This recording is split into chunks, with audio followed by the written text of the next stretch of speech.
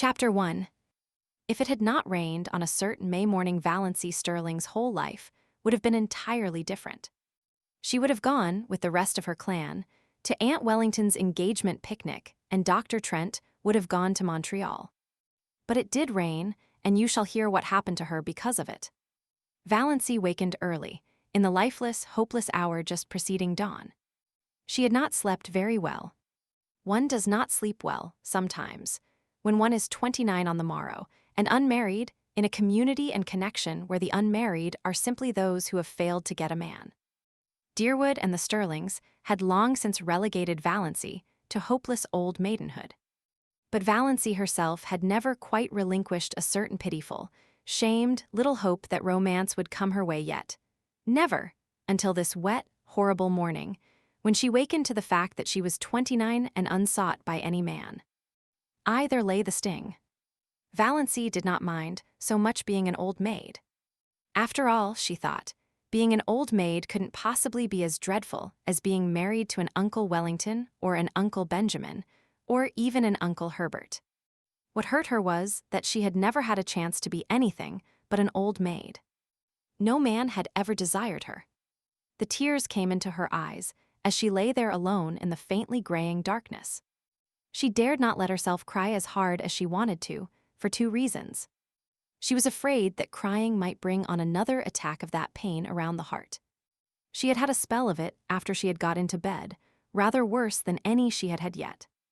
And she was afraid her mother would notice her red eyes at breakfast and keep at her with persistent, mosquito-like questions regarding the cause thereof. Suppose, thought Valancy with a ghastly grin, I answered with the plain truth, I am crying because I cannot get married. How horrified mother would be, though she is ashamed every day of her life of her old maid daughter. But of course appearances should be kept up. It is not, Valancy could hear her mother's prim, dictatorial voice asserting, it is not maidenly to think about men. The thought of her mother's expression made Valancy laugh, for she had a sense of humor nobody in her clan suspected. For that matter, there were a good many things about Valancy that nobody suspected. But her laughter was very superficial, and presently she lay there, a huddled, futile little figure, listening to the rain pouring down outside and watching, with a sick distaste, the chill, merciless light creeping into her ugly, sordid room. She knew the ugliness of that room by heart, knew it and hated it. The yellow-painted floor with one hideous, hooked rug by the bed with a grotesque, hooked dog on it, always grinning at her when she awoke, the faded, dark-red paper, the ceiling discolored by old leaks and crossed by cracks, the narrow, pinched little washstand, the brown paper lambrequin with purple roses on it, the spotted old looking-glass with the crack across it, propped up on the inadequate dressing table, the jar of ancient potpourri made by her mother in her mythical honeymoon, the shell-covered box with one burst corner which Cousin Stickles had made in her equally mythical girlhood, the beaded pincushion with half its bead fringe gone, the one stiff, yellow chair, the faded old motto, gone but not forgotten, worked in colored yarns about great-grandmother Stirling's grim old face, the old photographs of ancient relatives long banished from the rooms below. There were only two pictures that were not of relatives. One, an old chromo of a puppy sitting on a rainy doorstep. That picture always made Valancy unhappy. That forlorn little dog crouched on the doorstep in the driving rain. Why didn't someone open the door and let him in? The other picture was a faded, passepartout engraving of Queen Louise coming down a stairway, which Aunt Wellington had lavishly given her on her 10th birthday. For 19 years she had looked at it and hated it, beautiful, smug, self-satisfied Queen Louise. But she never dared destroy it or remove it. Mother and Cousin Stickles would have been aghast, or, as Valancy irreverently expressed it in her thoughts, would have had a fit. Every room in the house was ugly, of course. But downstairs appearances were kept up somewhat. There was no money for rooms nobody ever saw. Valancy sometimes felt that she could have done something for her room herself, even without money, if she were permitted. But her mother had negatived every timid suggestion, and Valancy did not persist. Valancy never persisted. She was afraid to.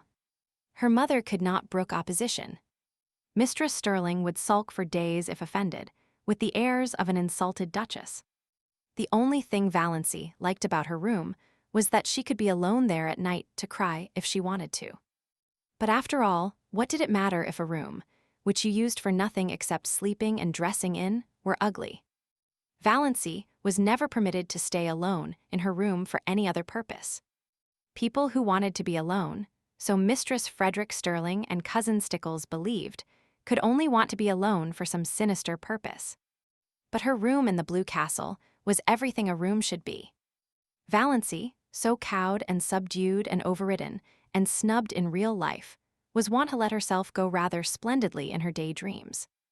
Nobody in the Stirling clan, or its ramifications, suspected this, least of all her mother and Cousin Stickles. They never knew that Valancy had two homes, the ugly red brick box of a home on Elm Street and the Blue Castle in Spain. Valancy had lived spiritually in the Blue Castle ever since she could remember. She had been a very tiny child when she found herself possessed of it. Always, when she shut her eyes, she could see it plainly, with its turrets and banners on the pine-clad mountain height, wrapped in its faint, blue loveliness against the sunset skies of a fair and unknown land. Everything wonderful and beautiful was in that castle.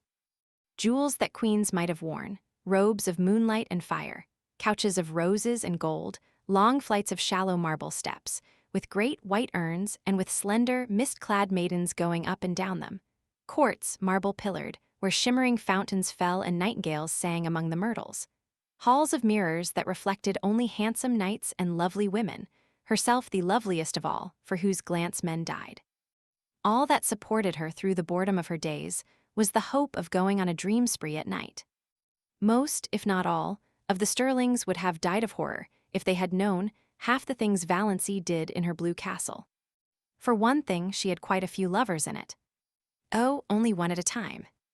One who wooed her with all the romantic ardor of the age of chivalry, and won her after long devotion and many deeds of daring-do, and was wedded to her with pomp and circumstance in the great, banner-hung chapel of the Blue Castle. At 12, this lover was a fair lad with golden curls and heavenly blue eyes. At 15, he was tall and dark and pale, but still necessarily handsome. At 20, he was ascetic, dreamy, spiritual.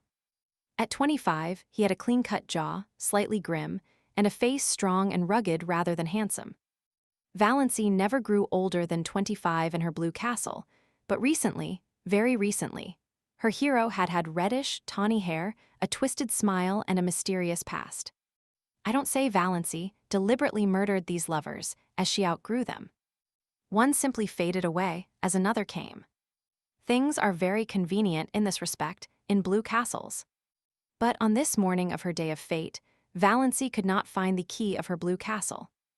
Reality pressed on her too hardly, barking at her heels like a maddening little dog.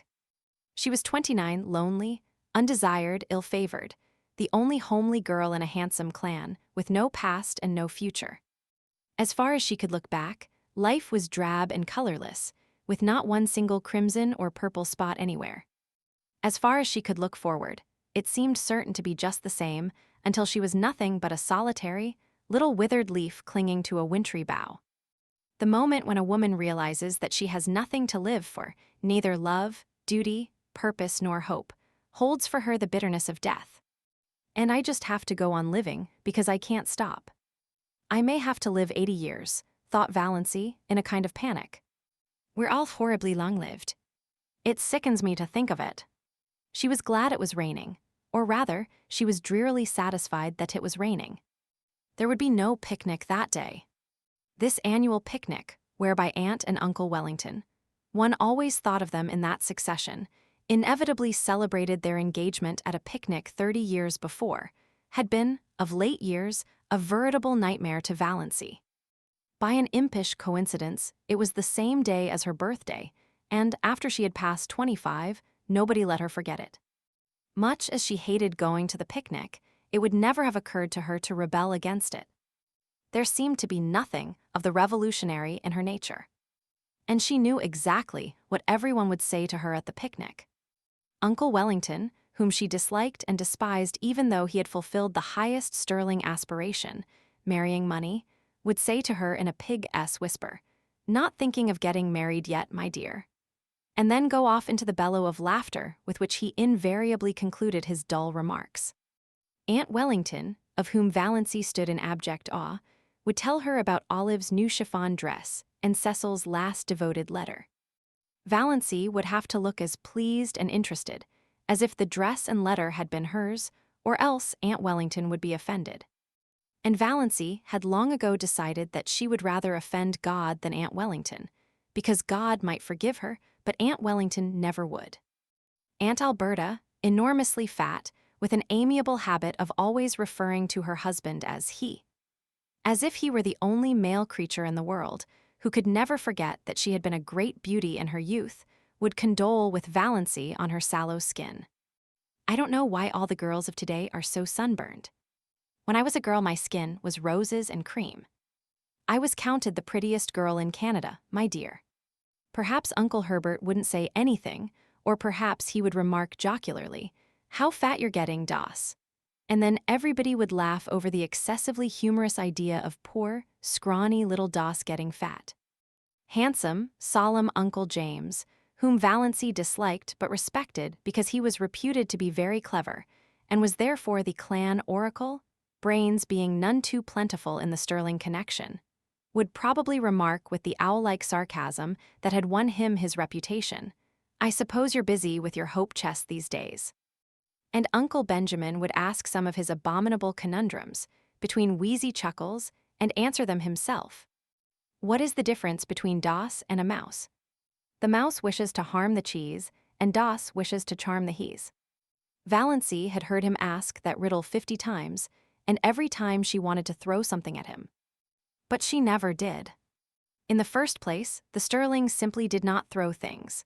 In the second place, Uncle Benjamin was a wealthy and childless old widower, and Valancy had been brought up in the fear and admonition of his money.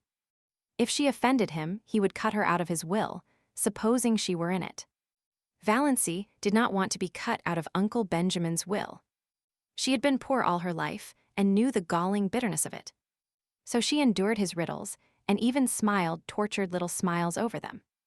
Aunt Isabel, downright and disagreeable as an east wind, would criticize her in some way. Valancy could not predict just how, for Aunt Isabel never repeated a criticism. She found something new with which to jab you every time. Aunt Isabel prided herself on saying what she thought, but didn't like it so well when other people said what they thought to her. Valancy never said what she thought. Cousin Georgiana, named after her great-great-grandmother, who had been named after George IV, would recount dolorously the names of all relatives and friends who had died since the last picnic and wonder, which of us will be the first to go next? Oppressively competent, Aunt Mildred would talk endlessly of her husband and her odious prodigies of babies to Valancy, because Valancy would be the only one she could find to put up with it. For the same reason, Cousin Gladys, really first Cousin Gladys once removed, according to the strict way in which the Stirlings tabulated relationship, a tall, thin lady who admitted she had a sensitive disposition would describe minutely the tortures of her neuritis. And Olive, the wonder girl of the whole Stirling clan, who had everything Valancy had not, beauty, popularity, love, would show off her beauty and presume on her popularity, and flaunt her diamond insignia of love in Valancy's dazzled, envious eyes. There would be none of all this today. And there would be no packing up of teaspoons. The packing up was always left for Valancy and Cousin Stickles. And once, 6 years ago, a silver teaspoon from Aunt Wellington's wedding set had been lost.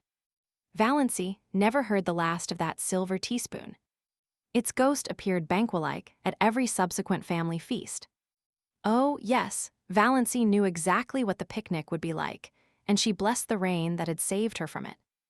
There would be no picnic this year. If Aunt Wellington could not celebrate on the sacred day itself, she would have no celebration at all. Thank whatever gods there were for that. Since there would be no picnic, Valancy made up her mind that, if the rain held up in the afternoon, she would go up to the library and get another of John Foster's books. Valancy was never allowed to read novels, but John Foster's books were not novels. They were nature books, so the librarian told Mistress Frederick Stirling, all about the woods and birds and bugs and things like that, you know. So Valancy was allowed to read them, under protest, for it was only too evident that she enjoyed them too much. It was permissible, even laudable, to read to improve your mind and your religion, but a book that was enjoyable was dangerous. Valancy did not know whether her mind was being improved or not, but she felt vaguely that if she had come across John Foster's books years ago, life might have been a different thing for her. They seemed to her to yield glimpses of a world into which she might once have entered, though the door was forever barred to her now.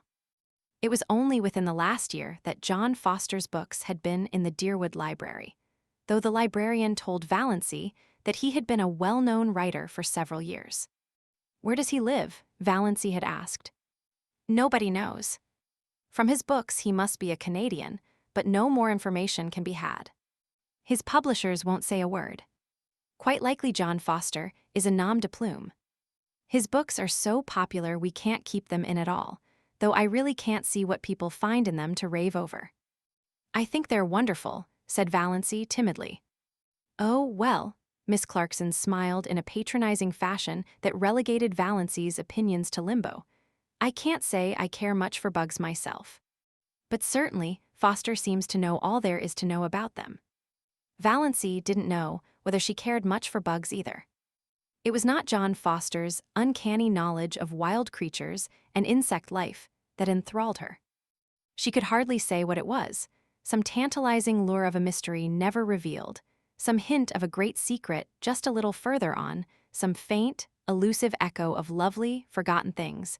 John Foster's magic was indefinable. Yes, she would get a new Foster book. It was a month since she had Thistle Harvest, so surely Mother could not object. Valancy had read it 4 times, she knew whole passages off by heart. And she almost thought she would go and see Dr. Trent about that queer pain around the heart. It had come rather often lately, and the palpitations were becoming annoying, not to speak of an occasional dizzy moment and a queer shortness of breath. But could she go to see him without telling anyone? It was a most daring thought. None of the Stirlings ever consulted a doctor without holding a family council and getting Uncle James' approval. Then they went to Dr. Ambrose Marsh of Port Lawrence, who had married second cousin Adelaide Stirling. But Valancy disliked Dr. Ambrose Marsh. And besides, she could not get to Port Lawrence, 15 miles away, without being taken there. She did not want anyone to know about her heart. There would be such a fuss made, and every member of the family would come down and talk it over and advise her and caution her and warn her, and tell her horrible tales of great-aunts and cousins 40 times removed who had been just like that, and dropped dead without a moment's warning, my dear. Aunt Isabel would remember that she had always said Das looked like a girl who would have heart trouble, so pinched and peaked always.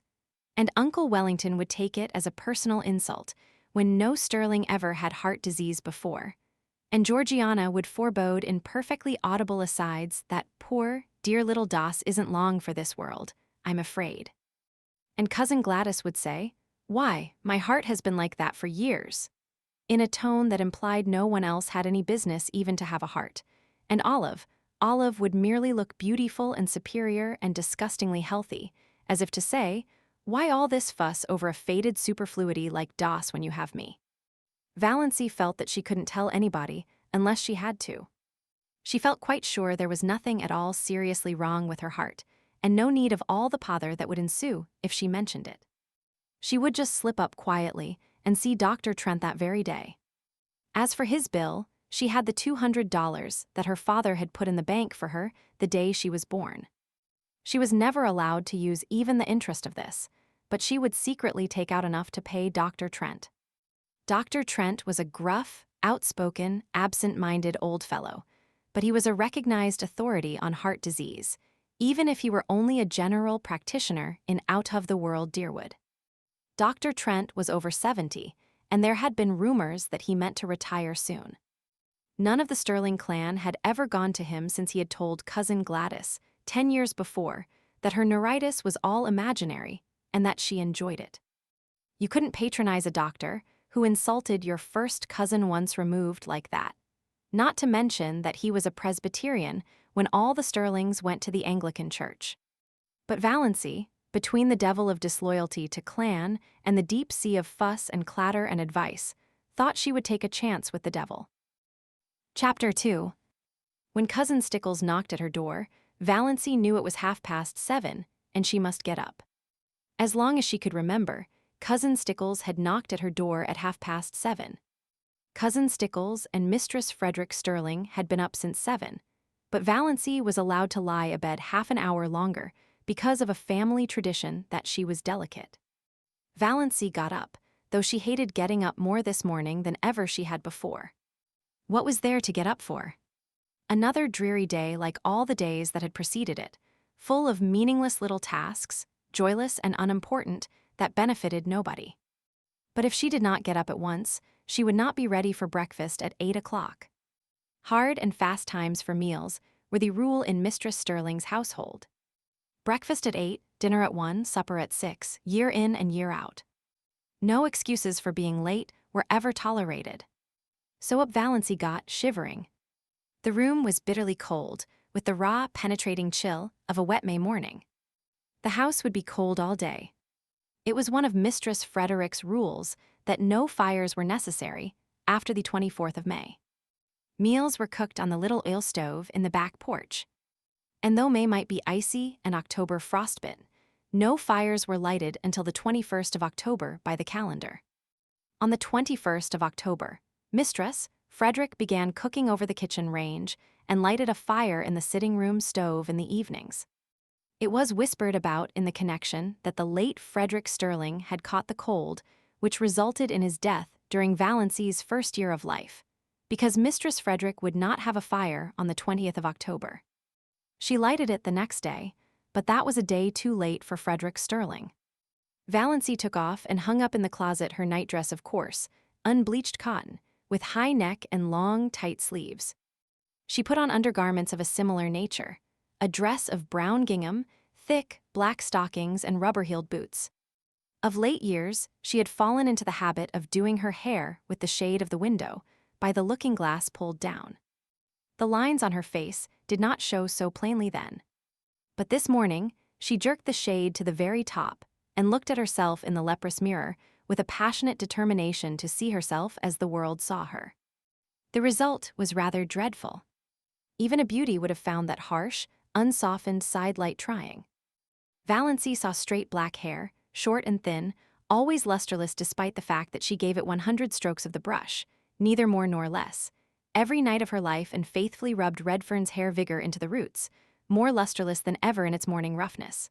Fine, straight, black brows. A nose she had always felt was much too small even for her small, three-cornered white face. A small, pale mouth that always fell open a trifle over little, pointed white teeth. A figure thin and flat-breasted, rather below the average height. She had somehow escaped the family high cheekbones, and her dark brown eyes, too soft and shadowy to be black, had a slant that was almost oriental. Apart from her eyes, she was neither pretty nor ugly, just insignificant-looking, she concluded bitterly. How plain the lines around her eyes and mouth were in that merciless light. And never had her narrow, white face looked so narrow and so white. She did her hair in a pompadour. Pompadours had long gone out of fashion, but they had been in when Valancy first put her hair up, and Aunt Wellington had decided that she must always wear her hair so. It is the only way that becomes you. Your face is so small that you must add height to it by a pompadour effect, said Aunt Wellington, who always enunciated commonplaces as if uttering profound and important truths. Valancy had hankered to do her hair pulled low on her forehead, with puffs above the ears, as Olive was wearing hers.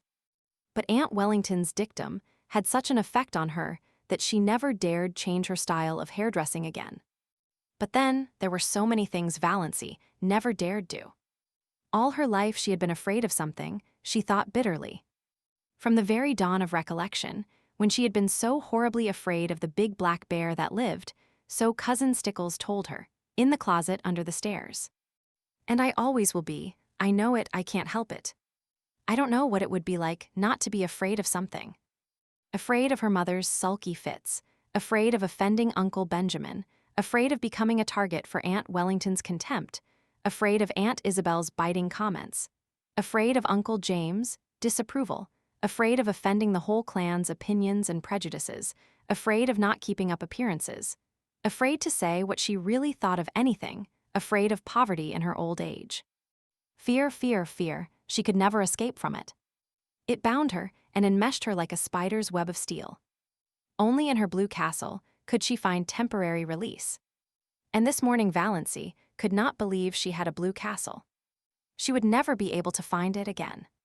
29, unmarried, undesired, what had she to do with the fairy-like chatelaine of the blue castle? She would cut such childish nonsense out of her life forever and face reality unflinchingly. She turned from her unfriendly mirror and looked out. The ugliness of the view always struck her like a blow. The ragged fence, the tumble-down old carriage shop in the next lot, plastered with crude, violently colored advertisements. The grimy railway station beyond, with the awful derelicts that were always hanging around it even at this early hour. In the pouring rain, everything looked worse than usual, especially the beastly advertisement, "Keep that schoolgirl complexion." Valancy had kept her schoolgirl complexion. That was just the trouble. There was not a gleam of beauty anywhere, exactly like my life, thought Valancy drearily. Her brief bitterness had passed. She accepted facts as resignedly as she had always accepted them. She was one of the people whom life always passes by. There was no altering that fact. In this mood, Valancy went down to breakfast. Chapter 3. Breakfast was always the same. Oatmeal porridge, which Valancy loathed, toast and tea, and 1 teaspoonful of marmalade. Mistress Frederick thought 2 teaspoonfuls extravagant, but that did not matter to Valancy, who hated marmalade too. The chilly, gloomy little dining room was chillier and gloomier than usual. The rain streamed down outside the window. Departed Stirlings, in atrocious, gilt frames, wider than the pictures, glowered down from the walls. And yet Cousin Stickles wished Valancy many happy returns of the day. "Sit up straight, Doss," was all her mother said. Valancy sat up straight. She talked to her mother and Cousin Stickles of the things they always talked of. She never wondered what would happen if she tried to talk of something else. She knew. Therefore she never did it. Mistress Frederick was offended with Providence for sending a rainy day when she wanted to go to a picnic, so she ate her breakfast in a sulky silence for which Valancy was rather grateful. But Christine Stickles whined endlessly on as usual, complaining about everything: the weather, the leak in the pantry, the price of oatmeal and butter. Valancy felt at once she had buttered her toast too lavishly, the epidemic of mumps in Deerwood. Doss will be sure to catch them, she foreboded. Doss must not go where she is likely to catch mumps, said Mistress Frederick shortly. Valancy had never had mumps, or whooping cough, or chicken pox, or measles, or anything. She should have had nothing but horrible colds every winter. Doss, winter colds, were a sort of tradition in the family. Nothing, it seemed, could prevent her from catching them. Mistress Frederick and Cousin Stickles did their heroic best. One winter they kept Valancy housed up from November to May, in the warm sitting room. She was not even allowed to go to church. And Valancy took cold after cold, and ended up with bronchitis in June. "None of my family were ever like that," said Mistress Frederick, implying that it must be a Stirling tendency. "The Stirlings seldom take colds," said Cousin Stickles resentfully. She had been a Stirling. "I think," said Mistress Frederick, "that if a person makes up her mind not to have colds, she will not have colds." So that was the trouble. It was all Valancy's own fault. But on this particular morning Valancy's unbearable grievance was that she was called Doss. She had endured it for 29 years, and all at once she felt she could not endure it any longer. Her full name was Valancy Jane. Valancy Jane was rather terrible, but she liked Valancy, with its odd, outland tang. It was always a wonder to Valancy that the Stirlings had allowed her to be so christened. She had been told that her maternal grandfather, old Amos Wansparrow, had chosen the name for her. Her father had tacked on the Jane by way of civilizing it, and the whole connection got out of the difficulty by nicknaming her Doss. She never got Valancy from anyone but outsiders. "Mother," she said timidly, "would you mind calling me Valancy after this? Doss seems so I don't like it." Mistress Frederick looked at her daughter in astonishment. She wore glasses with enormously strong lenses that gave her eyes a peculiarly disagreeable appearance. "What is the matter with Das? It seems so childish," faltered Valancy. Oh, Mistress Frederick had been a Wandsborough, and the Wandsborough smile was not an asset. "I see.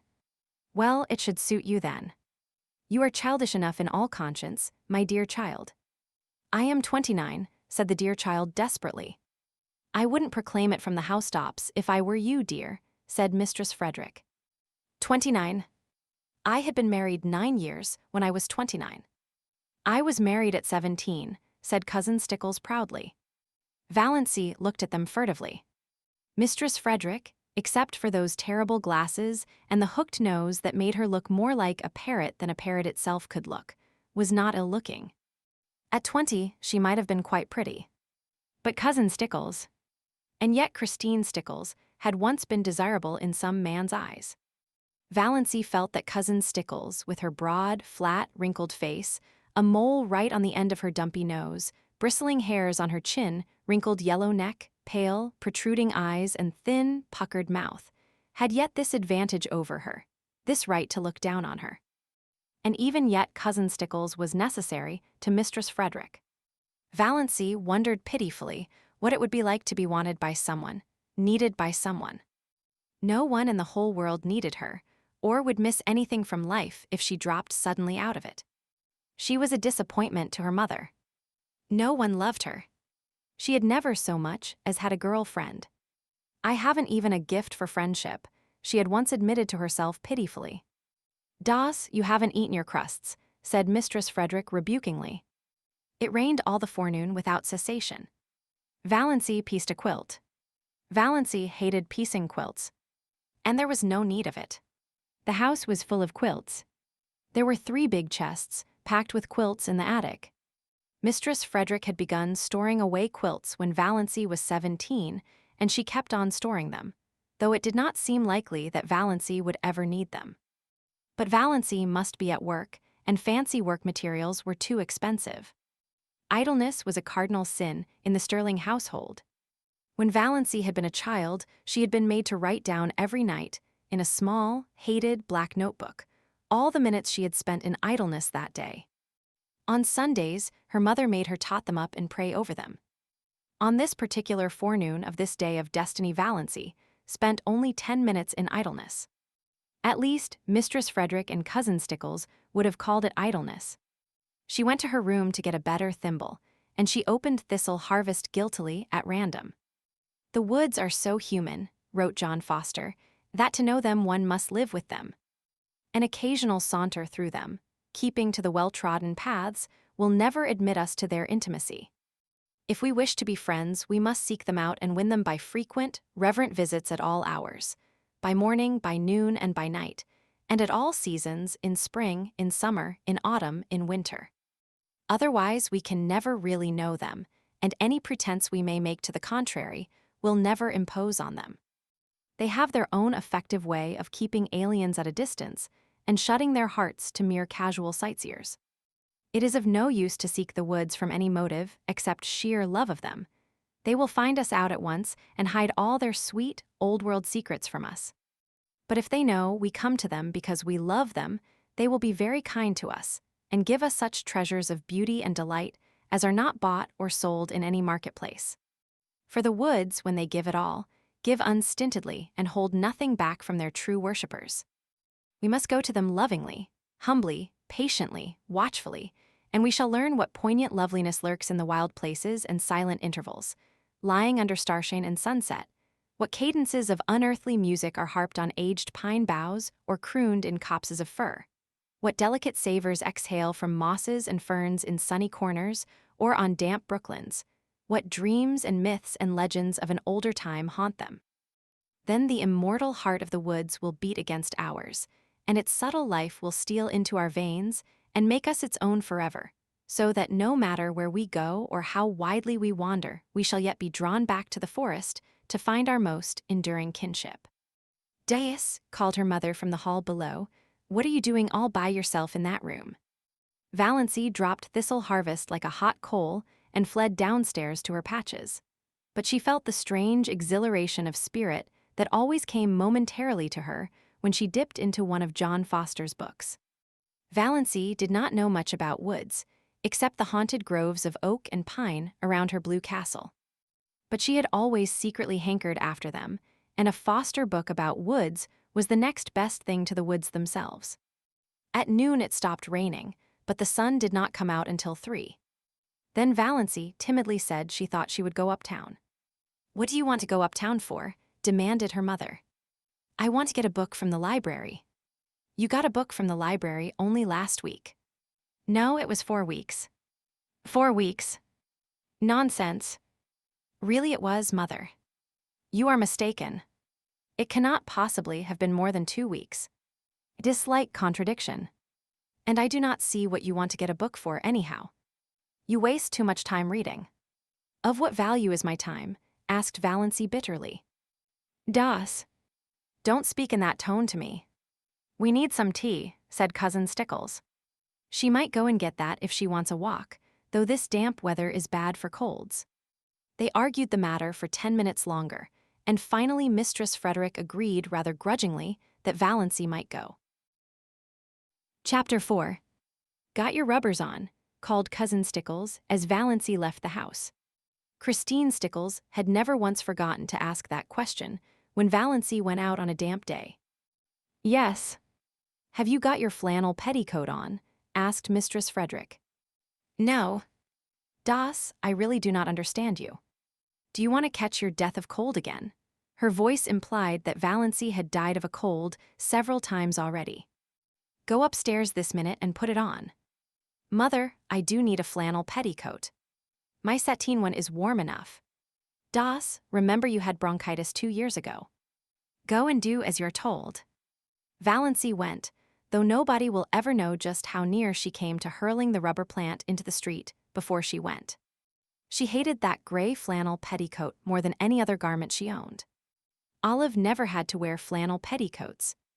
Olive wore ruffled silk and sheer lawn and filmy laced flounces. But Olive's father had married money, and Olive never had bronchitis. So there you were. "Are you sure you didn't leave the soap in the water?" demanded Mistress Frederick.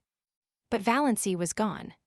She turned at the corner and looked back down the ugly, prim, respectable street where she lived.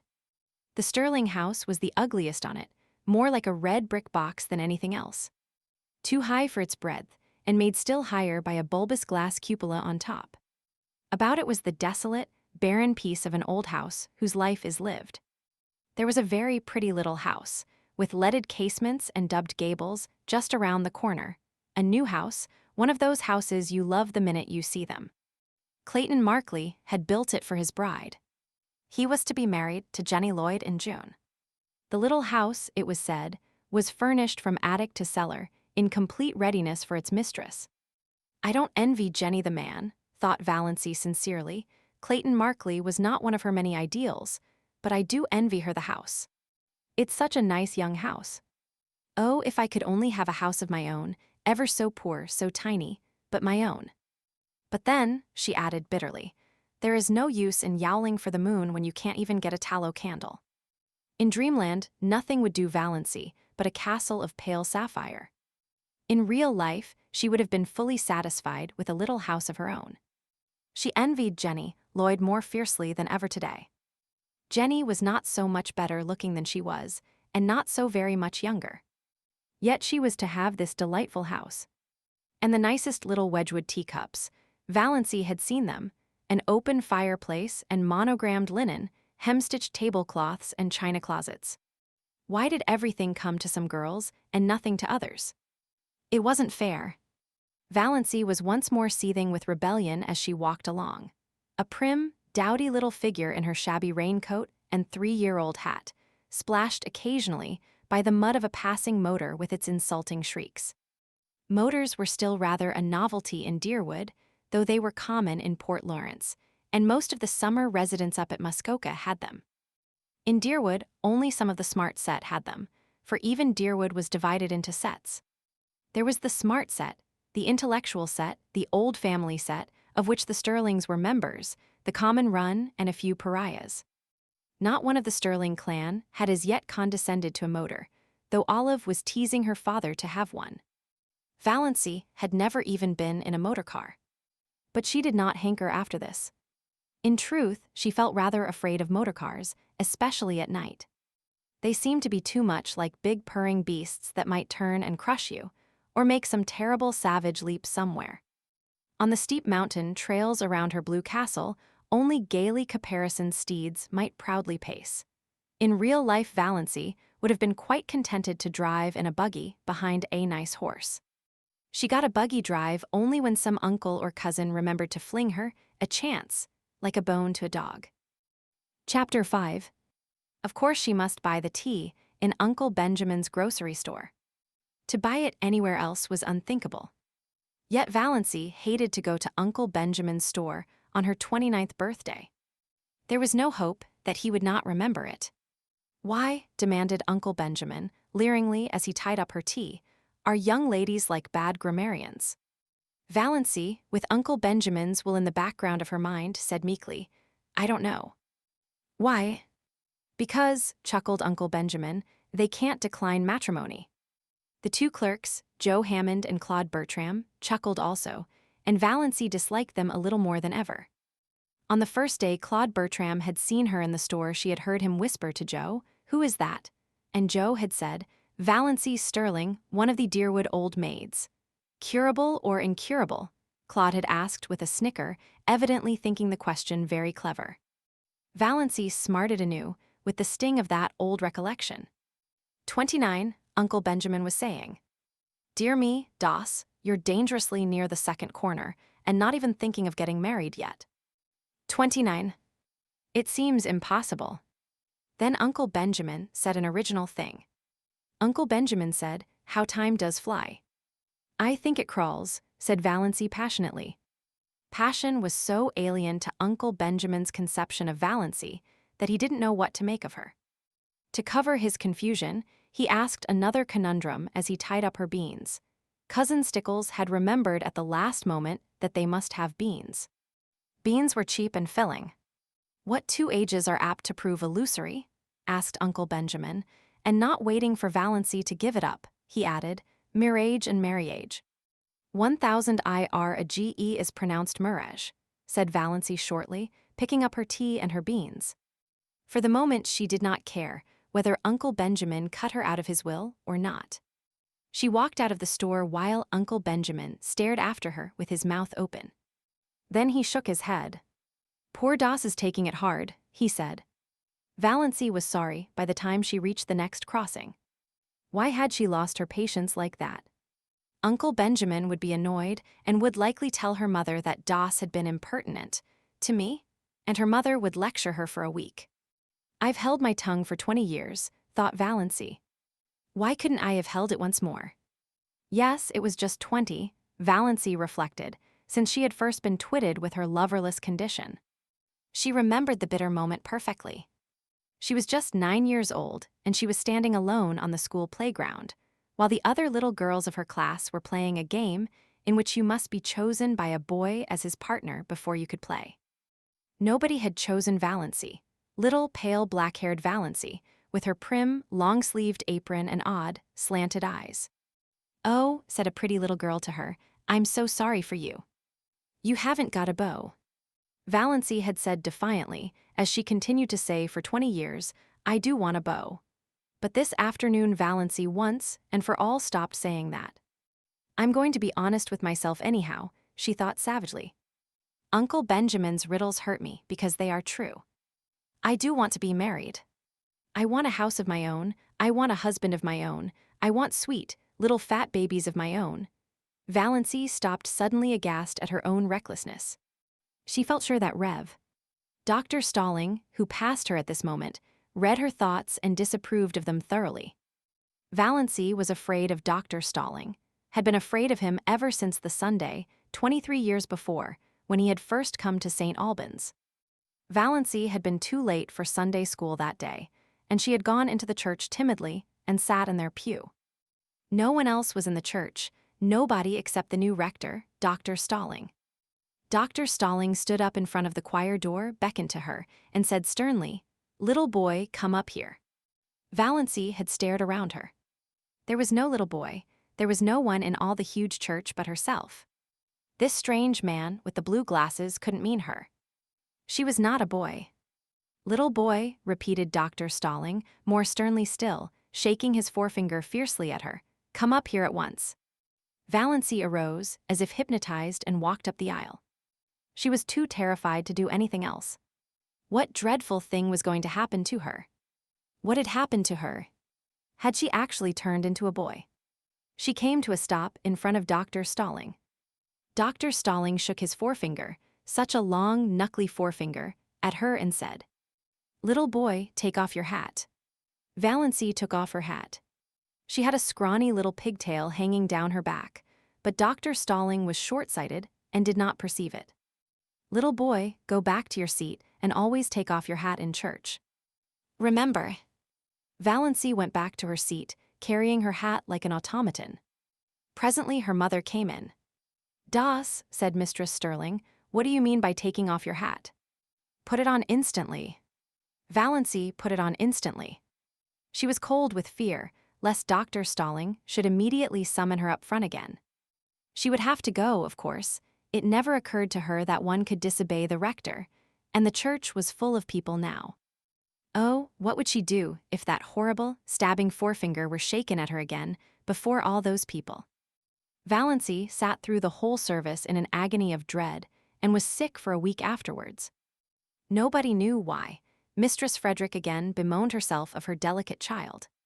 Dr. Stirling found out his mistake and laughed over it to Valancy, who did not laugh. She never got over her dread of Dr. Stirling. And now to be caught by him on the street corner, thinking such things. Valancy got her John Foster book, Magic of Wings. "His latest all about birds," said Miss Clarkson.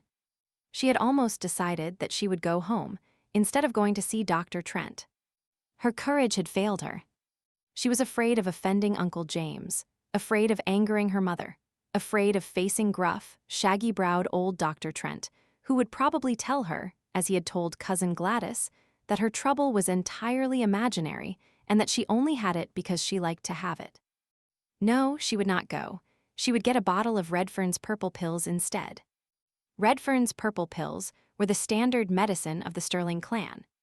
Had they not cured second cousin Geraldine when 5 doctors had given her up? Valancy always felt very skeptical concerning the virtues of the purple pills, but there might be something in them, and it was easier to take them than to face Dr. Trent alone. She would glance over the magazines in the reading room a few minutes, and then go home. Valancy tried to read a story, but it made her furious. On every page was a picture of the heroine surrounded by adoring men. And here was she, Valancy Stirling, who could not get a solitary beau. Valancy slammed the magazine shut. She opened Magic of Wings. Her eyes fell on the paragraph that changed her life. "Fear is the original sin," wrote John Foster. "Almost all the evil in the world has its origin in the fact that someone is afraid of something. It is a cold, slimy serpent coiling about you.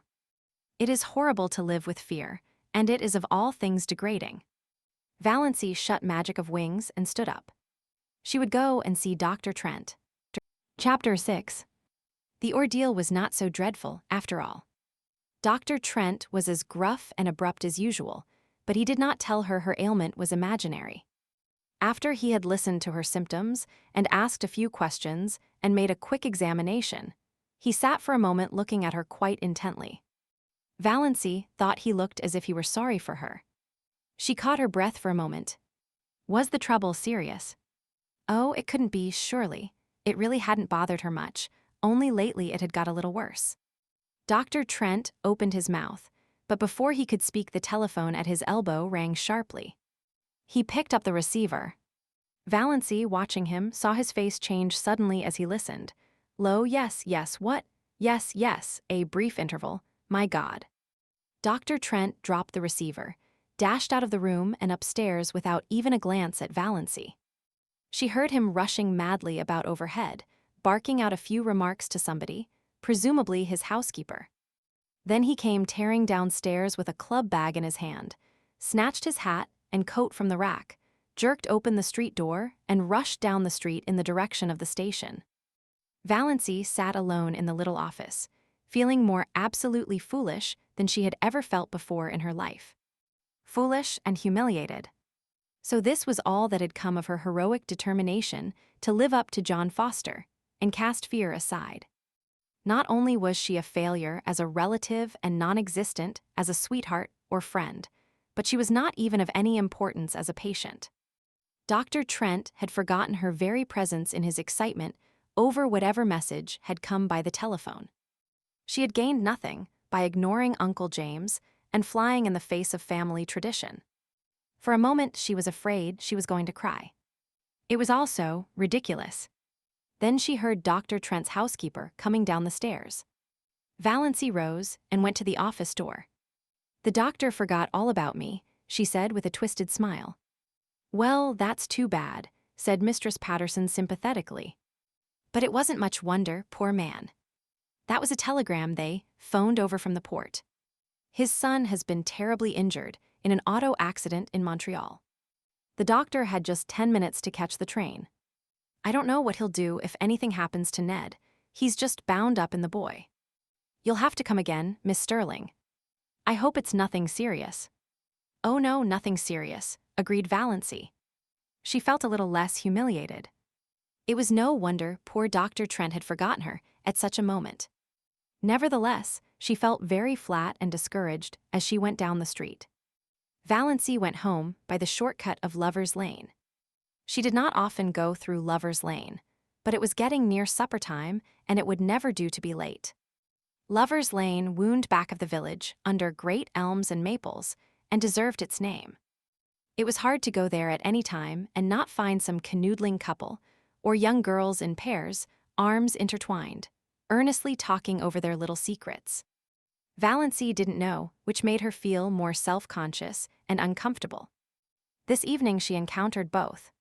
She met Connie Hale and Kate Bailey, in new pink organdy dresses with flowers stuck coquettishly in their glossy, bare hair. Valancy had never had a pink dress or worn flowers in her hair.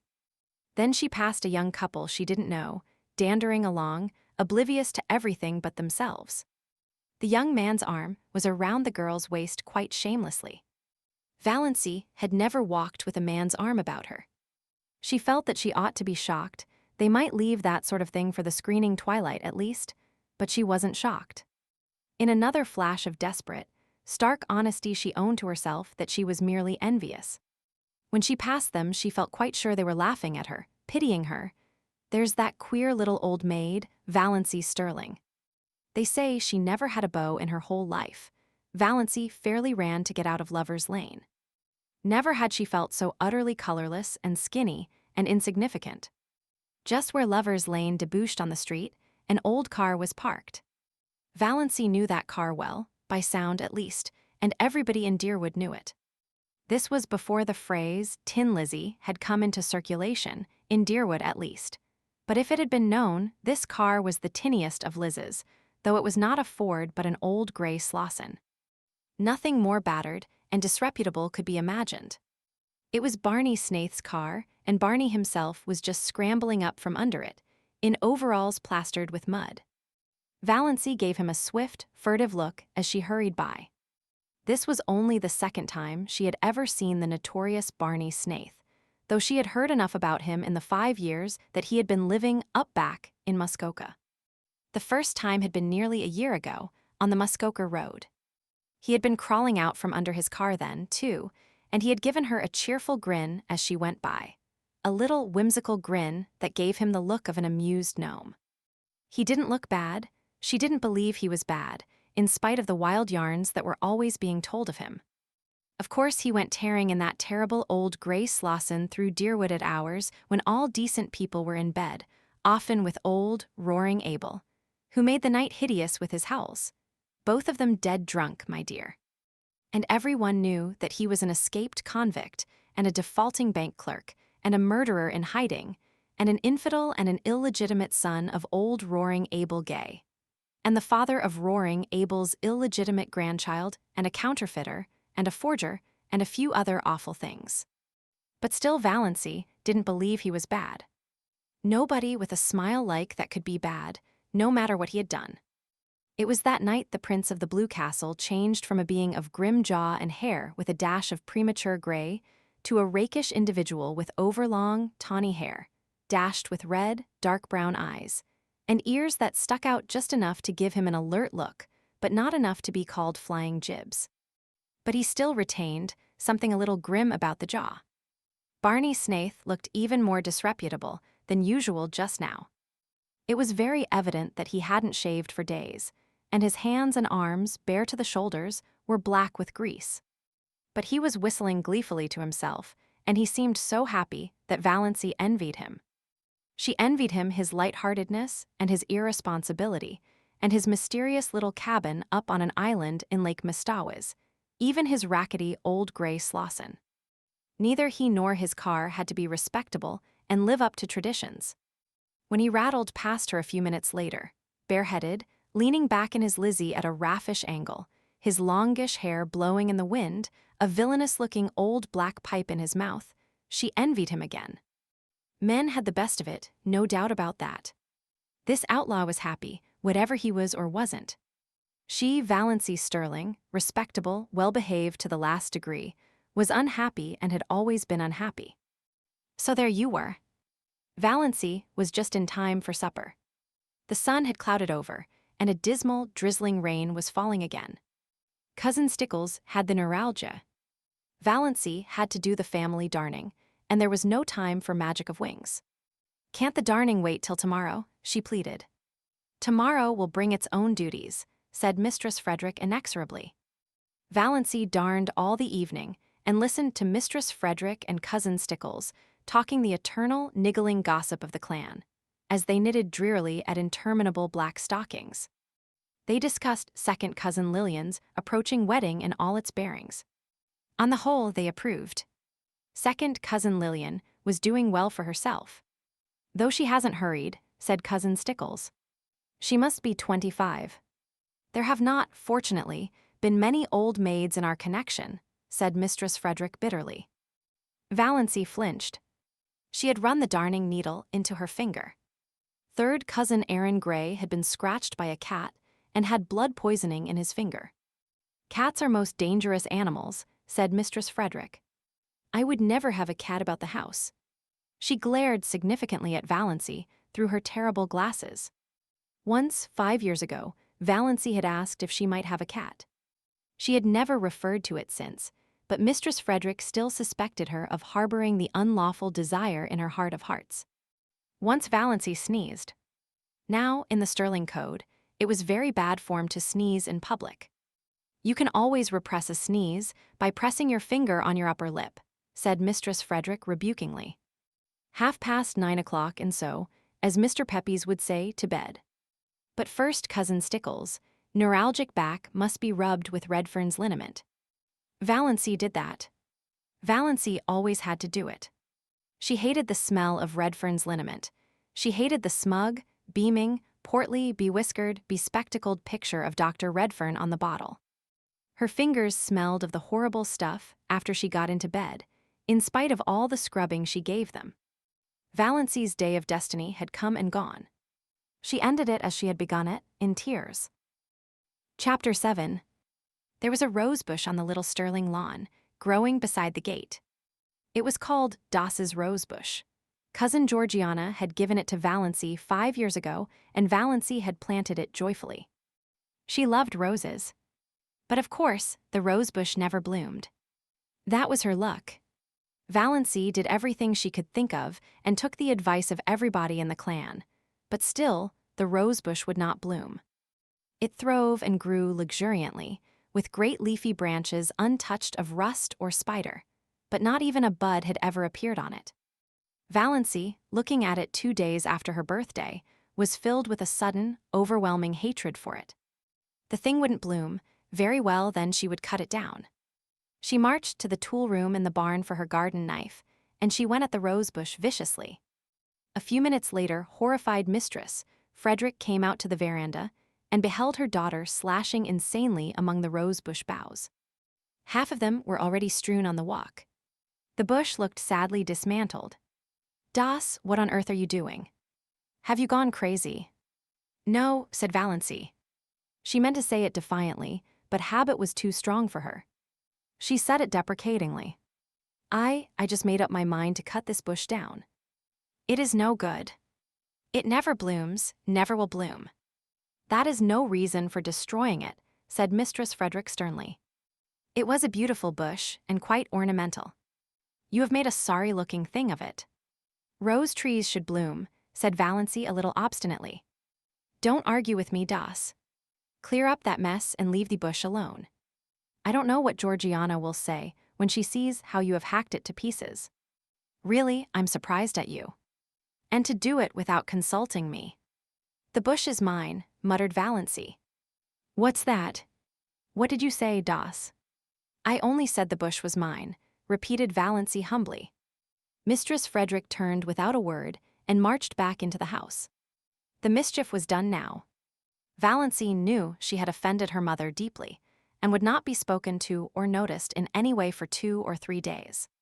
Cousin Stickles would see to Valancy's bringing up, but Mistress Frederick would preserve the stony silence of outraged majesty. Valancy sighed and put away her garden knife, hanging it precisely on its precise nail in the tool shop.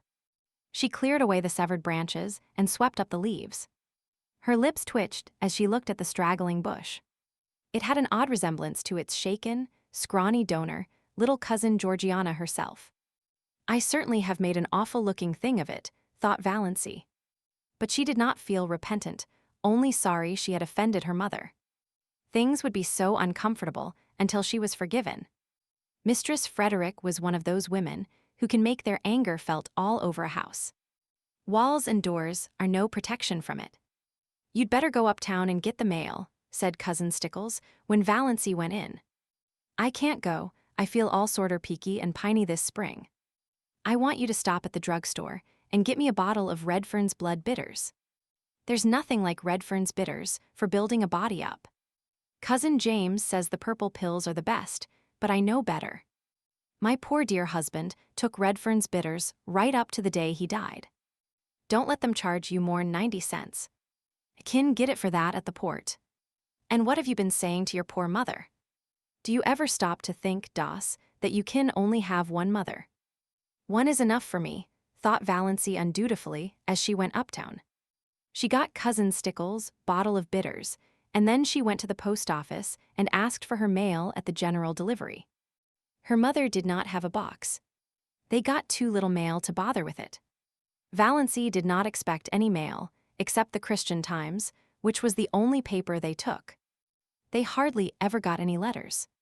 But Valancy rather liked to stand in the office and watch Mr. Caro, the gray-bearded, Santa Clausy old clerk, handing out letters to the lucky people who did get them. He did it with such a detached, impersonal, Jove-like air, as if it did not matter in the least to him what supernal joys or shattering horrors might be in those letters for the people to whom they were addressed. Letters had a fascination for Valancy, perhaps because she so seldom got any. In her blue castle, exciting epistles, bound with silk and sealed with crimson, were always being brought to her by pages in livery of gold and blue. But in real life, her only letters were occasional perfunctory notes from relatives or an advertising circular. Consequently, she was immensely surprised when Mr. Caro, looking even more Jovian than usual, poked a letter out to her. Yes, it was addressed to her plainly, in a fierce black hand. Miss Valancy Stirling, Elm Street, Deerwood, and the postmark was Montreal. Valancy picked it up with a little quickening of her breath. Montreal. It must be from Dr. Trent. He had remembered her, after all. Valancy met Uncle Benjamin coming in as she was going out and was glad the letter was safely in her bag. "What," said Uncle Benjamin, "is the difference between a donkey and a postage stamp?" "I don't know." "What?" answered Valancy dutifully. "One you lick with a stick, and the other you stick with a lick." "Ha." Uncle Benjamin passed in, tremendously pleased with himself. Cousin Stickles pounced on the Times when Valancy got home, but it did not occur to her to ask if there were any letters. Mistress Frederick would have asked it, but Mistress Frederick's lips at present were sealed. Valancy was glad of this. If her mother had asked, if there were any letters Valancy would have had to admit there was. Then she would have had to let her mother and cousin Stickles read the letter, and all would be discovered. Her heart acted strangely on the way upstairs, and she sat down by her window for a few minutes before opening her letter. She felt very guilty and deceitful. She had never before kept a letter secret from her mother. Every letter she had ever written or received had been read by Mistress Frederick. That had never mattered. Valancy had never had anything to hide. But this did matter. She could not have anyone see this letter. But her fingers trembled with a consciousness of wickedness and unfilial conduct as she opened it, trembled a little, too, perhaps, with apprehension. She felt quite sure there was nothing seriously wrong with her heart, but one never knew. Dr. Trent's letter was like himself, blunt, abrupt, concise, wasting no words. Dr. Trent never beat about the bush. Dear Miss Stirling, and then a page of black, positive writing. Valancy seemed to read it at a glance. She dropped it on her lap, her face ghost-white. Dr. Trent told her that she had a very dangerous and fatal form of heart disease, angina pectoris, evidently complicated with an aneurysm, whatever that was, and in the last stages. He said, without mincing matters, that nothing could be done for her. If she took great care of herself, she might live a year, but she might also die at any moment. Dr. Trent never troubled himself about euphemisms. She must be careful to avoid all excitement and all severe muscular efforts. She must eat and drink moderately, she must never run, she must go upstairs and uphill with great care. Any sudden jolt or shock might be fatal. She was to get the prescription he enclosed filled and carry it with her always, taking a dose whenever her attacks came on. And he was hers truly, H.B. Trent. Valancy sat for a long while by her window. Outside was a world drowned in the light of a spring afternoon, skies entrancingly blue, winds perfumed and free, lovely, soft, blue hazes at the end of every street. Over at the railway station, a group of young girls was waiting for a train. She heard their gay laughter as they chattered and joked. The train roared in and roared out again. But none of these things had any reality. Nothing had any reality, except the fact that she had only another year to live. When she was tired of sitting at the window, she went over and lay down on her bed, staring at the cracked, discolored ceiling. The curious numbness that follows on a staggering blow possessed her. She did not feel anything except a boundless surprise and incredulity, behind which was the conviction that Dr. Trent knew his business, and that she, Valancy Stirling, who had never lived, was about to die. When the gong rang for supper, Valancy got up and went downstairs mechanically, from force of habit. She wondered that she had been let alone so long. But of course, her mother would not pay any attention to her just now. Valancy was thankful for this. She thought the quarrel over the rosebush had been really, as Mistress Frederick herself might have said, providential. She could not eat anything, but both Mistress Frederick and Cousin Stickles thought this was because she was deservedly unhappy over her mother's attitude, and her lack of appetite was not commented on. Valancy forced herself to swallow a cup of tea and then sat and watched the others eat, with an odd feeling that years had passed since she had sat with them at the dinner table. She found herself smiling inwardly to think what a commotion she could make if she chose. Let her merely tell them what was in Dr. Trent's letter, and there would be as much fuss made as if, Valancy thought bitterly, they really cared two straws about her. Dr. Trent's housekeeper got word from him today, said Cousin Stickles, so suddenly that Valancy jumped guiltily. Was there anything in thought waves? Mistress Judd was talking to her uptown. They think his son will recover. But Dr. Trent wrote that if he did, he was going to take him abroad as soon as he was able to travel and wouldn't be back here for a year at least. That will not matter much to us, said Mistress Frederick majestically. He is not our doctor. I would not, here she looked or seemed to look accusingly right through Valancy, have him to doctor a sick cat. May I go upstairs and lie down, said Valancy faintly. I have a headache. What has given you a headache? Asked Cousin Stickles, since Mistress Frederick would not. The question had to be asked. Valancy could not be allowed to have headaches without interference. You ain't in the habit of having headaches. I hope you're not taking the mumps. Here, try a spoonful of vinegar. Piffle, said Valancy rudely, getting up from the table. She did not care just then if she were rude. She had had to be so polite all her life. If it had been possible for Cousin Stickles to turn pale, she would have. As it was not, she turned yellower.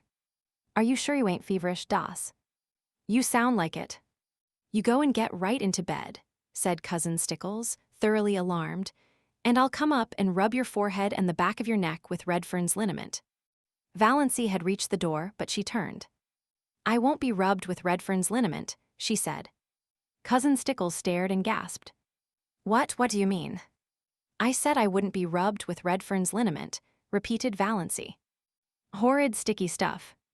And it has the vilest smell of any liniment I ever saw. It's no good. I want to be left alone, that's all. Valancy went out, leaving Cousin Stickles aghast. She's feverish, she must be feverish, ejaculated Cousin Stickles. Mistress Frederick went on eating her supper. It did not matter whether Valancy was or was not feverish. Valancy had been guilty of impertinence to her. Chapter 8. Valancy did not sleep that night.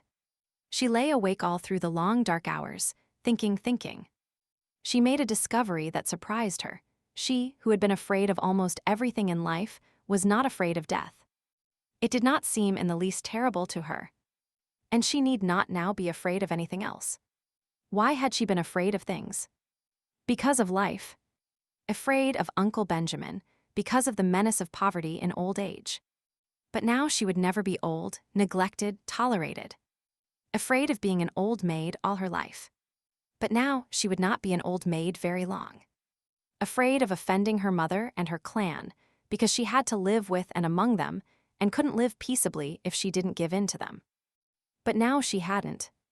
Valancy felt a curious freedom. But she was still horribly afraid of one thing, the fuss the whole jamfrey of them would make when she told them. Valancy shuddered at the thought of it. She couldn't endure it.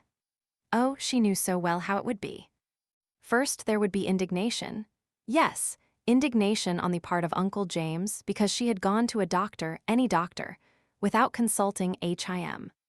Indignation on the part of her mother for being so sly and deceitful, to your own mother, Doss.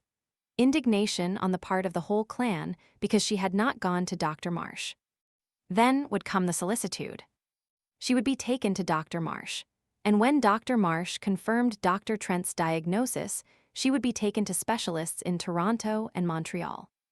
Uncle Benjamin would foot the bill with a splendid gesture of munificence in thus assisting the widow and orphan, and talk forever after of the shocking fees specialists charged for looking wise and saying they couldn't do anything. And when the specialists could do nothing for her Uncle James, would insist on her taking purple pills. I've known them to effect a cure when all the doctors had given up. And her mother would insist on Redfern's blood bitters, and Cousin Stickles would insist on rubbing her over the heart every night with Redfern's liniment on the grounds that it might do good and couldn't do harm, and everybody else would have some pet dope for her to take. Dr. Stirling would come to her and say solemnly, "You are very ill. Are you prepared for what may be before you?" Almost as if he were going to shake his forefinger at her, the forefinger that had not grown any shorter or less knobbly with age. And she would be watched and checked like a baby, and never let do anything or go anywhere alone. Perhaps she would not even be allowed to sleep alone, lest she die in her sleep. Cousin Stickles or her mother would insist on sharing her room and bed. Yes, undoubtedly they would. It was this last thought that really decided Valancy.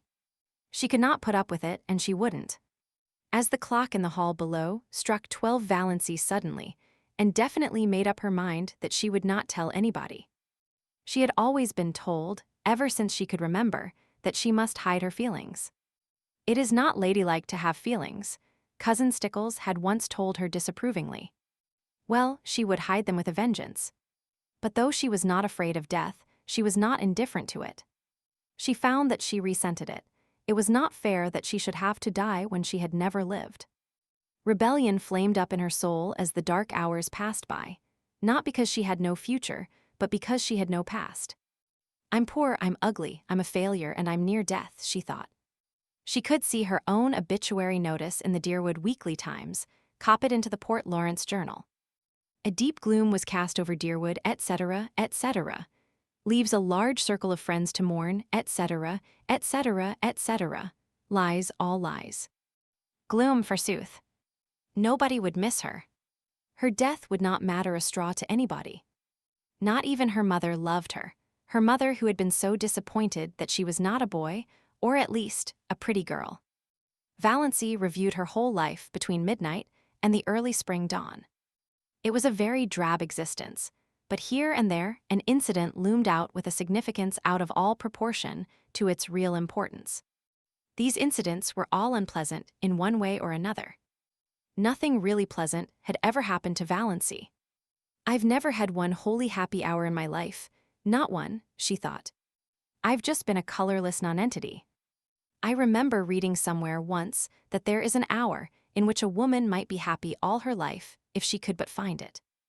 I've never found my hour, never, never. And I never will now. If I could only have had that hour, I'd be willing to die. Those significant incidents kept bobbing up in her mind like unbidden ghosts, without any sequence of time or place. For instance, that time when, at 16, she had blued a tubful of clothes too deeply. And the time when, at 8, she had stolen some raspberry jam from Aunt Wellington's pantry.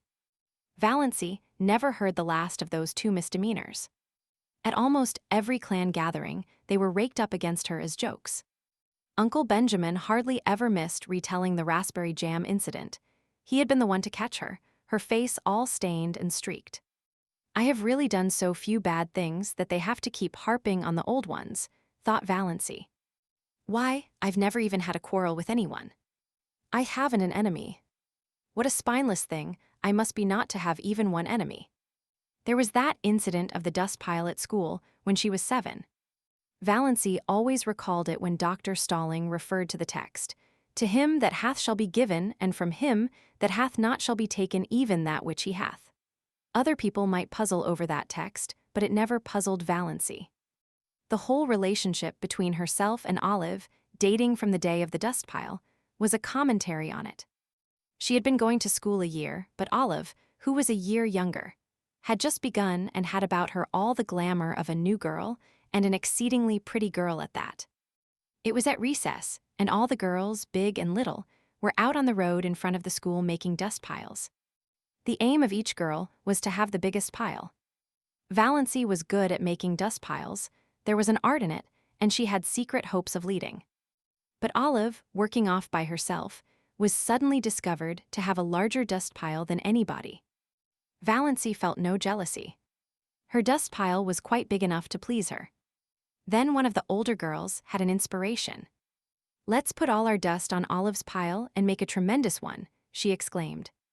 A frenzy seemed to seize the girls. They swooped down on the dust piles with pails and shovels, and in a few seconds Olive's pile was a veritable pyramid. In vain Valancy, with scrawny, outstretched little arms, tried to protect hers. She was ruthlessly swept aside, her dust pile scooped up and poured on Olive's. Valancy turned away resolutely and began building another dust pile. Again a bigger girl pounced on it.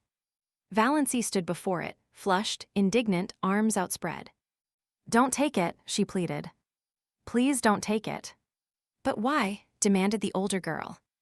"Why won't you help to build Olive's bigger?" "I want my own little dust pile," said Valancy piteously. Her plea went unheeded. While she argued with one girl, another scraped up her dust pile. Valancy turned away, her heart swelling, her eyes full of tears. "Jealous, you're jealous," said the girls mockingly. "You were very selfish," said her mother coldly, when Valancy told her about it at night. That was the first and last time Valancy had ever taken any of her troubles to her mother. Valancy was neither jealous nor selfish. It was only that she wanted a dust pile of her own, small or big mattered not. A team of horses came down the street. Olive's dust pile was scattered over the roadway. The bell rang. The girls trooped into school and had forgotten the whole affair before they reached their seats. Valancy never forgot it. To this day, she resented it in her secret soul. But was it not symbolical of her life? "I've never been able to have my own dust pile," thought Valancy. The enormous red moon, she had seen rising right at the end of the street one autumn evening of her 6th year. She had been sick and cold with the awful, uncanny horror of it. So near to her. So big. She had run in trembling to her mother, and her mother had laughed at her. She had gone to bed and hidden her face under the clothes in terror, lest she might look at the window and see that horrible moon glaring in at her through it. The boy who had tried to kiss her at a party when she was 15. She had not let him, she had evaded him and run. He was the only boy who had ever tried to kiss her. Now, 14 years later, Valancy found herself wishing that she had let him. The time she had been made to apologize to Olive for something she hadn't done. Olive had said that Valancy had pushed her into the mud and spoiled her new shoes on purpose. Valancy knew she hadn't. It had been an accident, and even that wasn't her fault, but nobody would believe her. She had to apologize and kiss Olive to make up. The injustice of it burned in her soul tonight. That summer when Olive had the most beautiful hat, trimmed with creamy yellow net, with a wreath of red roses and little ribbon bows under the chin. Valancy had wanted a hat like that more than she had ever wanted anything. She pleaded for one and had been laughed at. All summer, she had to wear a horrid little brown sailor with elastic that cut behind her ears. None of the girls would go around with her because she was so shabby, nobody but Olive. People had thought Olive so sweet and unselfish. I was an excellent foil for her, thought Valancy. Even then she knew that. Valancy had tried to win a prize for attendance in Sunday school once. But Olive won it. There were so many Sundays Valancy had to stay home because she had colds. She had once tried to say a piece in school one Friday afternoon and had broken down in it. Olive was a good reciter and never got stuck. The night she had spent in Port Lawrence with Aunt Isabel when she was 10. Valancy Stirling was there, from Montreal, 12 years old, conceited, clever. At family prayers in the morning, Byron had reached across and given Valancy's thin arm such a savage pinch that she screamed out with pain. After prayers were over, she was summoned to Aunt Isabel's bar of judgment. But when she said Byron had pinched her, Byron denied it. He said she cried out because the kitten scratched her. He said she had put the kitten up on her chair and was playing with it when she should have been listening to Uncle David's prayer. He was believed. In the Stirling clan, the boys were always believed before the girls. Valancy was sent home in disgrace because of her exceedingly bad behavior during family prayers, and she was not asked to Aunt Isabel's again for many moons. The time cousin Betty Stirling was married. Somehow Valancy got wind of the fact that Betty was going to ask her to be one of her bridesmaids. Valancy was secretly uplifted. It would be a delightful thing to be a bridesmaid. And of course she would have to have a new dress for it, a pretty new dress, a pink dress. Betty wanted her bridesmaids to dress in pink. But Betty had never asked her, after all. Valancy couldn't guess why, but long after her secret tears of disappointment had been dried, Olive told her. Betty, after much consultation and reflection, had decided that Valancy was too insignificant, she would spoil the effect. That was 9 years ago. But tonight, Valancy caught her breath with the old pain and sting of it. That day in her 11th year, when her mother had badgered her into confessing something she had never done. Valancy had denied it for a long time, but eventually for peace sake she had given in and pleaded guilty. Mistress Frederick was always making people lie, by pushing them into situations where they had to lie. Then her mother had made her kneel down on the parlor floor, between herself and Cousin Stickles, and say, "Oh God, please forgive me for not speaking the truth." Valancy had said it, but as she rose from her knees she muttered, "But oh God, you know I did speak the truth." Valancy had not then heard of Galileo, but her fate was similar to his. She was punished just as severely as if she hadn't confessed and prayed. The winter she went to dancing school. Uncle James had decreed she should go and had paid for her lessons. How she had looked forward to it. And how she had hated it. She had never had a voluntary partner. The teacher always had to tell some boy to dance with her, and generally he had been sulky about it. Yet Valancy was a good dancer, as light on her feet as thistledown. Olive, who never lacked eager partners, was heavy. The affair of the button string, when she was 10. All the girls in school had button strings. Olive had a very long one, with a great many beautiful buttons. Valancy had one. Most of the buttons on it were very commonplace, but she had 6 beauties that had come off Grandmother Stirling's wedding gown, sparkling buttons of gold and glass, much more beautiful than any Olive had. Their possession conferred a certain distinction on Valancy. She knew every little girl in school envied her the exclusive possession of those beautiful buttons. When Olive saw them on the button string, she had looked at them narrowly, but said nothing, then. The next day, Aunt Wellington had come to Elm Street and told Mistress Frederick that she thought Olive should have some of those buttons. Grandmother Stirling was just as much Wellington's mother as Frederick S. Mistress Frederick had agreed amiably. She could not afford to fall out with Aunt Wellington. Moreover, the matter was of no importance whatever. Aunt Wellington carried off 4 of the buttons, generously leaving 2 for Valancy. Valancy had torn these from her string and flung them on the floor. She had not yet learned that it was unladylike to have feelings, and had been sent supperless to bed for the exhibition. The night of Margaret Blunt's party. She had made such pathetic efforts to be pretty that night.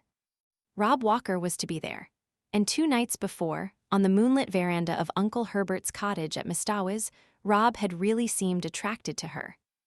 At Margaret's party, Rob never even asked her to dance, did not notice her at all.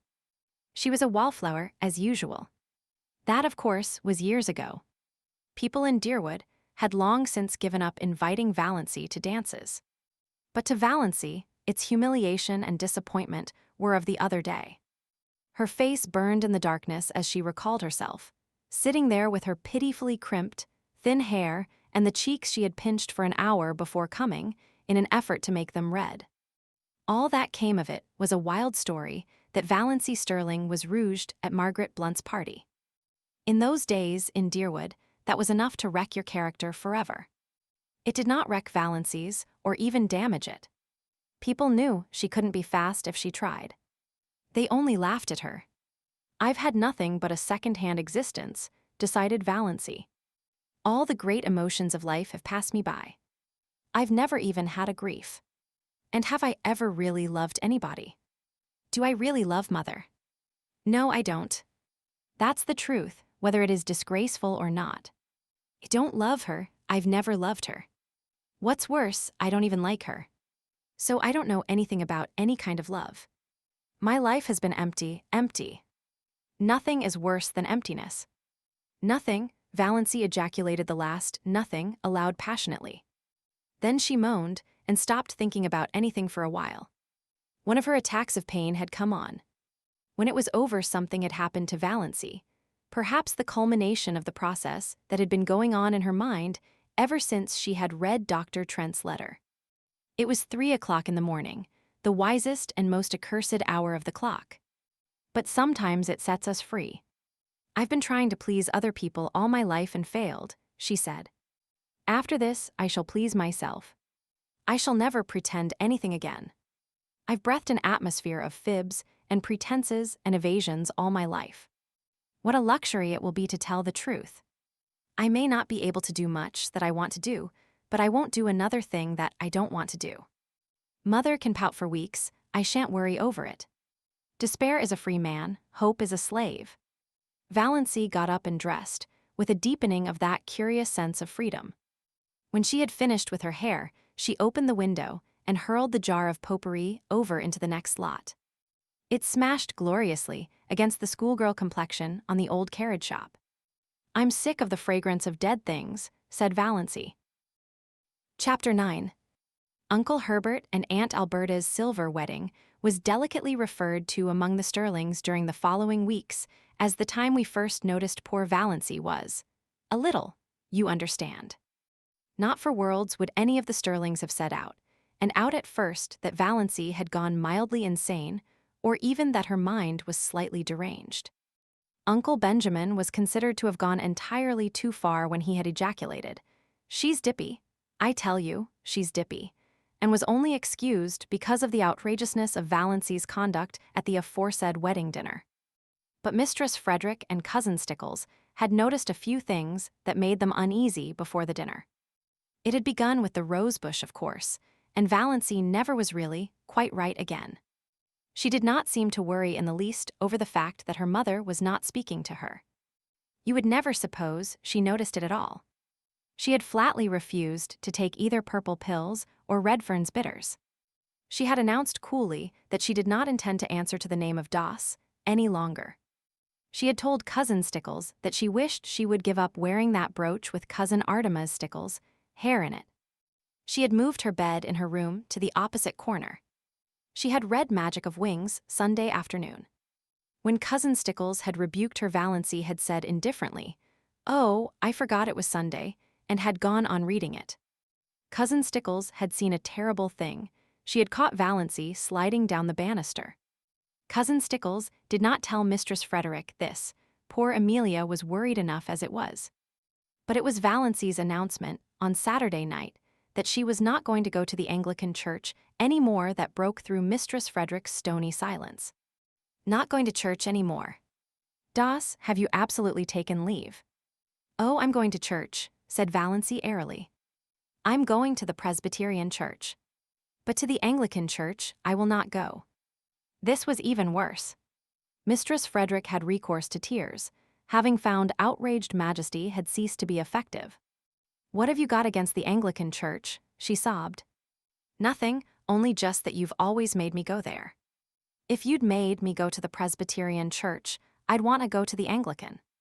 Is that a nice thing to say to your mother? Oh, how true it is that it is sharper than a serpent's tooth to have a thankless child. Is that a nice thing to say to your daughter?" said unrepentant Valancy. So Valancy's behavior at the silver wedding was not quite the surprise to Mistress Frederick and Christine Stickles that it was to the rest. They were doubtful about the wisdom of taking her, but concluded it would make talk if they didn't. Perhaps she would behave herself, and so for no outsider suspected there was anything queer about her. By a special mercy of Providence, it had poured torrents Sunday morning, so Valancy had not carried out her hideous threat of going to the Presbyterian church. Valancy would not have cared in the least if they had left her at home. These family celebrations were all hopelessly dull. But the Stirlings always celebrated everything. It was a long-established custom. Even Mistress Frederick gave a dinner party on her wedding anniversary, and Cousin Stickles had friends in to supper on her birthday. Valancy hated these entertainments because they had to pinch and save and contrive for weeks afterwards to pay for them. But she wanted to go to the silver wedding. It would hurt Uncle Herbert's feelings if she stayed away, and she rather liked Uncle Herbert. Besides, she wanted to look over all her relatives from her new angle. It would be an excellent place to make public her declaration of independence if occasion offered. "Put on your brown silk dress," said Mistress Stirling. As if there were anything else to put on. Valancy had only the one festive dress, that snuffy brown silk Aunt Isabel had given her. Aunt Isabel had decreed that Valancy should never wear colors. They did not become her. When she was young, they allowed her to wear white, but that had been tacitly dropped for some years. Valancy put on the brown silk. It had a high collar and long sleeves. She had never had a dress with low neck and elbow sleeves, although they had been worn, even in Deerwood, for over a year. But she did not do her hair pompadour. She knotted it on her neck and pulled it out over her ears. She thought it became her, only the little knot was so absurdly small. Mistress Frederick resented the hair, but decided it was wisest to say nothing on the eve of the party. It was so important that Valancy should be kept in good humor, if possible, until it was over. Mistress Frederick did not reflect that this was the first time in her life that she had thought it necessary to consider Valancy's humors. But then Valancy had never been queer before. On their way to Uncle Herbert's, Mistress Frederick and Cousin Stickles walking in front, Valancy trotting meekly along behind, roaring Abel drove past them. Drunk as usual, but not in the roaring stage.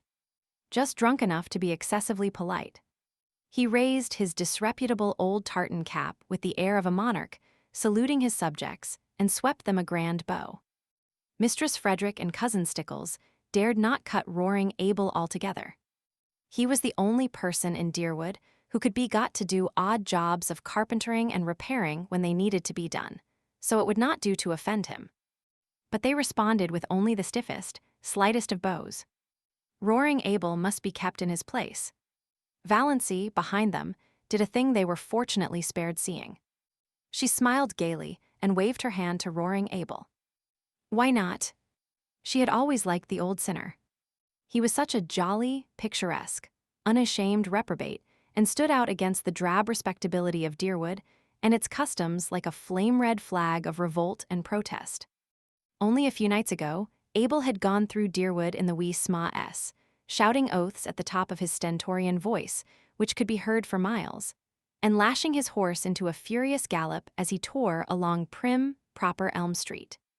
Yelling and blaspheming like a fiend, shuddered Cousin Stickles at the breakfast table. I cannot understand why the judgment of the Lord has not fallen upon that man long ere this, said Mistress Frederick petulantly, as if she thought Providence was very dilatory and ought to have a gentle reminder. He'll be picked up dead some morning, he'll fall under his horse's hoofs and be trampled to death, said Cousin Stickles reassuringly. Valancy had said nothing, of course, but she wondered to herself if Roaring Abel's periodical sprees were not his futile protest against the poverty and drudgery and monotony of his existence. She went on dream sprees in her blue castle. Roaring Abel, having no imagination, could not do that. His escapes from reality had to be concrete. So she waved at him today with a sudden fellow feeling, and Roaring Abel, not too drunk to be astonished, nearly fell off his seat in his amazement. By this time, they had reached Maple Avenue and Uncle Herbert's house, a large, pretentious structure peppered with meaningless bay windows and excrescent porches. A house that always looked like a stupid, prosperous, self-satisfied man with warts on his face.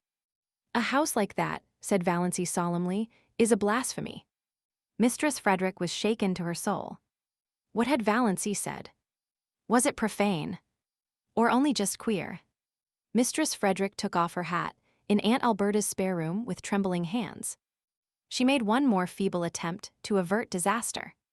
She held Valancy back on the landing as Cousin Stickles went downstairs. Won't you try to remember you're a lady? She pleaded. Oh, if there were only any hope of being able to forget it, said Valancy wearily. Mistress Frederick felt that she had not deserved this from Providence. Chapter 10. Bless this food to our use and consecrate our lives to thy service, said Uncle Herbert briskly. Aunt Wellington frowned. She always considered Herbert's graces entirely too short and flippant. A grace, to be a grace in Aunt Wellington's eyes, had to be at least 3 minutes long and uttered in an unearthly tone, between a groan and a chant. As a protest, she kept her head, bent a perceptible time after all the rest had been lifted. When she permitted herself to sit upright, she found Valancy looking at her. Ever afterwards, Aunt Wellington averred that she had known from that moment that there was something wrong with Valancy. In those queer, slanted eyes of hers, we should always have known she was not entirely right with eyes like that. There was an odd gleam of mockery and amusement, as if Valancy were laughing at her. Such a thing was unthinkable, of course. Aunt Wellington at once ceased to think it. Valancy was enjoying herself. She had never enjoyed herself at a family reunion before. In social functions, as in childish games, she had only filled in. Her clan had always considered her very dull. She had no parlor tricks, and she had been in the habit of taking refuge from the boredom of family parties in her blue castle, which resulted in an absent-mindedness that increased her reputation for dullness and vacuity. She has no social presence whatever, Aunt Wellington had decreed once and for all. Nobody dreamed that Valancy was dumb in their presence, merely because she was afraid of them. Now she was no longer afraid of them. The shackles had been stricken off her soul. She was quite prepared to talk if occasion offered. Meanwhile, she was giving herself such freedom of thought as she had never dared to take before. She let herself go with a wild, inner exultation as Uncle Herbert carved the turkey. Uncle Herbert gave Valancy a second look that day. Being a man, he didn't know what she had done to her hair, but he thought surprisedly that Doss was not such a bad-looking girl, after all, and he put an extra piece of white meat on her plate. What herb is most injurious to a young lady's beauty? Propounded Uncle Benjamin by way of starting conversation, loosening things up a bit, as he would have said. Valancy, whose duty it was to say what, did not say it. Nobody else said it, so Uncle Benjamin, after an expectant pause, had to answer, time, and felt that his riddle had fallen flat. He looked resentfully at Valancy, who had never failed him before, but Valancy did not seem even to be aware of him. She was gazing around the table, examining relentlessly everyone in this depressing assembly of sensible people, and watching their little squirms with a detached, amused smile. So these were the people she had always held in reverence and fear. She seemed to see them with new eyes. Big, capable, patronizing, voluble Aunt Mildred, who thought herself the cleverest woman in the clan, her husband a little lower than the angels and her children wonders. Had not her son, Howard, been all through teething at 11 months? And could she not tell you the best way to do everything, from cooking mushrooms to picking up a snake? What a bore she was. What ugly moles she had on her face. Cousin Gladys, who was always praising her son, who had died young, and always fighting with her living one. She had neuritis, or what she called neuritis. It jumped about from one part of her body to another. It was a convenient thing. If anybody wanted her to go somewhere she didn't want to go, she had neuritis in her legs. And always, if any mental effort was required, she could have neuritis in her head. You can't think with neuritis in your head, my dear. What an old humbug you are, thought Valancy impiously. Aunt Isabel. Valancy counted her chins. Aunt Isabel was the critic of the clan. She had always gone about squashing people flat. More members of it than Valancy were afraid of her. She had, it was conceded, a biting tongue. I wonder what would happen to your face if you ever smiled, speculated Valancy, unblushingly. Second cousin Sarah Taylor, with her great, pale, expressionless eyes, who was noted for the variety of her pickle recipes and for nothing else. So afraid of saying something indiscreet that she never said anything worth listening to. So proper that she blushed when she saw the advertisement picture of a corset and had put a dress on her Venus de Milo statuette which made it look real tasty. Little cousin Georgiana. Not such a bad little soul. But dreary, very. Always looking as if she had just been starched and ironed. Always afraid to let herself go. The only thing she really enjoyed was a funeral. You knew where you were with a corpse. Nothing more could happen to it. But while there was life, there was fear. Uncle James, handsome, black, with his sarcastic, trap-like mouth and iron gray sideburns, whose favorite amusement was to write controversial letters to the Christian Times, attacking modernism. Valancy always wondered if he looked as solemn when he was asleep as he did when awake. No wonder his wife had died young. Valancy remembered her. A pretty, sensitive thing. Uncle James had denied her everything she wanted and showered on her everything she didn't want. He had killed her, quite legally. She had been smothered and starved. Uncle Benjamin, wheezy, pussy-mouthed, with great pouches under eyes that held nothing in reverence. Uncle Wellington, long, pallid face, thin, pale yellow hair, one of the fair Stirlings, thin, stooping body, abominably high forehead with such ugly wrinkles, and eyes about as intelligent as a fish, thought Valancy. Looks like a cartoon of himself. Aunt Wellington, named Mary, but called by her husband's name to distinguish her from Great Aunt Mary. A massive, dignified, permanent lady. Splendidly arranged, iron gray hair. Rich, fashionable beaded dress. Had her moles removed by electrolysis, which Aunt Mildred thought was a wicked evasion of the purposes of God. Uncle Herbert, with his spiky gray hair. Aunt Alberta, who twisted her mouth so unpleasantly in talking and had a great reputation for unselfishness because she was always giving up a lot of things she didn't want. Valancy let them off easily in her judgment because she liked them, even if they were, in Milton's expressive phrase, stupidly good.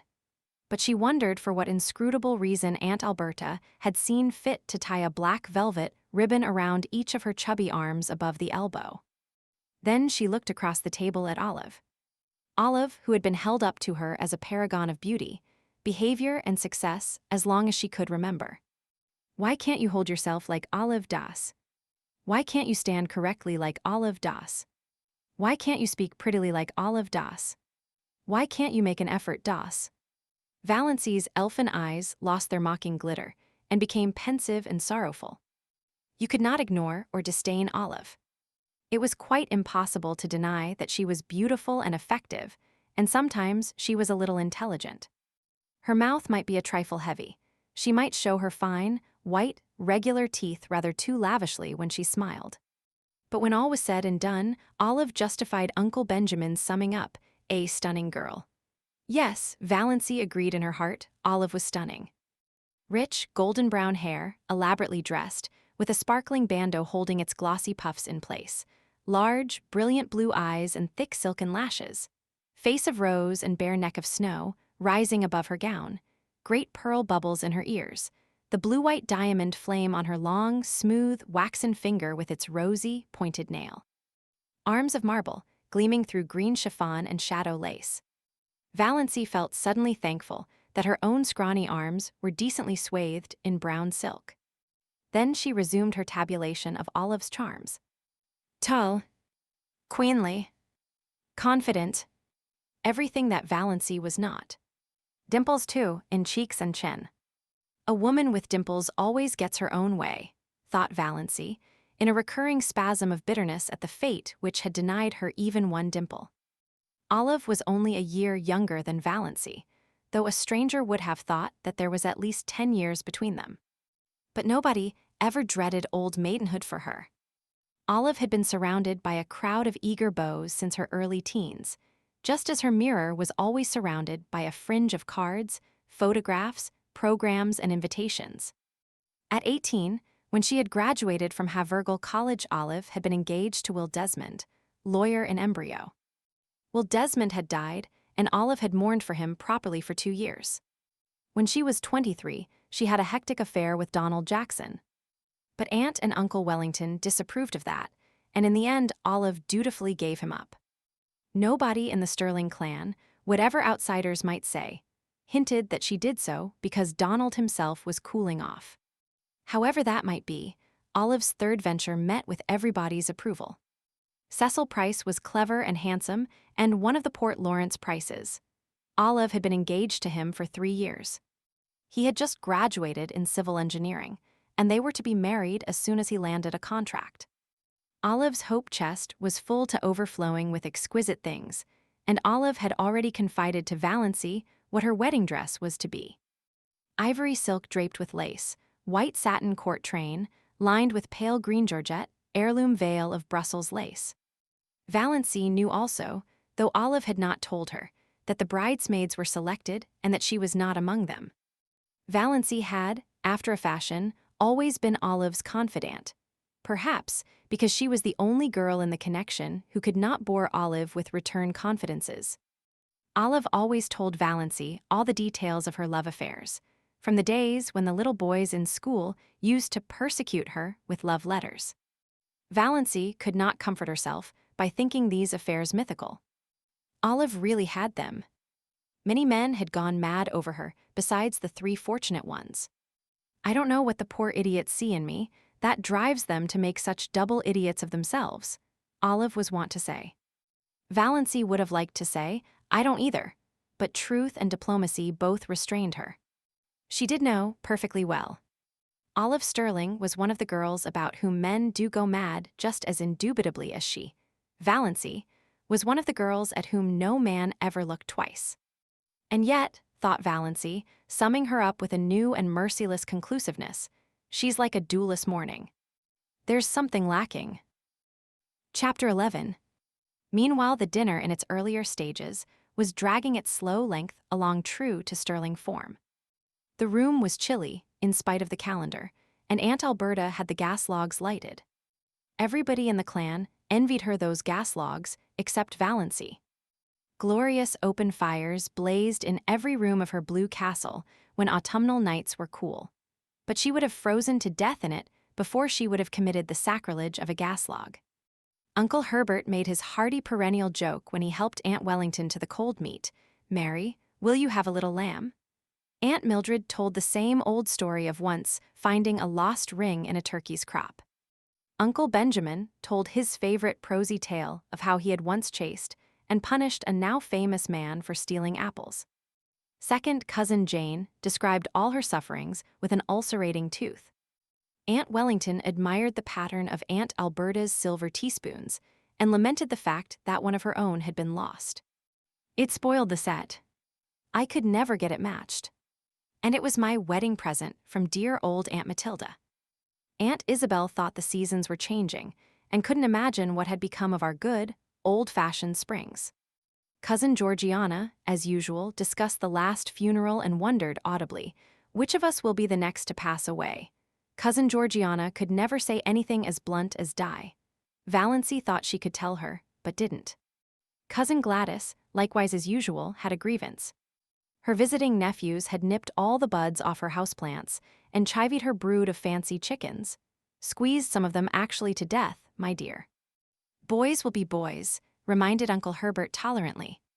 But they needn't be rampageous animals, retorted Cousin Gladys, looking round the table for appreciation of her wit. Everybody smiled except Valancy. Cousin Gladys remembered that. A few minutes later, when Ellen Hamilton was being discussed, Cousin Gladys spoke of her as one of those shy, plain girls who can't get husbands, and glanced significantly at Valancy. Uncle James thought the conversation was sagging to a rather low plane of personal gossip. He tried to elevate it by starting an abstract discussion on the greatest happiness. Everybody was asked to state his or her idea of the greatest happiness. Aunt Mildred thought the greatest happiness for a woman was to be a loving and beloved wife and mother. Aunt Wellington thought it would be to travel in Europe. Olive thought it would be to be a great singer like Tetrazzini. Cousin Gladys remarked mournfully that her greatest happiness would be to be free, absolutely free, from neuritis. Cousin Georgiana's greatest happiness would be to have her dear, dead brother Richard back. Aunt Alberta remarked vaguely that the greatest happiness was to be found in the poetry of life, and hastily gave some directions to her maid to prevent anyone asking her what she meant. Mistress Frederick said the greatest happiness was to spend your life in loving service for others, and Cousin Stickles and Aunt Isabel agreed with her. Aunt Isabel with a resentful air, as if she thought Mistress Frederick had taken the wind out of her sails by saying it first. "We are all too prone," continued Mistress Frederick, determined not to lose so good an opportunity, to live in selfishness, worldliness, and sin. The other women all felt rebuked for their low ideals, and Uncle James had a conviction that the conversation had been uplifted with a vengeance. "The greatest happiness," said Valancy suddenly and distinctly, "is to sneeze when you want to." Everybody stared. Nobody felt it safe to say anything. Was Valancy trying to be funny? It was incredible. Mistress Frederick, who had been breathing easier since the dinner had progressed so far without any outbreak on the part of Valancy, began to tremble again. But she deemed it the part of prudence to say nothing. Uncle Benjamin was not so prudent. He rashly rushed in where Mistress Frederick feared to tread. "Das," he chuckled, "what is the difference between a young girl and an old maid?" "One is happy and careless, and the other is cappy and hairless," said Valancy. "You have asked that riddle at least 50 times in my recollection, Uncle Ben.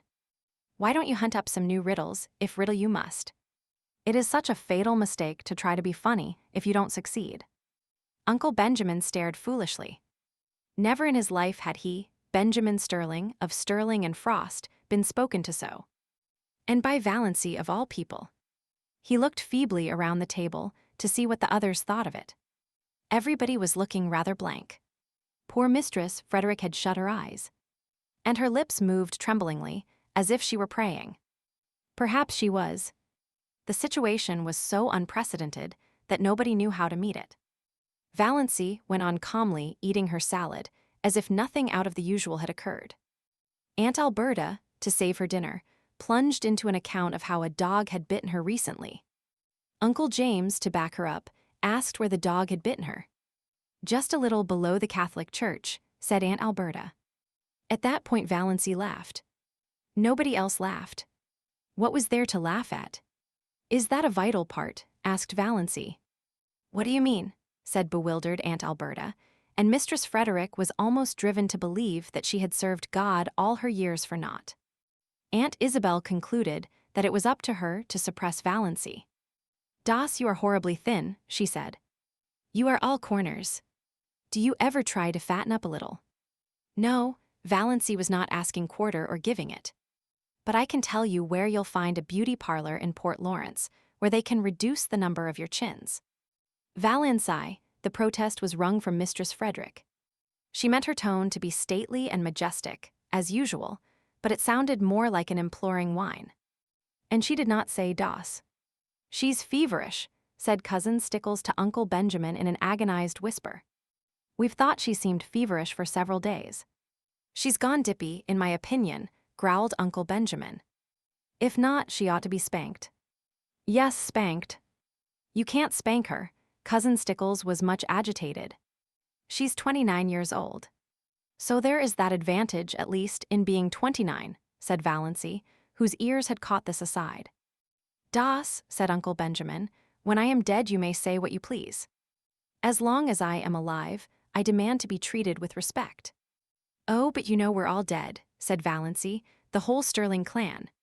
Some of us are buried and some aren't, yet. That is the only difference." "Das," said Uncle Benjamin, thinking it might cow Valancy, "do you remember the time you stole the raspberry jam?"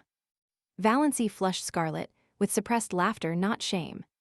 She had been sure Uncle Benjamin would drag that jam in somehow. "Of course I do," she said. "It was good jam. I've always been sorry, hadn't time to eat more of it before you found me. Oh, look at Aunt Isabel's profile on the wall. Did you ever see anything so funny?" Everybody looked, including Aunt Isabel herself, which of course destroyed it. But Uncle Herbert said kindly, I wouldn't eat any more if I were you, Das. It isn't that I grudge it, but don't you think it would be better for yourself? Your stomach seems a little out of order." "Don't worry about my stomach, old dear," said Valancy. "It is all right. I'm going to keep right on eating. It's so seldom I get the chance of a satisfying meal." It was the first time anyone had been called "old dear" in Deerwood. The Stirlings thought Valancy had invented the phrase, and they were afraid of her from that moment. There was something so uncanny about such an expression. But in Poor Mistress Frederick's opinion, the reference to a satisfying meal was the worst thing Valancy had said yet. Valancy had always been a disappointment to her. Now she was a disgrace. She thought she would have to get up and go away from the table. Yet she dared not leave Valancy there. Aunt Alberta's maid came in to remove the salad plates and bring in the dessert. It was a welcome diversion. Everybody brightened up with a determination to ignore Valancy and talk as if she wasn't there. Uncle Wellington mentioned Barney Snaith. Eventually somebody did mention Barney Snaith at every Stirling function, Valancy reflected. Whatever he was an individual that could not be ignored. She resigned herself to listen. There was a subtle fascination in the subject for her, though she had not yet faced this fact. She could feel her pulses beating to her fingertips. Of course they abused him. Nobody ever had a good word to say of Barney Snaith. All the old, wild tales were canvassed. The defaulting cashier counterfeiter infidel murderer in hiding legends were thrashed out. Uncle Wellington was very indignant that such a creature should be allowed to exist at all in the neighborhood of Deerwood. He didn't know what the police at Port Lawrence were thinking of. Everybody would be murdered in their beds some night. It was a shame that he should be allowed to be at large after all that he had done. "What has he done?" asked Valancy suddenly. Uncle Wellington stared at her, forgetting that she was to be ignored. Done. He's done everything." "What has he done?" repeated Valancy inexorably. "What do you know that he has done? You're always running him down. And what has ever been proved against him?" "I don't argue with women," said Uncle Wellington. "And I don't need proof. When a man hides himself up there on an island in Muskoka, year in and year out, and nobody can find out where he came from or how he lives or what he does there, that's proof enough. Find a mystery and you find a crime." "The very idea of a man named Snaith," said second cousin Sarah. "Why, the name itself is enough to condemn him." "I wouldn't like to meet him in a dark lane," shivered cousin Georgiana. "What do you suppose he would do to you?" asked Valancy. "Murder me," said cousin Georgiana solemnly. Just for the fun of it, suggested Valancy. Exactly, said Cousin Georgiana unsuspiciously. When there is so much smoke, there must be some fire. I was afraid he was a criminal when he came here first. I felt he had something to hide. I am not often mistaken in my intuitions. Criminal? Of course he's a criminal, said Uncle Wellington. Nobody doubts it, glaring at Valancy. Why, they say he served a term in the penitentiary for embezzlement. I don't doubt it. And they say he's in with that gang that are perpetrating all those bank robberies round the country. Who say? Asked Valancy. Uncle Wellington nodded his ugly forehead at her. What had got into this confounded girl, anyway? He ignored the question. He has the identical look of a jailbird, snapped Uncle Benjamin. I noticed it the first time I saw him. A fellow by the hand of nature marked, quoted and signed to do a deed of shame. Declaimed Uncle James. He looked enormously pleased over managing to work that quotation in at last. He had been waiting all his life for the chance. One of his eyebrows is an arch and the other is a triangle, said Valancy. Is that why you think him so villainous? Uncle James lifted his eyebrows. Generally, when Uncle James lifted his eyebrows, the world came to an end. This time it continued to function. How do you know his eyebrows so well, Doss? Asked Olive, a trifle maliciously.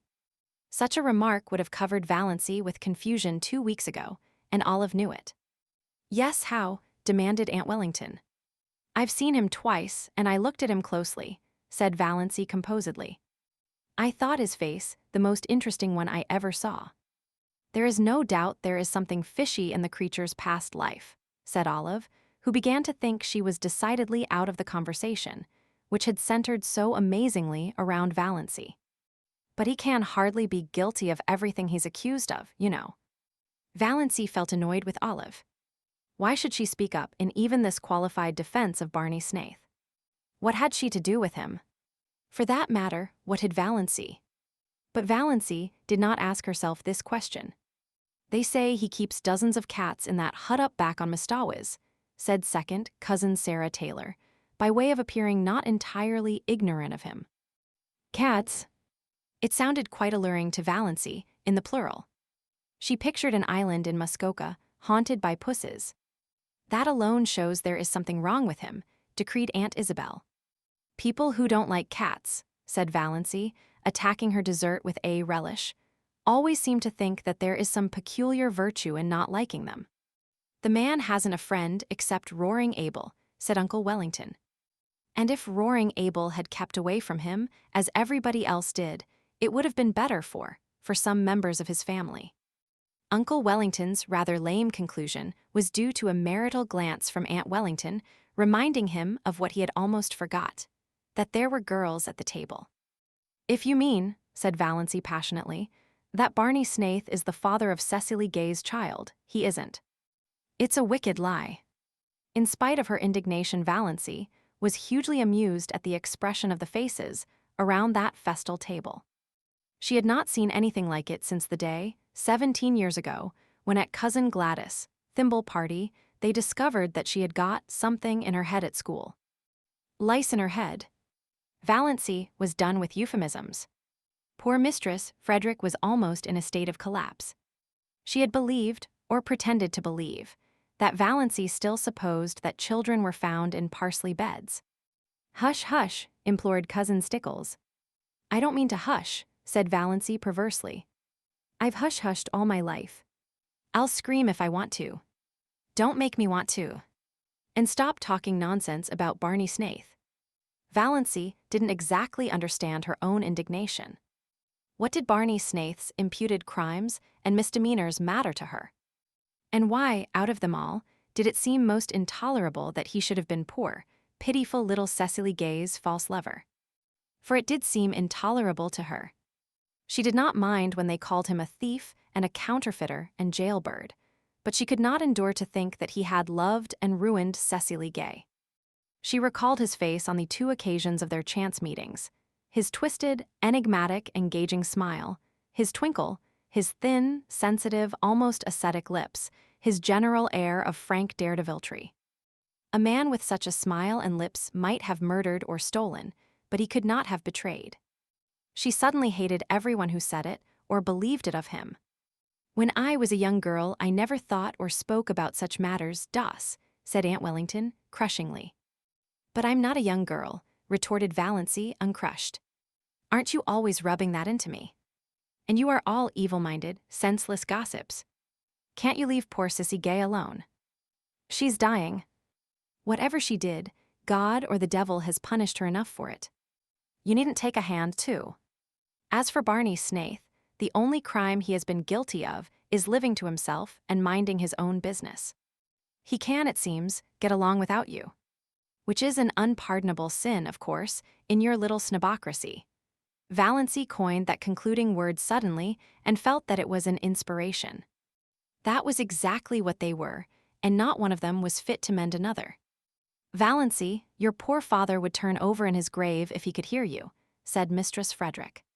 I dare say he would like that for a change, said Valancy brazenly. Das, said Uncle James heavily, the 10 Commandments are fairly up to date still, especially the 5th. Have you forgotten that? No, said Valancy, but I thought you had especially the 9th. Have you ever thought, Uncle James, how dull life would be without the 10 Commandments? It is only when things are forbidden that they become fascinating. But her excitement had been too much for her. She knew, by certain unmistakable warnings, that one of her attacks of pain was coming on. It must not find her there. She rose from her chair. I am going home now. I only came for the dinner. It was very good, Aunt Alberta, although your salad dressing is not salt enough and a dash of cayenne would improve it. None of the flabbergasted silver wedding guests could think of anything to say until the lawn gate clanged behind Valancy in the dusk. Then, she's feverish, I've said right along she was feverish, moaned Cousin Stickles. Uncle Benjamin punished his pudgy left hand fiercely with his pudgy right. She's dippy, I tell you she's gone dippy, he snorted angrily. That's all there is about it. Clean dippy. Oh, Benjamin, said Cousin Georgiana soothingly, don't condemn her too rashly. We must remember what dear old Shakespeare says, that charity thinketh no evil. Charity. Poppycock, snorted Uncle Benjamin. I never heard a young woman talk such stuff in my life as she just did. Talking about things she ought to be ashamed to think of, much less mention. Blaspheming. Insulting us. What she wants is a generous dose of spankweed, and I'd like to be the one to administer it. H-O-H-H-H. Uncle Benjamin gulped down the half of a scalding cup of coffee. Do you suppose that the mumps could work on a person that way? Wailed Cousin Stickles. I opened an umbrella in the house yesterday, sniffed Cousin Georgiana. I knew it betokened some misfortune. Have you tried to find out if she has a temperature? Asked Cousin Mildred. She wouldn't let Amelia put the thermometer under her tongue, whimpered Cousin Stickles. Mistress Frederick was openly in tears. All her defenses were down. I must tell you, she sobbed, that Valancy has been acting very strangely for over 2 weeks now. She hasn't been a bit like herself, Christine could tell you. I have hoped against hope that it was only one of her colds coming on. But it must be something worse. This is bringing on my neuritis again, said Cousin Gladys, putting her hand to her head. Don't cry, Amelia, said Herbert kindly, pulling nervously at his spiky gray hair. He hated family ructions. Very inconsiderate of Das to start one at his silver wedding. Who could have supposed she had it in her? You'll have to take her to a doctor. This may be only a brainstorm. There are such things as brainstorms nowadays, aren't there? I suggested consulting a doctor to her yesterday, moaned Mistress Frederick. And she said she wouldn't go to a doctor, wouldn't. Oh, surely I have had trouble enough. And she won't take Redfern's bitters, said Cousin Stickles. Or anything, said Mistress Frederick. And she's determined to go to the Presbyterian church, said Cousin Stickles, repressing, however, to her credit be it said, the story of the banister. That proves she's dippy, growled Uncle Benjamin. I noticed something strange about her the minute she came in today. I noticed it before today. Uncle Benjamin was thinking of Mirzh. Everything she said today showed an unbalanced mind. That question, was it a vital part? Was there any sense at all in that remark? None whatever. There never was anything like that in the Stirlings. It must be from the Wansparras. Poor Mistress Frederick was too crushed to be indignant. I never heard of anything like that in the Wansparras, she sobbed. Your father was odd enough, said Uncle Benjamin. Poor Pa was peculiar, admitted Mistress Frederick tearfully, but his mind was never affected. He talked all his life exactly as Valancy did today, retorted Uncle Benjamin. And he believed he was his own great-great-grandfather, born over again. I've heard him say it. Don't tell me that a man who believed a thing like that was ever in his right senses. Come, Amelia, stop sniffling. Of course Das has made a terrible exhibition of herself today, but she's not responsible.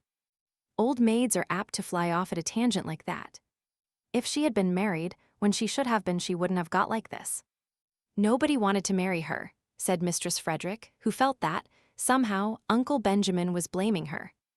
Well, fortunately there's no outsider here, snapped Uncle Benjamin. We may keep it in the family yet. I'll take her over to see Dr. Marsh tomorrow. I know how to deal with pig-headed people. Won't that be best, James? We must have medical advice, certainly, agreed Uncle James. Well, that's settled. In the meantime, Amelia, act as if nothing had happened and keep an eye on her. Don't let her be alone. Above all, don't let her sleep alone.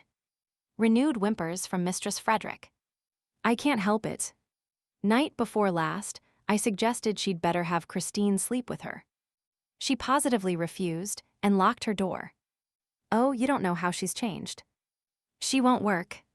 At least she won't sew. She does her usual housework, of course. But she wouldn't sweep the parlor yesterday morning, though we always sweep it on Thursdays. She said she'd wait till it was dirty.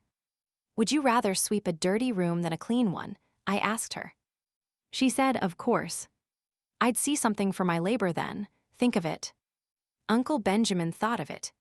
The jar of potpourri, Cousin Stickles pronounced it as spelled, has disappeared from her room. I found the pieces in the next lot. She won't tell us what happened to it. I should never have dreamed it of Doss, said Uncle Herbert. She has always seemed such a quiet, sensible girl. A bit backward, but sensible.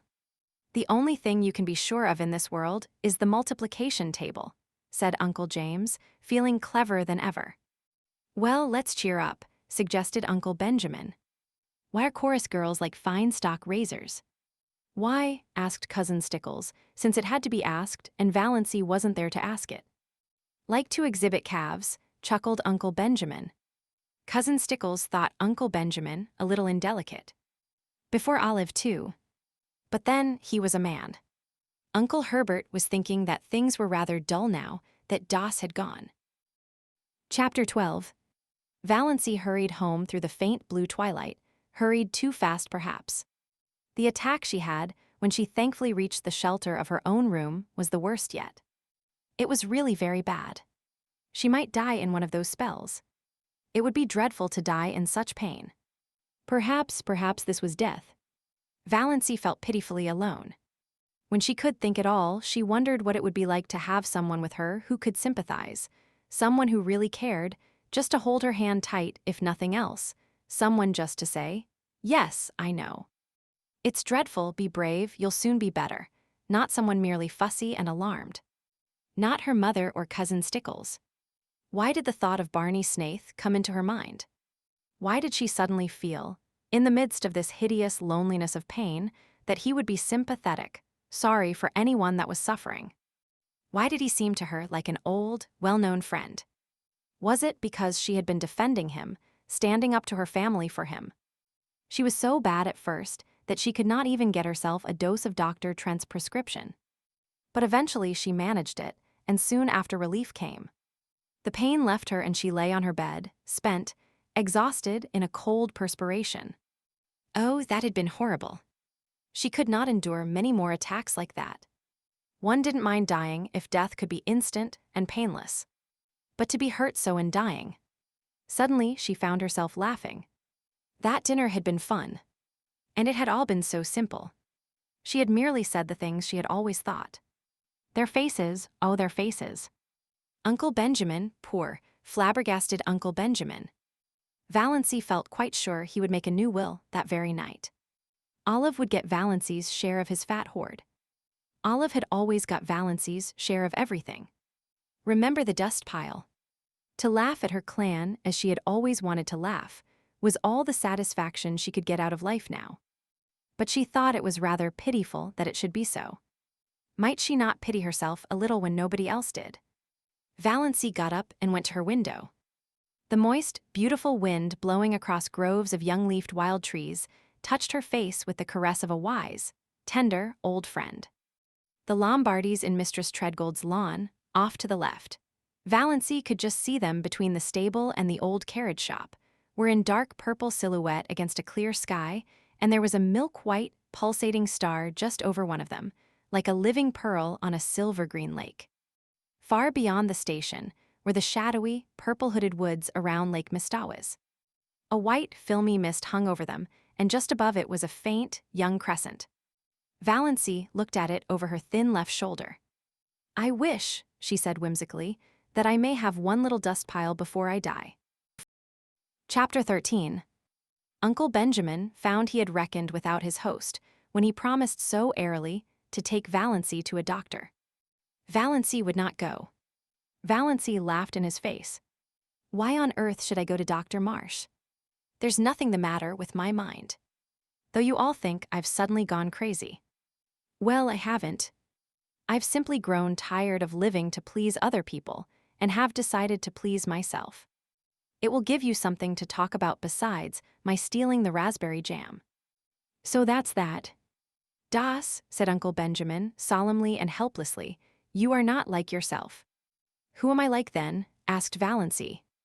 Uncle Benjamin was rather posed. "Your grandfather Wansborough," he answered desperately. "Thanks," Valancy looked pleased. "That's a real compliment. I remember Grandfather Wansborough. He was one of the few human beings I have known, almost the only one. Now it is of no use to scold or entreat or command Uncle Benjamin, or exchange anguished glances with Mother and Cousin Stickles. I am not going to any doctor. And if you bring any doctor here, I won't see him. So what are you going to do about it?" What indeed?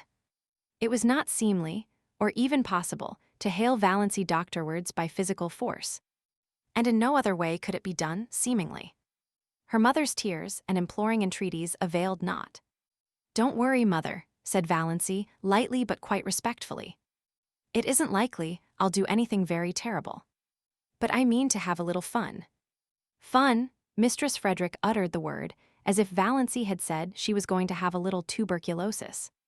Olive, sent by her mother to see if she had any influence over Valancy, came away with flushed cheeks and angry eyes. She told her mother that nothing could be done with Valancy. After she, Olive, had talked to her just like a sister, tenderly and wisely, all Valancy had said, narrowing her funny eyes to mere slips, was, "I don't show my gums when I laugh." More as if she were talking to herself than to me. Indeed, Mother, all the time I was talking to her, she gave me the impression of not really listening.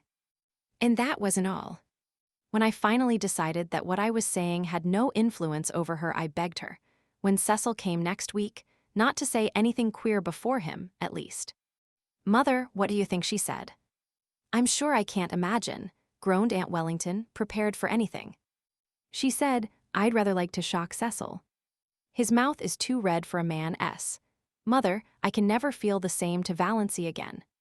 Her mind is affected, Olive, said Aunt Wellington solemnly. You must not hold her responsible for what she says. When Aunt Wellington told Mistress Frederick what Valancy had said to Olive, Mistress Frederick wanted Valancy to apologize. You made me apologize to Olive 15 years ago for something, didn't do, said Valancy. That old apology will do for now. Another solemn family conclave was held. They were all there except Cousin Gladys, who had been suffering such tortures of neuritis in her head, ever since poor Doss went queer, that she couldn't undertake any responsibility. They decided, that is, they accepted a fact that was thrust in their faces, that the wisest thing was to leave Valancy alone for a while, give her her head, as Uncle Benjamin expressed it, keep a careful eye on her, but let her pretty much alone. The term of watchful waiting had not been invented then, but that was practically the policy Valancy's distracted relatives decided to follow. "We must be guided by developments," said Uncle Benjamin. "It is," solemnly, "easier to scramble eggs than unscramble them. Of course, if she becomes violent." Uncle James consulted Dr. Ambrose Marsh. Dr. Ambrose Marsh approved their decision. He pointed out to irate Uncle James, who would have liked to lock Valancy up somewhere, out of hand, that Valancy had not, as yet, really done or said anything that could be construed as proof of lunacy, and without proof you cannot lock people up in this degenerate age.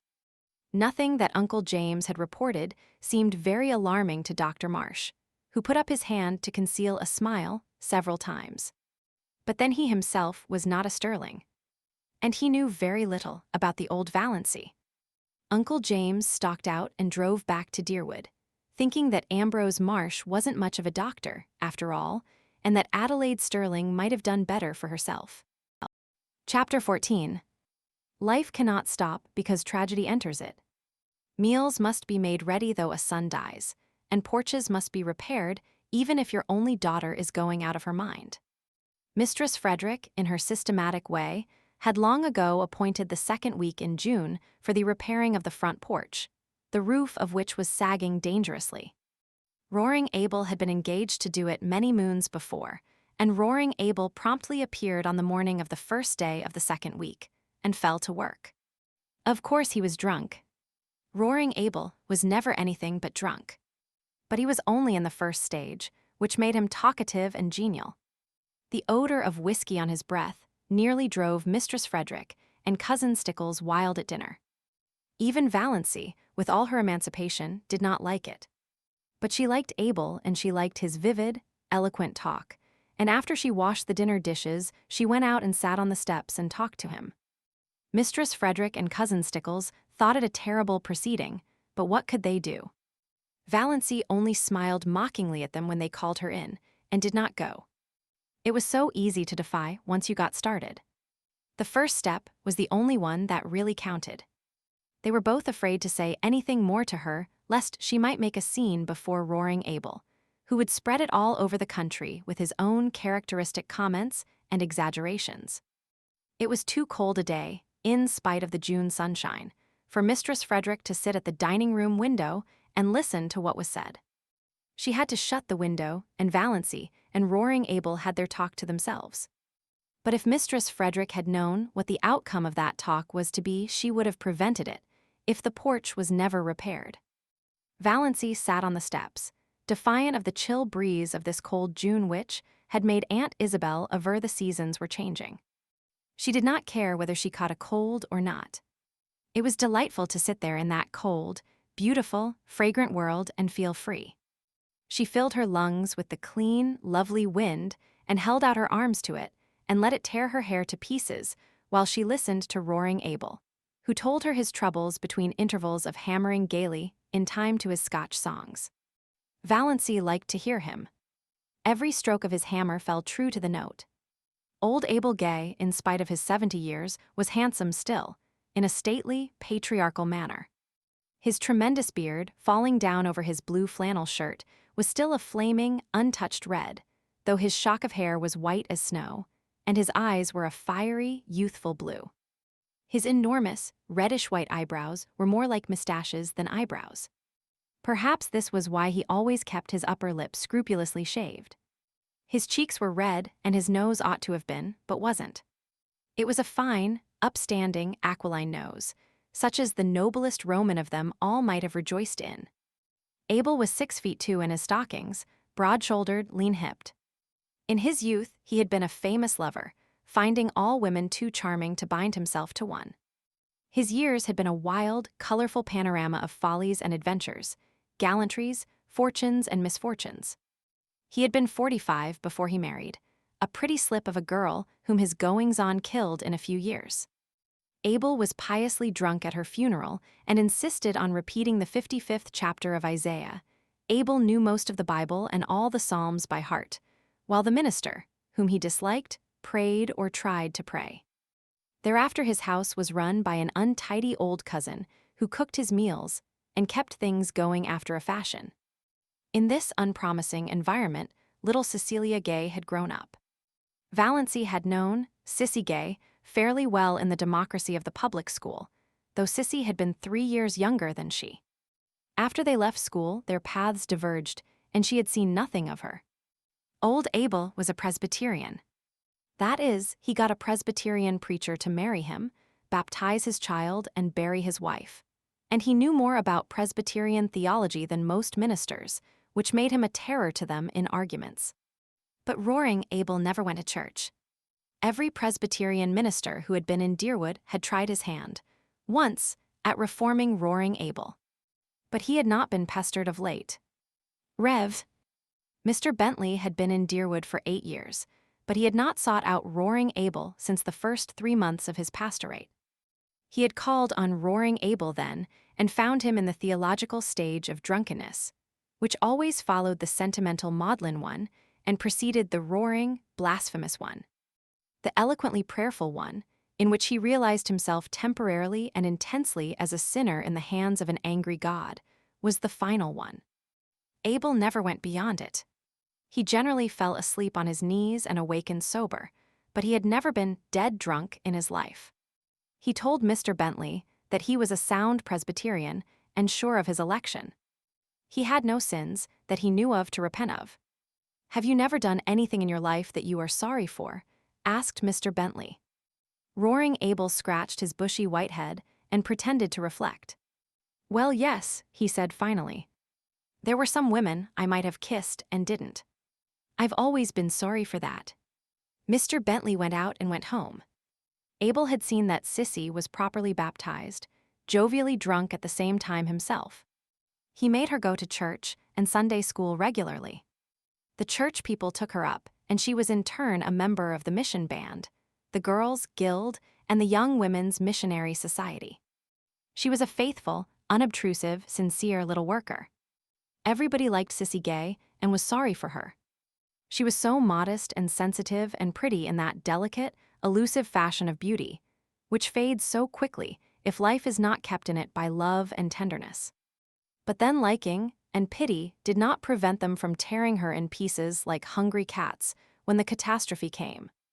4 years previously, Sissy Gay had gone up to a Muskoka hotel as a summer waitress. And when she had come back in the fall, she was a changed creature. She hid herself away and went nowhere. The reason soon leaked out and scandal raged. That winter Sissy's baby was born. Nobody ever knew who the father was. Cecily kept her poor pale lips tightly locked on her sorry secret. Nobody dared ask Roaring Abel any questions about it.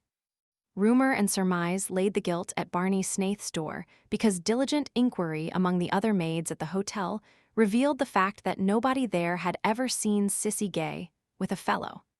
She had kept herself to herself, they said, rather resentfully. Too good for our dances.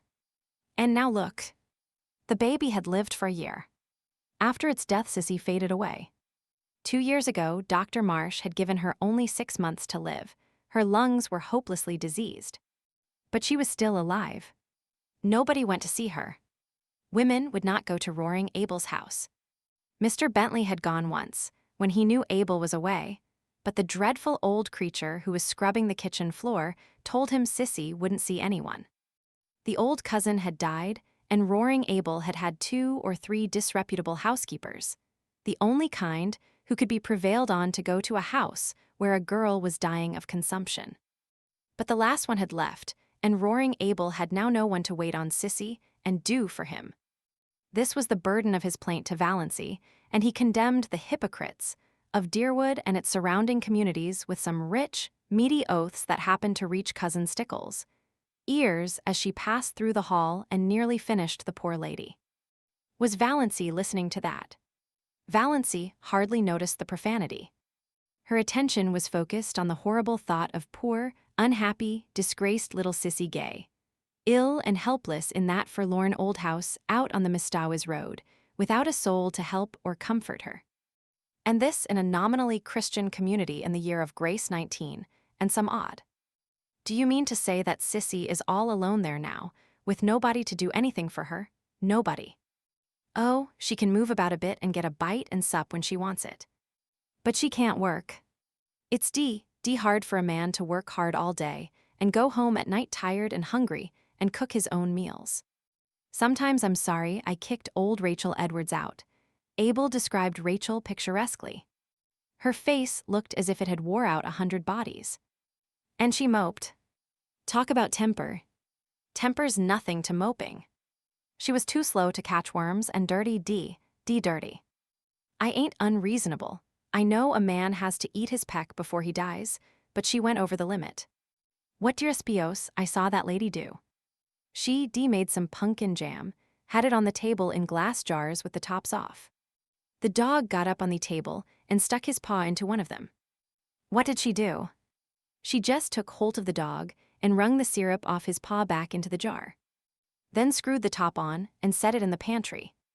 I sets open the door and says to her, "Go." The dame went, and I fired the jars of pumpkin after her, 2 at a time. Thought I'd die laughing to see old Rachel run, with them pumpkin jars raining after her. She's told everywhere I'm crazy, so nobody'll come for love or money. But Sissy must have someone to look after her, insisted Valancy, whose mind was centered on this aspect of the case. She did not care whether roaring Abel had anyone to cook for him or not. But her heart was wrung for Cecilia Gay. Oh, she gets on. Barney Snaith always drops in when he's passing and does anything she wants done. Brings her oranges and flowers and things. There's a Christian for you. Yet that sanctimonious, sniveling parcel of St. Andrews people wouldn't be seen on the same side of the road with him. Their dogs'll go to heaven before they do. And their minister, slick as if the cat had licked him. There are plenty of good people, both in St. Andrews and St. George, who would be kind to Sissy if you would behave yourself, said Valancy severely. They're afraid to go near your place. Because I'm such a sad old dog. But I don't bite, never bit anyone in my life. A few loose words spilled around don't hurt anyone. And I'm not asking people to come. Don't want 'em poking and prying about. What I want is a housekeeper. If I shaved every Sunday and went to church, I'd get all the housekeepers I'd want. I'd be respectable then. But what's the use of going to church when it's all settled by predestination? Tell me that, miss. Is it? Said Valancy. Yes. Can't get around it nohow. Wish I could. I don't want either heaven or hell for steady. Wish a man could have 'em mixed in equal proportions. Isn't that the way it is in this world? Said Valancy thoughtfully, but rather as if her thought was concerned with something else than theology. No, boomed Abel, striking a tremendous blow on a stubborn nail. There's too much hell here, entirely too much hell. That's why I get drunk so often. It sets you free for a little while, free from yourself. Yes, by God, free from predestination. Ever try it? No, I've another way of getting free, said Valancy absently. But about Sissy now. She must have someone to look after her. What are you harping on Sis for? Seems to me you ain't bothered much about her up to now. You never even come to see her. And she used to like you so well. I should have, said Valancy. But never mind. You couldn't understand. The point is, you must have a housekeeper. Where am I to get one? I can pay decent wages if I could get a decent woman. 500, ye think I like old hags? Will I do, said Valancy. Chapter 15. Let us be calm, said Uncle Benjamin. Let us be perfectly calm. Calm, Mistress Frederick wrung her hands. How can I be calm? How could anybody be calm under such a disgrace as this? Why in the world did you let her go? Asked Uncle James. Let her? How could I stop her, James? It seems she packed the big valise and sent it away with roaring Abel when he went home after supper, while Christine and I were out in the kitchen. Then Doss herself came down with her little satchel, dressed in her green serge suit. I felt a terrible premonition. I can't tell you how it was, but I seemed to know that Doss was going to do something dreadful. It's a pity you couldn't have had your premonition a little sooner, said Uncle Benjamin dryly. I said, Doss, where are you going? And she said, I am going to look for my blue castle. Wouldn't you think that would convince Marsh that her mind is affected? Interjected Uncle James. And I said, Valancy, what do you mean? And she said, I am going to keep house for roaring Abel and Nurse Sissy. He will pay me $30 a month. I wonder I didn't drop dead on the spot. You shouldn't have let her go, you shouldn't have let her out of the house, said Uncle James. You should have locked the door, anything. She was between me and the front door.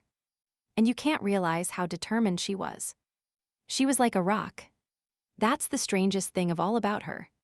She used to be so good and obedient, and now she's neither to hold nor bind. But I said everything I could think of to bring her to her senses. I asked her if she had no regard for her reputation.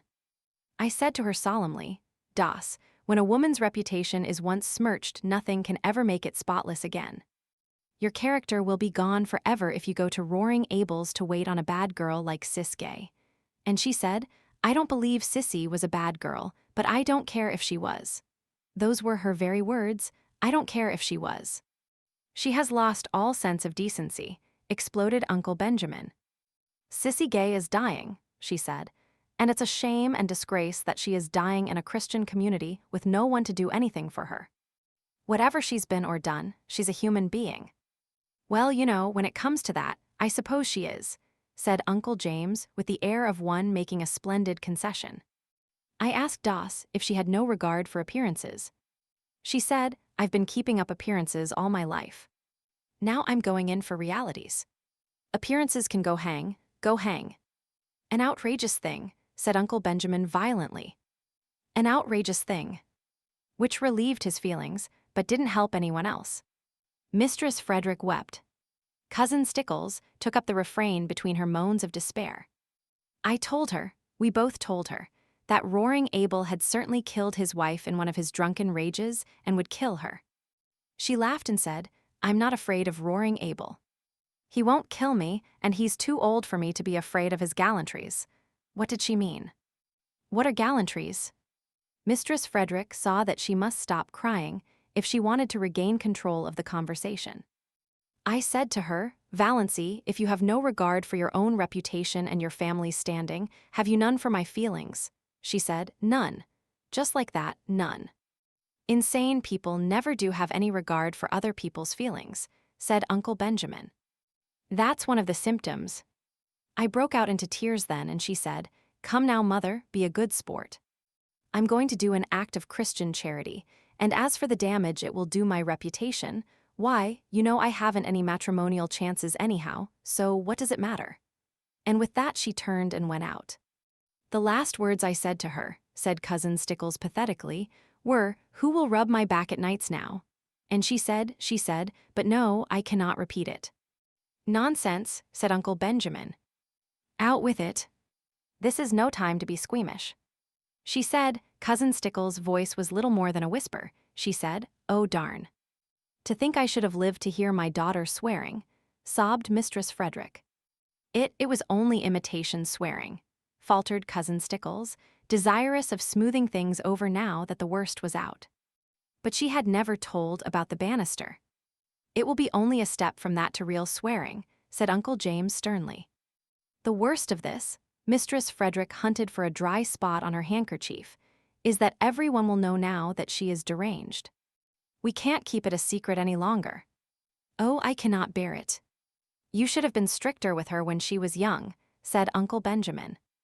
I don't see how I could have been, said Mistress Frederick, truthfully enough. The worst feature of the case is that Snaith scoundrel is always hanging around roaring Abel, said Uncle James. I shall be thankful if nothing worse comes of this mad freak than a few weeks at roaring Abel, Sissy Gay can't live much longer. And she didn't even take her flannel petticoat, lamented Cousin Stickles. I'll see Ambrose Marsh again about this, said Uncle Benjamin, meaning Valancy, not the flannel petticoat. I'll see Lawyer Ferguson, said Uncle James. Meanwhile, added Uncle Benjamin, let us be calm. Chapter 16.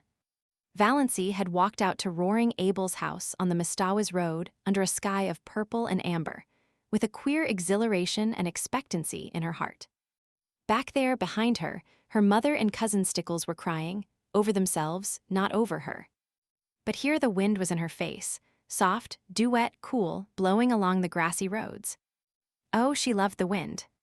The robins were whistling sleepily in the firs along the way, and the moist air was fragrant with the tang of balsam. Big cars went purring past in the violet dusk. The stream of summer tourists to Muskoka had already begun, but Valancy did not envy any of their occupants. Muskoka cottages might be charming, but beyond in the sunset skies, among the spires of the firs, her blue castle towered. She brushed the old years and habits and inhibitions away from her like dead leaves. She would not be littered with them. Roaring Abel's rambling, tumble-down old house was situated about 3 miles from the village, on the very edge of Up-Back. As the sparsely settled, hilly, wooded country around Mistawis was called vernacularly. It did not, it must be confessed, look much like a blue castle. It had once been a snug place enough in the days when Abel Gay had been young and prosperous, and the punning, arched sign over the gate, A. Gay Carpenter, had been fine and freshly painted. Now it was a faded, dreary old place, with a leprous, patched roof and shutters hanging askew. Abel never seemed to do any carpenter jobs about his own house. It had a listless air, as if tired of life. There was a dwindling grove of ragged, crone-like old spruces behind it. The garden, which Sissy used to keep neat and pretty, had run wild. On 2 sides of the house were fields full of nothing but mulleins. Behind the house was a long stretch of useless barrens, full of scrub pines and spruces, with here and there a blossoming bit of wild cherry, running back to a belt of timber on the shores of Lake Mistawis, 2 miles away. A rough, rocky, boulder-strewn lane ran through it to the woods, a lane white with pestiferous, beautiful daisies. Roaring Abel met Valancy at the door. "So you've come," he said incredulously. "I never supposed that ruck of Stirlings would let you." Valancy showed all her pointed teeth in a grin. "They couldn't stop me." "I didn't think you'd so much spunk," said Roaring Abel admiringly. "And look at the nice ankles of her," he added, as he stepped aside to let her in. If Cousin Stickles had heard this, she would have been certain that Valancy's doom, earthly and unearthly, was sealed. But Abel's superannuated gallantry did not worry Valancy. Besides, this was the first compliment she had ever received in her life, and she found herself liking it. She sometimes suspected she had nice ankles, but nobody had ever mentioned it before. In the Stirling clan, ankles were among the unmentionables. Roaring Abel took her into the kitchen, where Sissy Gay was lying on the sofa, breathing quickly, with little scarlet spots on her hollow cheeks. Valancy had not seen Cecilia Gay for years. Then she had been such a pretty creature, a slight, blossom-like girl with soft, golden hair, clear-cut, almost waxen features, and large, beautiful blue eyes. She was shocked at the change in her. Could this be sweet Sissy, this pitiful little thing that looked like a tired, broken flower? She had wept all the beauty out of her eyes. They looked too big, enormous in her wasted face. The last time Valancy had seen Cecilia Gay, those faded, piteous eyes had been limpid, shadowy blue pools aglow with mirth. The contrast was so terrible that Valancy's own eyes filled with tears. She knelt down by Sissy and put her arms about her. "Sissy dear, I've come to look after you. I'll stay with you till as long as you want me." "Oh," Sissy put her thin arms about Valancy's neck. "Oh, will you? It's been so lonely.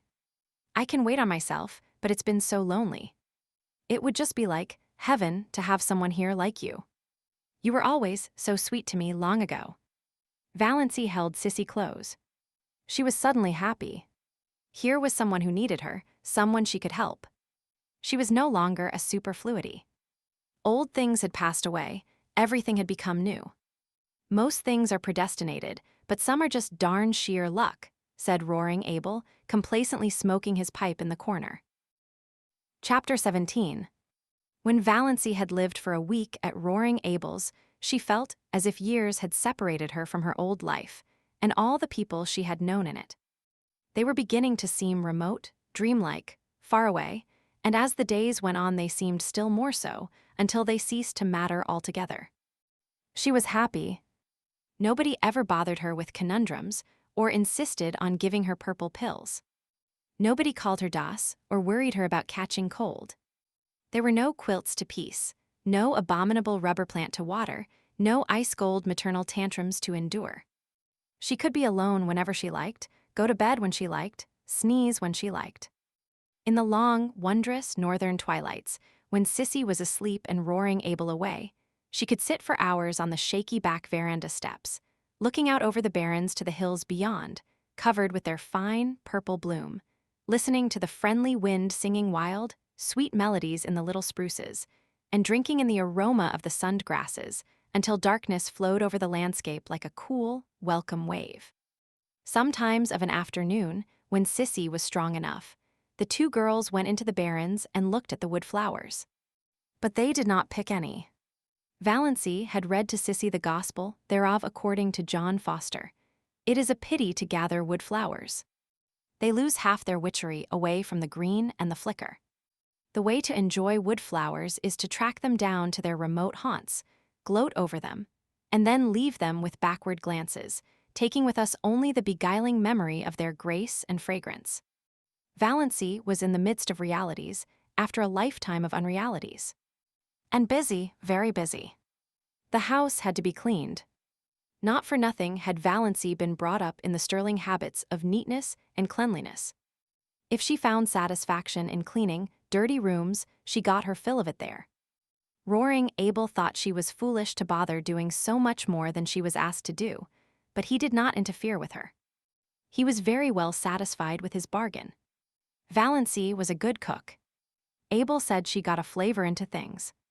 The only fault he found with her was that she did not sing at her work. Folks should always sing at their work, he insisted. Sounds cheerful like. Not always, retorted Valancy. Fancy a butcher singing at his work. Or an undertaker. Abel burst into his great broad laugh. There's no getting the better of you. You've got an answer every time. I should think the Stirlings would be glad to be rid of you. They don't like being sassed back. During the day, Abel was generally away from home. If not working, then shooting or fishing with Barney Snaith. He generally came home at nights, always very late and often very drunk.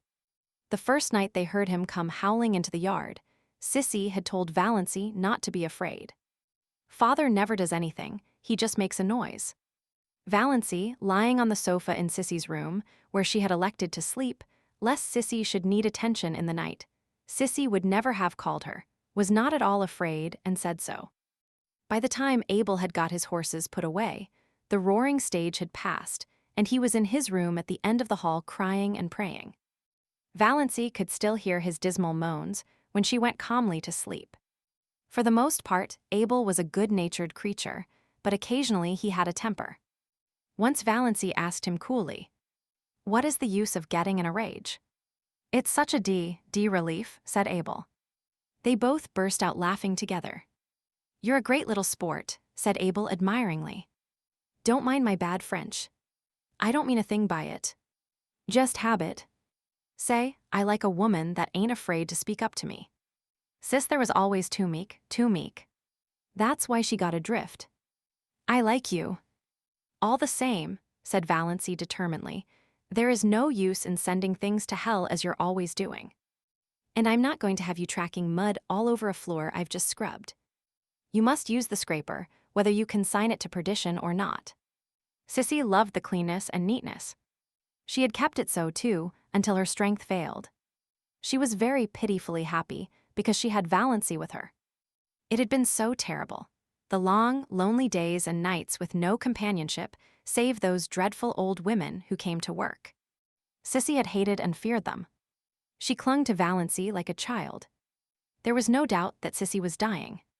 Yet at no time did she seem alarmingly ill. She did not even cough a great deal. Most days she was able to get up and dress, sometimes even to work about in the garden or the barrens for an hour or two. For a few weeks after Valancy's coming, she seemed so much better that Valancy began to hope she might get well. But Sissy shook her head. "No, I can't get well. My lungs are almost gone. And I don't want to. I'm so tired, Valancy. Only dying can rest me. But it's lovely to have you here. You'll never know how much it means to me. But Valancy, you work too hard. You don't need to. Father only wants his meals cooked. I don't think you are strong yourself. You turn so pale sometimes. And those drops you take. Are you well, dear? I'm all right, said Valancy lightly. She would not have Sissy worried. And I'm not working hard. I'm glad to have some work to do, something that really wants to be done. Then, Sissy slipped her hand wistfully into Valancy's. Don't let's talk any more about my being sick. Let's just forget it. Let's pretend I'm a little girl again, and you have come here to play with me. I used to wish that long ago, wish that you could come. I knew you couldn't, of course. But how I did wish it. You always seemed so different from the other girls, so kind and sweet, and as if you had something in yourself nobody knew about, some dear, pretty secret. Had you, Valancy? I had my blue castle, said Valancy, laughing a little. She was pleased that Sissy had thought of her like this. She had never suspected that anybody liked or admired or wondered about her. She told Sissy all about her blue castle. She had never told anyone about it before. Everyone has a blue castle, I think, said Sissy softly. Only everyone has a different name for it. I had mine once. She put her two thin little hands over her face. She did not tell Valancy, then, who had destroyed her blue castle. But Valancy knew that, whoever it was not Barney Snaith. Chapter 18. Valancy was acquainted with Barney by now, well acquainted, it seemed, though she had spoken to him only a few times. But then she had felt just as well acquainted with him the first time they had met. She had been in the garden at twilight, hunting for a few stalks of white narcissus for Sissy's room, when she heard that terrible old gray Slosson coming down through the woods from Mistawa's. One could hear it miles away. Valancy did not look up as it drew near, thumping over the rocks in that crazy lane. She had never looked up, though Barney had gone racketing past every evening since she had been at Roaring Abel's. This time he did not racket past. The old gray Slosson stopped with even more terrible noises than it made going. Valancy was conscious that Barney had sprung from it and was leaning over the ramshackle gate. She suddenly straightened up and looked into his face. Their eyes met. Valancy was suddenly conscious of a delicious weakness. Was one of her heart attacks coming on? But this was a new symptom. His eyes, which she had always thought brown, now seen close, were deep violet, translucent and intense. Neither of his eyebrows looked like the other. He was thin, too thin. She wished she could feed him up a bit. She wished she could sew the buttons on his coat and make him cut his hair and shave every day. There was something in his face, one hardly knew what it was. Tiredness, sadness, disillusionment. He had dimples in his thin cheeks when he smiled. All these thoughts flashed through Valancy's mind in that one moment, while his eyes looked into hers. Good evening, Miss Stirling. Nothing could be more commonplace and conventional. Anyone might have said it. But Barney Snaith had a way of saying things that gave them poignancy. When he said good evening, you felt that it was a good evening, and that it was partly his doing that it was. Also, you felt that some of the credit was yours. Valancy felt all this vaguely, but she couldn't imagine why she was trembling from head to foot. It must be her heart. If only he didn't notice it. I'm going over to the port, Barney was saying. Can I acquire merit by getting or doing anything there for you or Sissy? Will you get some salt codfish for us? Said Valancy. It was the only thing she could think of. Roaring Abel had expressed a desire that day for a dinner of boiled salt codfish. When her knights came riding to the Blue Castle, Valancy had sent them on many a quest, but she had never asked any of them to get her salt codfish. Certainly. You're sure there's nothing else? Lots of room in Lady Jane Grey Slosson. And she always gets back some time, does Lady Jane. I don't think there's anything more, said Valancy. She knew he would bring oranges for Sissy anyhow. He always did. Barney did not turn away at once. He was silent for a little. Then he said, slowly and whimsically, Miss Stirling, you're a brick. You're a whole cartload of bricks. To come here and look after Sissy, under the circumstances. There's nothing so bricky about that, said Valancy. I'd nothing else to do. And I like it here. I don't feel as if I'd done anything specially meritorious. Mr. Gay is paying me fair wages. I never earned any money before, and I like it. It seemed so easy to talk to Barney Snaith. Some way, this terrible Barney Snaith of the lurid tales and mysterious past, as easy and natural as if talking to herself. "All the money in the world couldn't buy what you're doing for Sissy Gay," said Barney. "It's splendid and fine of you. And if there's anything I can do to help you in any way, you have only to let me know. If Roaring Abel ever tries to annoy you." "He doesn't. He's lovely to me." "I like Roaring Abel," said Valancy frankly. "So do I. But there's one stage of his drunkenness, perhaps you haven't encountered it yet, when he sings ribald songs." "Oh yes. He came home last night like that. Sissy and I just went to our room and shut ourselves in where we couldn't hear him. He apologized this morning. I'm not afraid of any of Roaring Abel's stages." "Well, I'm sure he'll be decent to you, apart from his inebriated yowls," said Barney. "And I've told him he's got to stop damning things when you're around." "Why?" asked Valancy slyly, with one of her odd, slanted glances and a sudden flake of pink on each cheek, born of the thought that Barney Snaith had actually done so much for her. "I often feel like damning things myself." For a moment Barney stared. Was this elfin girl the little, old maidish creature who had stood there 2 minutes ago?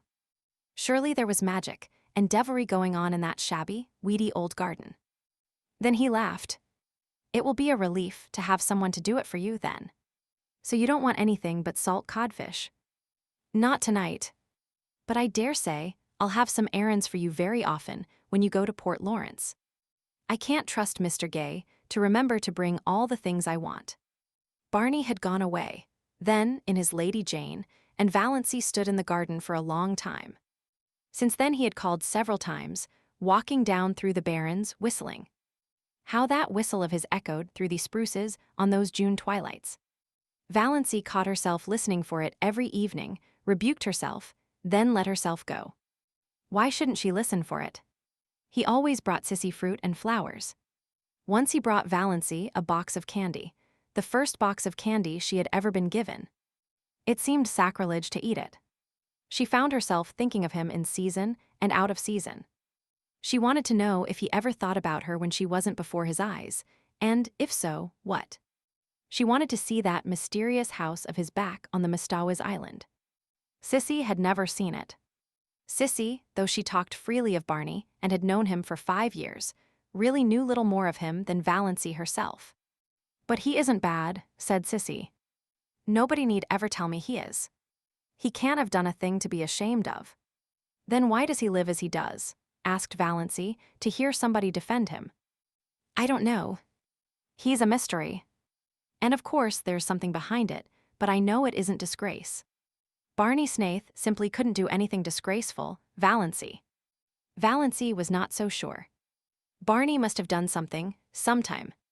He was a man of education and intelligence. She had soon discovered that, in listening to his conversations and wrangles with Roaring Abel, who was surprisingly well-read and could discuss any subject under the sun when sober. Such a man wouldn't bury himself for 5 years in Muskoka and live and look like a tramp if there were not too good, or bad, a reason for it. But it didn't matter.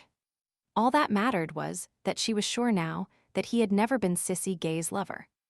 There was nothing like that between them. Though he was very fond of Sissy and she of him, as anyone could see. But it was a fondness that didn't worry Valancy. "You don't know what Barney has been to me these past 2 years, Sissy had said simply. "Everything would have been unbearable without him. Sissy Gay is the sweetest girl I ever knew, and there's a man somewhere I'd like to shoot if I could find him," Barney had said savagely. Barney was an interesting talker, with a knack of telling a great deal about his adventures and nothing at all about himself. There was one glorious rainy day when Barney and Abel swapped yarns all the afternoon while Valancy mended tablecloths and listened. Barney told weird tales of his adventures with shacks on trains while hoboing it across the continent. Valancy thought she ought to think his stealing rides quite dreadful, but didn't. The story of his working his way to England on a cattle ship sounded more legitimate. And his yarns of the Yukon enthralled her, especially the one of the night he was lost on the divide between Gold Run and Sulphur Valley. He had spent 2 years out there. Where in all this was there room for the penitentiary and the other things? If he were telling the truth. But Valancy knew he was.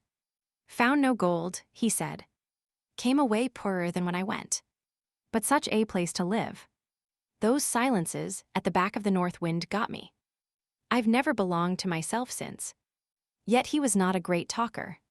He told a great deal in a few well-chosen words, how well-chosen Valancy did not realize. And he had a knack of saying things without opening his mouth at all. I like a man whose eyes say more than his lips, thought Valancy.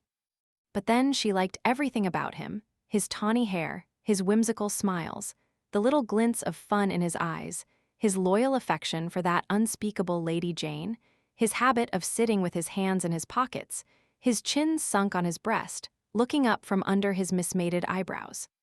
She liked his nice voice, which sounded as if it might become caressing or wooing with very little provocation. She was at times almost afraid to let herself think these thoughts.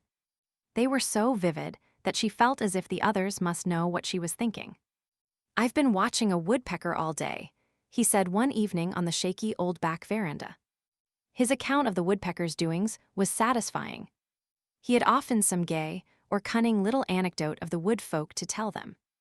And sometimes he and roaring Abel smoked fiercely the whole evening and never said a word, while Sissy lay in the hammock swung between the veranda posts and Valancy sat idly on the steps, her hands clasped over her knees, and wondered dreamily if she were really Valancy Stirling, and if it were only 3 weeks since she had left the ugly old house on Elm Street.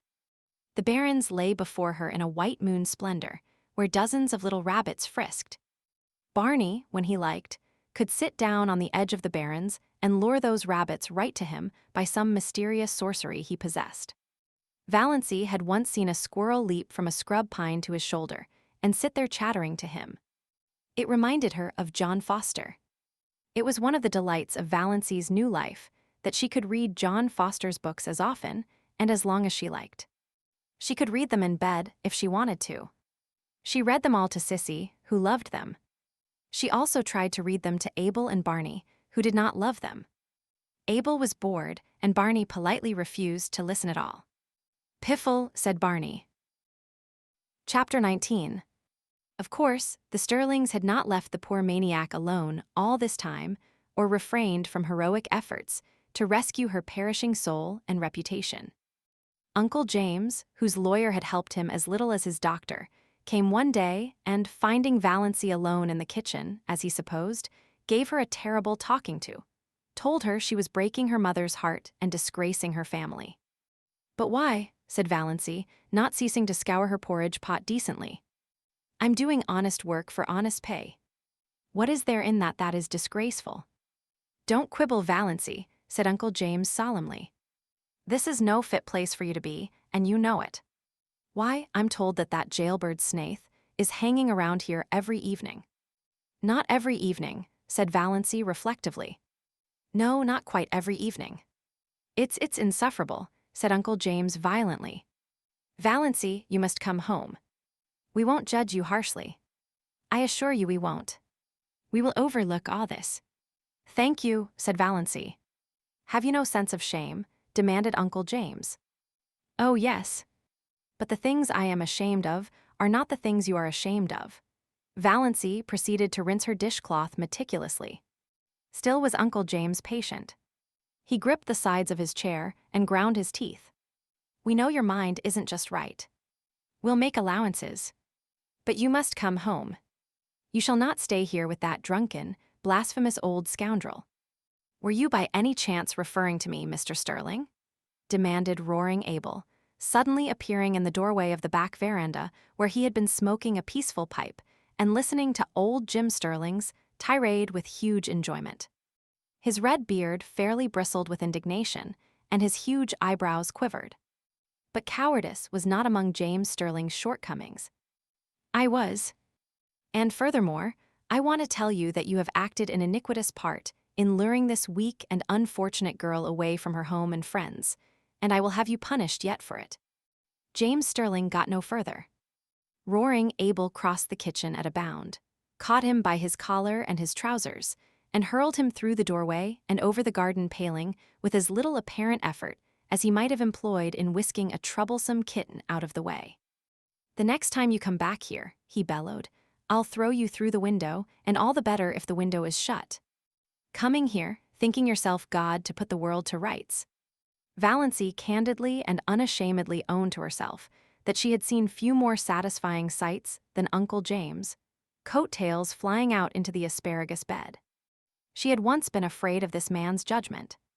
Now she saw clearly that he was nothing but a rather stupid little village tingod. Roaring Abel turned with his great broad laugh.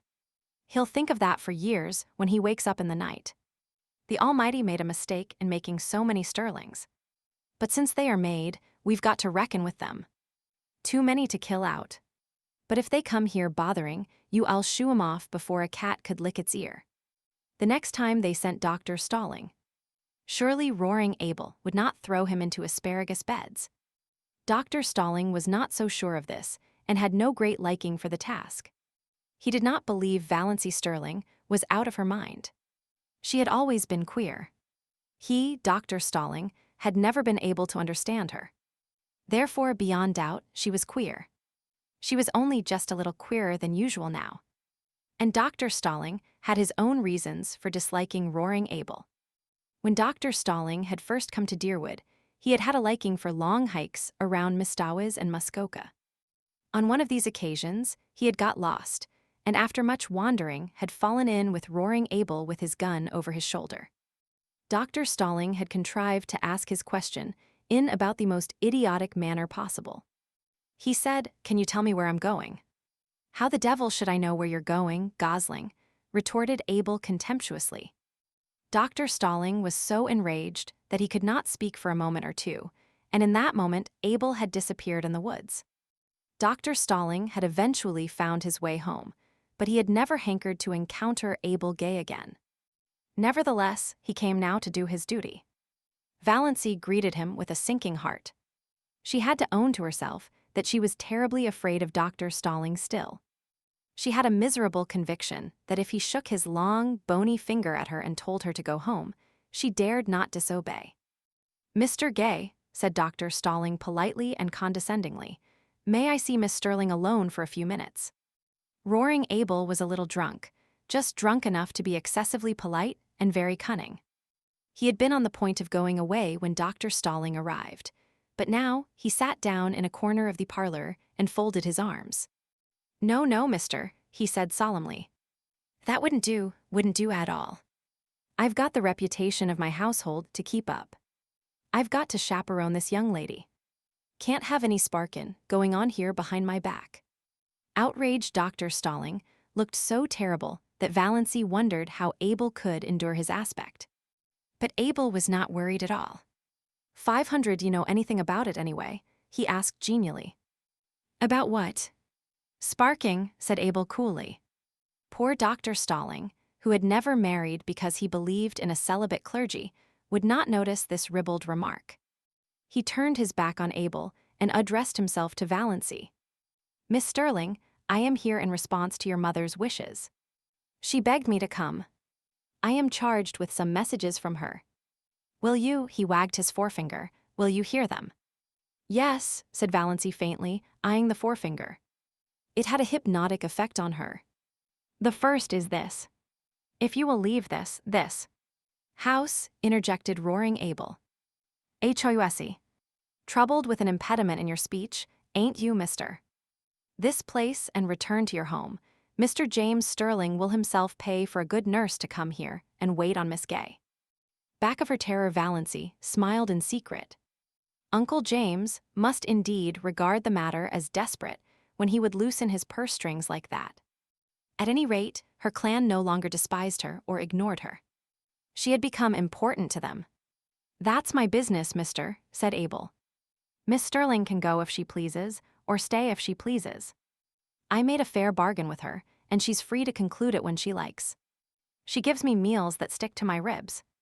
She don't forget to put salt in the porridge. She never slams doors, and when she has nothing to say, she don't talk. That's uncanny in a woman, you know, mister. I'm satisfied. If she isn't, she's free to go.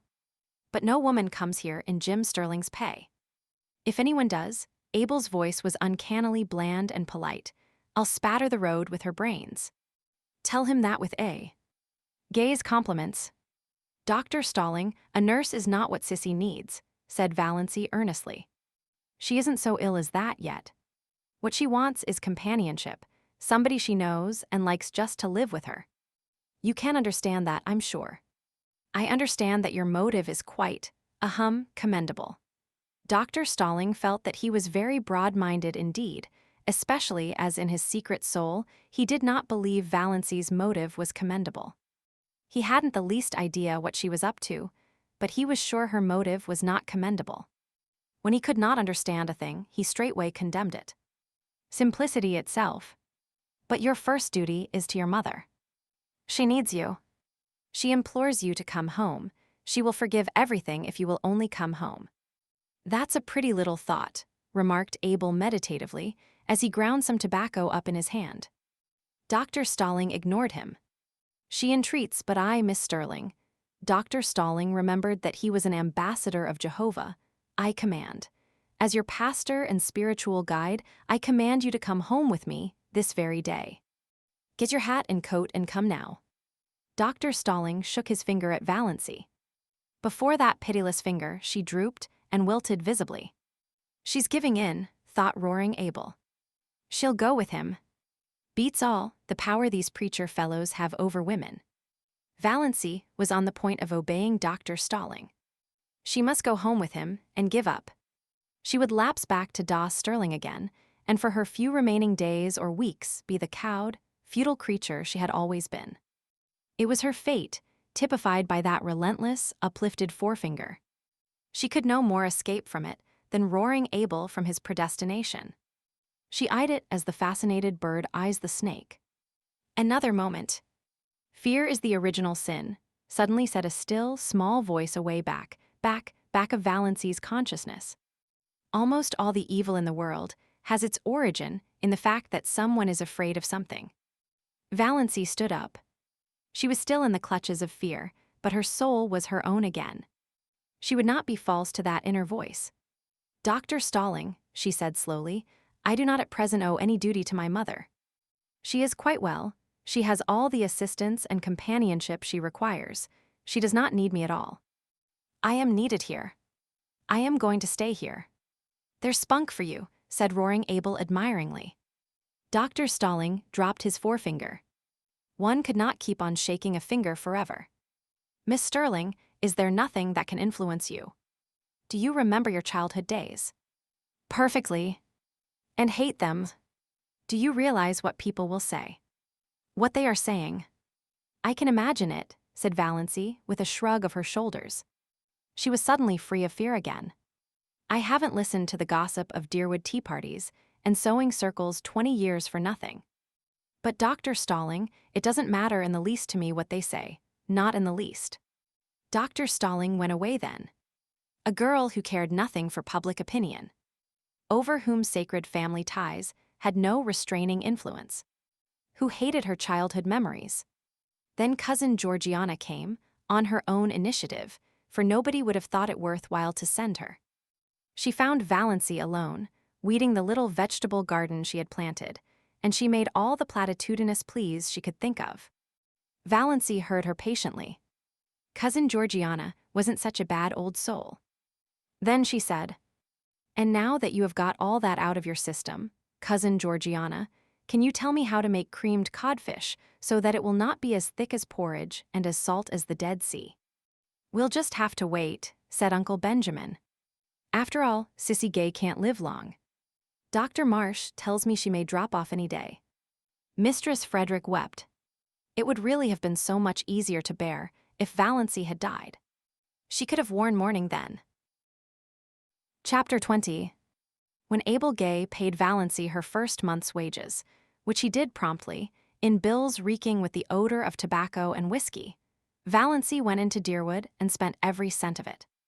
She got a pretty green crepe dress with a girdle of crimson beads, at a bargain sale, a pair of silk stockings, to match, and a little crinkled green hat with a crimson rose in it. She even bought a foolish little beribboned and belaced nightgown.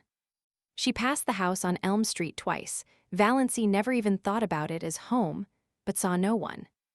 No doubt her mother was sitting in the room this lovely June evening playing solitaire and cheating. Valancy knew that Mistress Frederick always cheated. She never lost a game. Most of the people Valancy met looked at her seriously and passed her with a cool nod. Nobody stopped to speak to her. Valancy put on her green dress when she got home. Then she took it off again. She felt so miserably undressed in its low neck and short sleeves. And that low, crimson girdle around the hips seemed positively indecent. She hung it up in the closet, feeling flatly that she had wasted her money. She would never have the courage to wear that dress. John Foster's arraignment of fear had no power to stiffen her against this. In this one thing habit and custom were still all-powerful. Yet she sighed as she went down to meet Barney Snaith in her old snuff-brown silk. That green thing had been very becoming. She had seen so much in her one ashamed glance. Above it, her eyes had looked like odd brown jewels, and the girdle had given her flat figure an entirely different appearance. She wished she could have left it on. But there were some things John Foster did not know. Every Sunday evening Valancy went to the little Free Methodist church in a valley on the edge of Up Back, a spireless little gray building among the pines, with a few sunken graves and mossy gravestones in the small, paling-encircled, grass-grown square beside it. She liked the minister who preached there. He was so simple and sincere. An old man who lived in Port Lawrence and came out by the lake in a little disappearing propeller boat to give a free service to the people of the small, stony farms back of the hills, who would otherwise never have heard any gospel message. She liked the simple service and the fervent singing.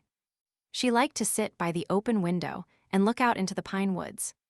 The congregation was always small. The Free Methodists were few in number, poor and generally illiterate. But Valancy loved those Sunday evenings. For the first time in her life, she liked going to church. The rumor reached Deerwood that she had turned Free Methodist and sent Mistress Frederick to bed for a day. But Valancy had not turned anything. She went to the church because she liked it, and because in some inexplicable way it did her good. Old Mr. Towers believed exactly what he preached, and somehow it made a tremendous difference. Oddly enough, Roaring Abel disapproved of her going to the Hill Church as strongly as Mistress Frederick herself could have done. He had no use for Free Methodists. He was a Presbyterian, but Valancy went in spite of him. "We'll hear something worse than that about her soon," Uncle Benjamin predicted gloomily. They did. Valancy could not quite explain, even to herself, just why she wanted to go to that party. It was a dance up back at Chidley Corners, and dances at Chidley Corners were not, as a rule, the sort of assemblies where well-brought-up young ladies were found. Valancy knew it was coming off, for Roaring Abel had been engaged as one of the fiddlers. But the idea of going had never occurred to her until Roaring Abel himself broached it at supper. "You come with me to the dance," he ordered. "It'll do you good, put some color in your face. You look peaked, you want something to liven you up." Valancy found herself suddenly wanting to go. She knew nothing at all of what dances at Chidley Corners were apt to be like. Her idea of dances had been fashioned on the correct affairs that went by that name in Deerwood and Port Lawrence. Of course she knew the Corners, dance wouldn't be just like them. Much more informal, of course. But so much the more interesting. Why shouldn't she go? Sissy was in a week of apparent health and improvement. She wouldn't mind staying alone in the least. She entreated Valancy to go if she wanted to. And Valancy did want to go. She went to her room to dress. A rage against the snuff-brown silk seized her. Wear that to a party. Never. She pulled her green crepe from its hanger and put it on feverishly. It was nonsense to feel so naked, just because her neck and arms were bare. That was just her old maidishness. She would not be ridden by it. On went the dress, the slippers. It was the first time she had worn a pretty dress since the organdies of her early teens. And they had never made her look like this. If she only had a necklace or something. She wouldn't feel so bare then. She ran down to the garden. There were clovers there, great crimson things growing in the long grass. Valancy gathered handfuls of them and strung them on a cord. Fastened above her neck, they gave her the comfortable sensation of a collar and were oddly becoming. Another circlet of them went round her hair, dressed in the low puffs that became her. Excitement brought those faint pink stains to her face. She flung on her coat and pulled the little, twisty hat over her hair. "You look so nice and different, dear," said Sissy. "Like a green moonbeam with a gleam of red in it, if there could be such a thing." Valancy stooped to kiss her. "I don't feel right about leaving you alone, Sissy." "Oh, I'll be all right. I feel better tonight than I have for a long while. I've been feeling badly to see you sticking here so closely on my account. I hope you'll have a nice time. I never was at a party at the Corners, but I used to go sometimes long ago to dances up back. We always had good times. And you needn't be afraid of Father being drunk tonight. He never drinks when he engages to play for a party. But there may be liquor. What will you do if it gets rough?" "Nobody would molest me." "Not seriously, I suppose. Father would see to that. But it might be noisy and unpleasant." "I won't mind. I'm only going as a looker-on. I don't expect to dance. I just want to see what a party up back is like. I've never seen anything except decorous deerwood." Sissy smiled rather dubiously. She knew much better than Valancy what a party, up back, might be like if there should be liquor. But again, there mightn't be. "I hope you'll enjoy it, dear," she repeated. Valancy enjoyed the drive there. They went early, for it was 12 miles to Chidley Corners, and they had to go in Abel's old, ragged top buggy. The road was rough and rocky, like most Muskoka roads, but full of the austere charm of northern woods. It wound through beautiful, purring pines that were ranks of enchantment in the June sunset, and over the curious jade-green rivers of Muskoka, fringed by aspens that were always quivering with some supernal joy. Roaring Abel was excellent company, too. He knew all the stories and legends of the wild, beautiful up back, and he told them to Valancy as they drove along. Valancy had several fits of inward laughter over what Uncle Benjamin and Aunt Wellington, et al., would feel and think and say if they saw her driving with Roaring Abel in that terrible buggy to a dance at Chidley Corners. At first the dance was quiet enough, and Valancy was amused and entertained.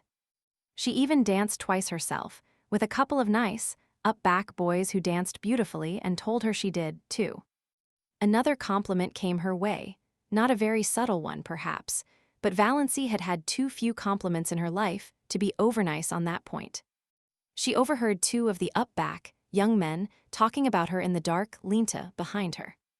"Know who that girl in green is?" "Nope. Guess she's from out front." "The port, maybe." "Got a stylish look to her." "No beaut but cute-looking, I'll say." "J'ever see such eyes?" The big room was decorated with pine and fir boughs, and lighted by Chinese lanterns. The floor was waxed, and Roaring Abel's fiddle, purring under his skilled touch, worked magic. The up-back girls were pretty and prettily dressed. Valancy thought it the nicest party she had ever attended. By 11 o'clock, she had changed her mind. A new crowd had arrived, a crowd unmistakably drunk. Whiskey began to circulate freely. Very soon, almost all the men were partly drunk. Those in the porch and outside around the door began howling, "Come all ye's," and continued to howl them. The room grew noisy and reeking. Quarrels started up here and there. Bad language and obscene songs were heard. The girls, swung rudely in the dances, became disheveled and tawdry. Valancy, alone in her corner, was feeling disgusted and repentant. Why had she ever come to such a place? Freedom and independence were all very well, but one should not be a little fool. She might have known what it would be like. She might have taken warning from Sissy's guarded sentences. Her head was aching, she was sick of the whole thing. But what could she do? She must stay to the end. Abel could not leave till then. And that would probably be not till 3 or 4 in the morning. The new influx of boys had left the girls far in the minority, and partners were scarce. Valancy was pestered with invitations to dance. She refused them all shortly, and some of her refusals were not well taken. There were muttered oaths and sullen looks. Across the room she saw a group of the strangers talking together and glancing meaningly at her. What were they plotting? It was at this moment that she saw Barney Snaith looking in over the heads of the crowd at the doorway.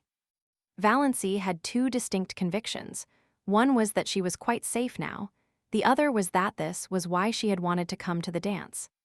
It had been such an absurd hope that she had not recognized it before.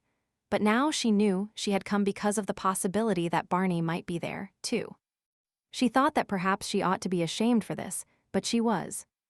After her feeling of relief, her next feeling was one of annoyance with Barney for coming there unshaved. Surely he might have enough self-respect to groom himself up decently when he went to a party. There he was, bareheaded, bristly-chinned in his old trousers and his blue homespun shirt. Not even a coat. Valancy could have shaken him in her anger. No wonder people believed everything bad of him. But she was not afraid any longer. One of the whispering group left his comrades and came across the room to her, through the whirling couples that now filled it uncomfortably. He was a tall, broad-shouldered fellow, not ill-dressed or ill-looking but unmistakably half-drunk. He asked Valancy to dance. Valancy declined civilly. His face turned livid. He threw his arm about her and pulled her to him. His hot, whiskied breath burned her face. "We won't have fine lady airs here, my girl. If you ain't too good to come here, you ain't too good to dance with us. Me and my pals have been watching you. You've got to give us each a turn and a kiss to boot." Valancy tried desperately and vainly to free herself. She was being dragged out into the maze of shouting, stamping, yelling dancers.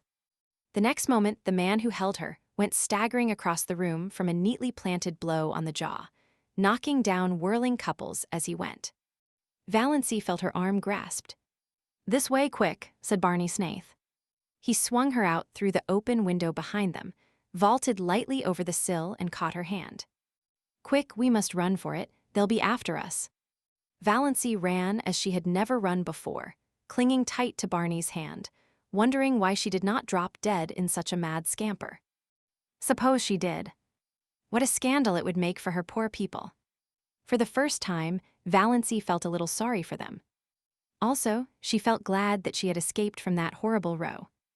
Also, glad that she was holding tight to Barney's hand.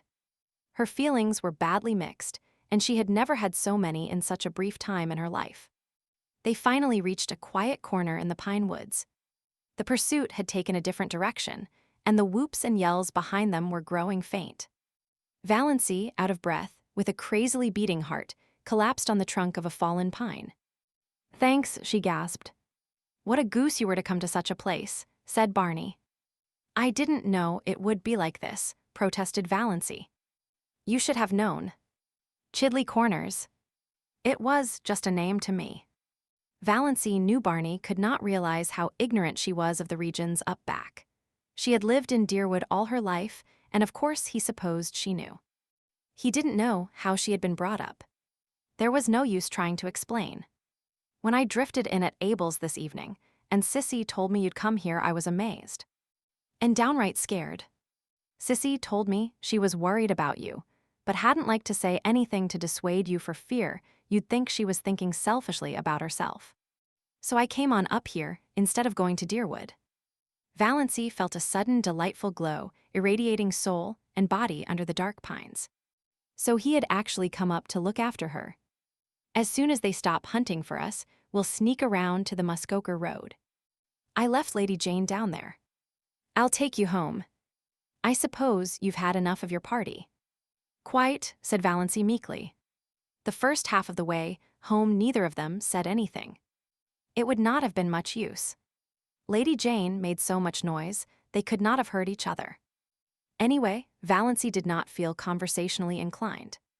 She was ashamed of the whole affair, ashamed of her folly in going, ashamed of being found in such a place by Barney Snaith. By Barney Snaith, reputed jailbreaker, infidel, forger, and defaulter. Valancy's lips twitched in the darkness as she thought of it. But she was ashamed. And yet she was enjoying herself, was full of a strange exultation, bumping over that rough road beside Barney Snaith. The big trees shot by them. The tall mulleins stood up along the road in stiff, orderly ranks like companies of soldiers. The thistles looked like drunken fairies or tipsy elves as their car lights passed over them. This was the first time she had even been in a car. After all, she liked it. She was not in the least afraid, with Barney at the wheel. Her spirits rose rapidly as they tore along. She ceased to feel ashamed. She ceased to feel anything except that she was part of a comet rushing gloriously through the night of space. All at once, just where the pine woods frayed out to the scrub barrens, Lady Jane became quiet, too quiet. Lady Jane slowed down quietly and stopped. Barney uttered an aghast exclamation. Got out. Investigated. Came apologetically back. I'm a doddering idiot. Out of gas. I knew I was short when I left home, but I meant to fill up in Deerwood. Then I forgot all about it in my hurry to get to the Corners. What can we do? Asked Valancy coolly. I don't know. There's no gas nearer than Deerwood, 9 miles away. And I don't dare leave you here alone. There are always tramps on this road, and some of those crazy fools back at the Corners may come straggling along presently. There were boys there from the port. As far as I can see, the best thing to do is for us just to sit patiently here until some car comes along and lends us enough gas to get to Roaring Abel with. Well, what's the matter with that? Said Valancy. We may have to sit here all night, said Barney. I don't mind, said Valancy. Barney gave a short laugh. If you don't, I need. I haven't any reputation to lose. Nor I, said Valancy comfortably. Chapter 21. We'll just sit here, said Barney, and if we think of anything worthwhile saying, we'll say it. Otherwise not. Don't imagine you're bound to talk to me. John Foster says, quoted Valancy, if you can sit in silence with a person for half an hour and yet be entirely comfortable, you and that person can be friends. If you cannot, friends you'll never be, and you need not waste time in trying. Evidently John Foster says a sensible thing once in a while, conceded Barney. They sat in silence for a long while. Little rabbits hopped across the road. Once or twice an owl laughed out delightfully. The road beyond them was fringed with the woven shadow lace of trees. Away off to the southwest, the sky was full of silvery little cirrus clouds above the spot where Barney's island must be. Valancy was perfectly happy. Some things dawn on you slowly. Some things come by lightning flashes. Valancy had had a lightning flash. She knew quite well now that she loved Barney. Yesterday she had been all her own. Now she was this man's. Yet he had done nothing, said nothing. He had not even looked at her as a woman. But that didn't matter. Nor did it matter what he was or what he had done. She loved him without any reservations. Everything in her went out wholly to him. She had no wish to stifle or disown her love. She seemed to be his so absolutely that thought apart from him, thought in which he did not predominate, was an impossibility. She had realized, quite simply and fully, that she loved him in the moment when he was leaning on the car door, explaining that Lady Jane had no gas. She had looked deep into his eyes in the moonlight and had known. In just that infinitesimal space of time, everything was changed. Old things passed away, and all things became new. She was no longer unimportant, little old maid Valancy Stirling. She was a woman, full of love and therefore rich and significant, justified to herself. Life was no longer empty and futile, and death could cheat her of nothing. Love had cast out her last fear. Love. What a searing, torturing, intolerably sweet thing it was, this possession of body, soul, and mind. With something at its core as fine and remote and purely spiritual as the tiny blue spark in the heart of the unbreakable diamond. No dream had ever been like this. She was no longer solitary. She was one of a vast sisterhood, all the women who had ever loved in the world. Barney need never know it, though she would not in the least have minded his knowing. But she knew it, and it made a tremendous difference to her. Just to love. She did not ask to be loved.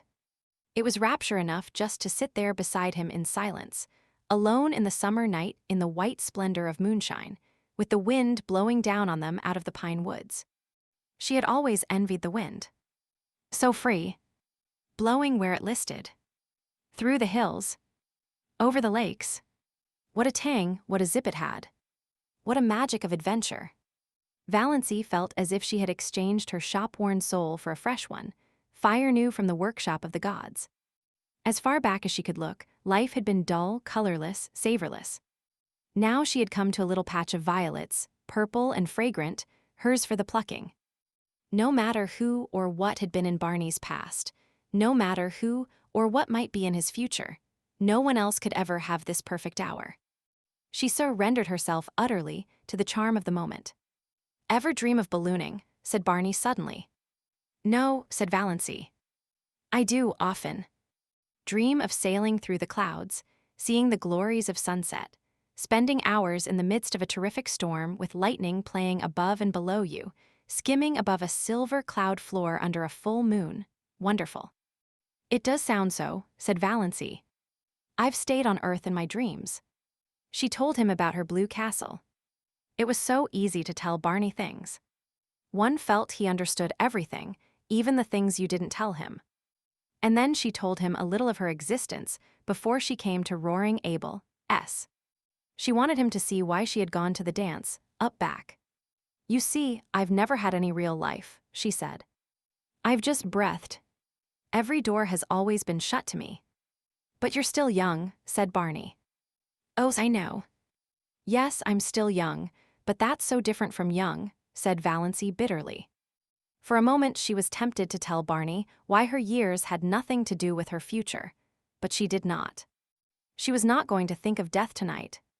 "Though I never was really young," she went on, "until tonight," she added in her heart. "I never had a life like other girls. You couldn't understand. Why, she had a desperate desire that Barney should know the worst about her. I didn't even love my mother. Isn't it awful that I don't love my mother?" "Rather awful for her," said Barney drily. "Oh, she didn't know it. She took my love for granted. And I wasn't any use or comfort to her or anybody.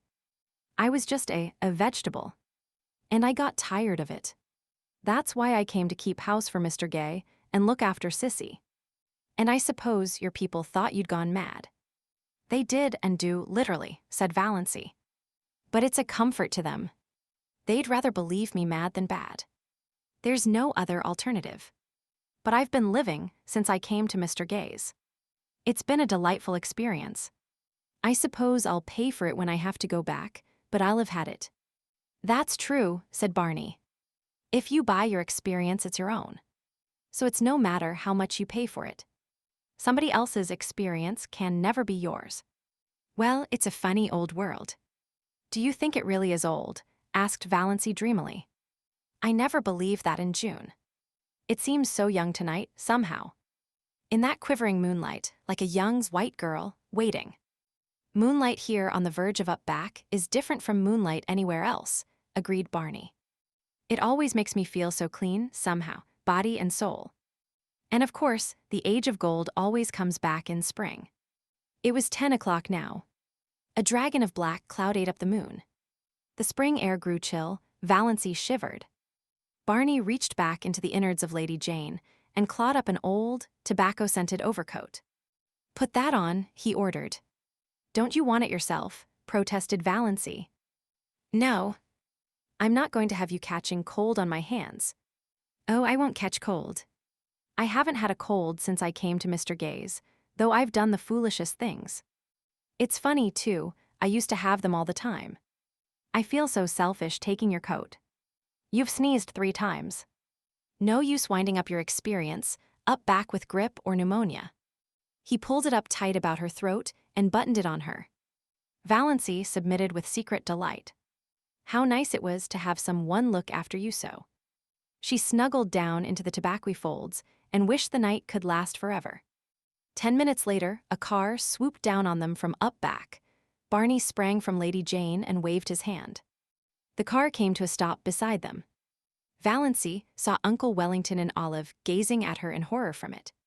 So Uncle Wellington had got a car. And he must have been spending the evening up at Mastawa's with Cousin Herbert. Valancy almost laughed aloud at the expression on his face as he recognized her. The pompous, bewhiskered old humbug. "Can you let me have enough gas to take me to Deerwood?" Barney was asking politely. But Uncle Wellington was not attending to him. "Valancy, how came you here?" he said sternly. "By chance or God's grace," said Valancy. "With this jailbird, at 10 o'clock at night," said Uncle Wellington. Valancy turned to Barney. The moon had escaped from its dragon, and in its light, her eyes were full of deviltry. "Are you a jailbird?" "Does it matter?" said Barney, gleams of fun in his eyes. "Not to me." "I only asked out of curiosity," continued Valancy. "Then I won't tell you." "I never satisfy curiosity." He turned to Uncle Wellington, and his voice changed subtly. "Mr. Stirling, I asked you if you could let me have some gas. If you can, well and good. If not, we are only delaying you unnecessarily." Uncle Wellington was in a horrible dilemma. To give gas to this shameless pair, but not to give it to them. To go away and leave them there in the Mestawas woods, until daylight likely.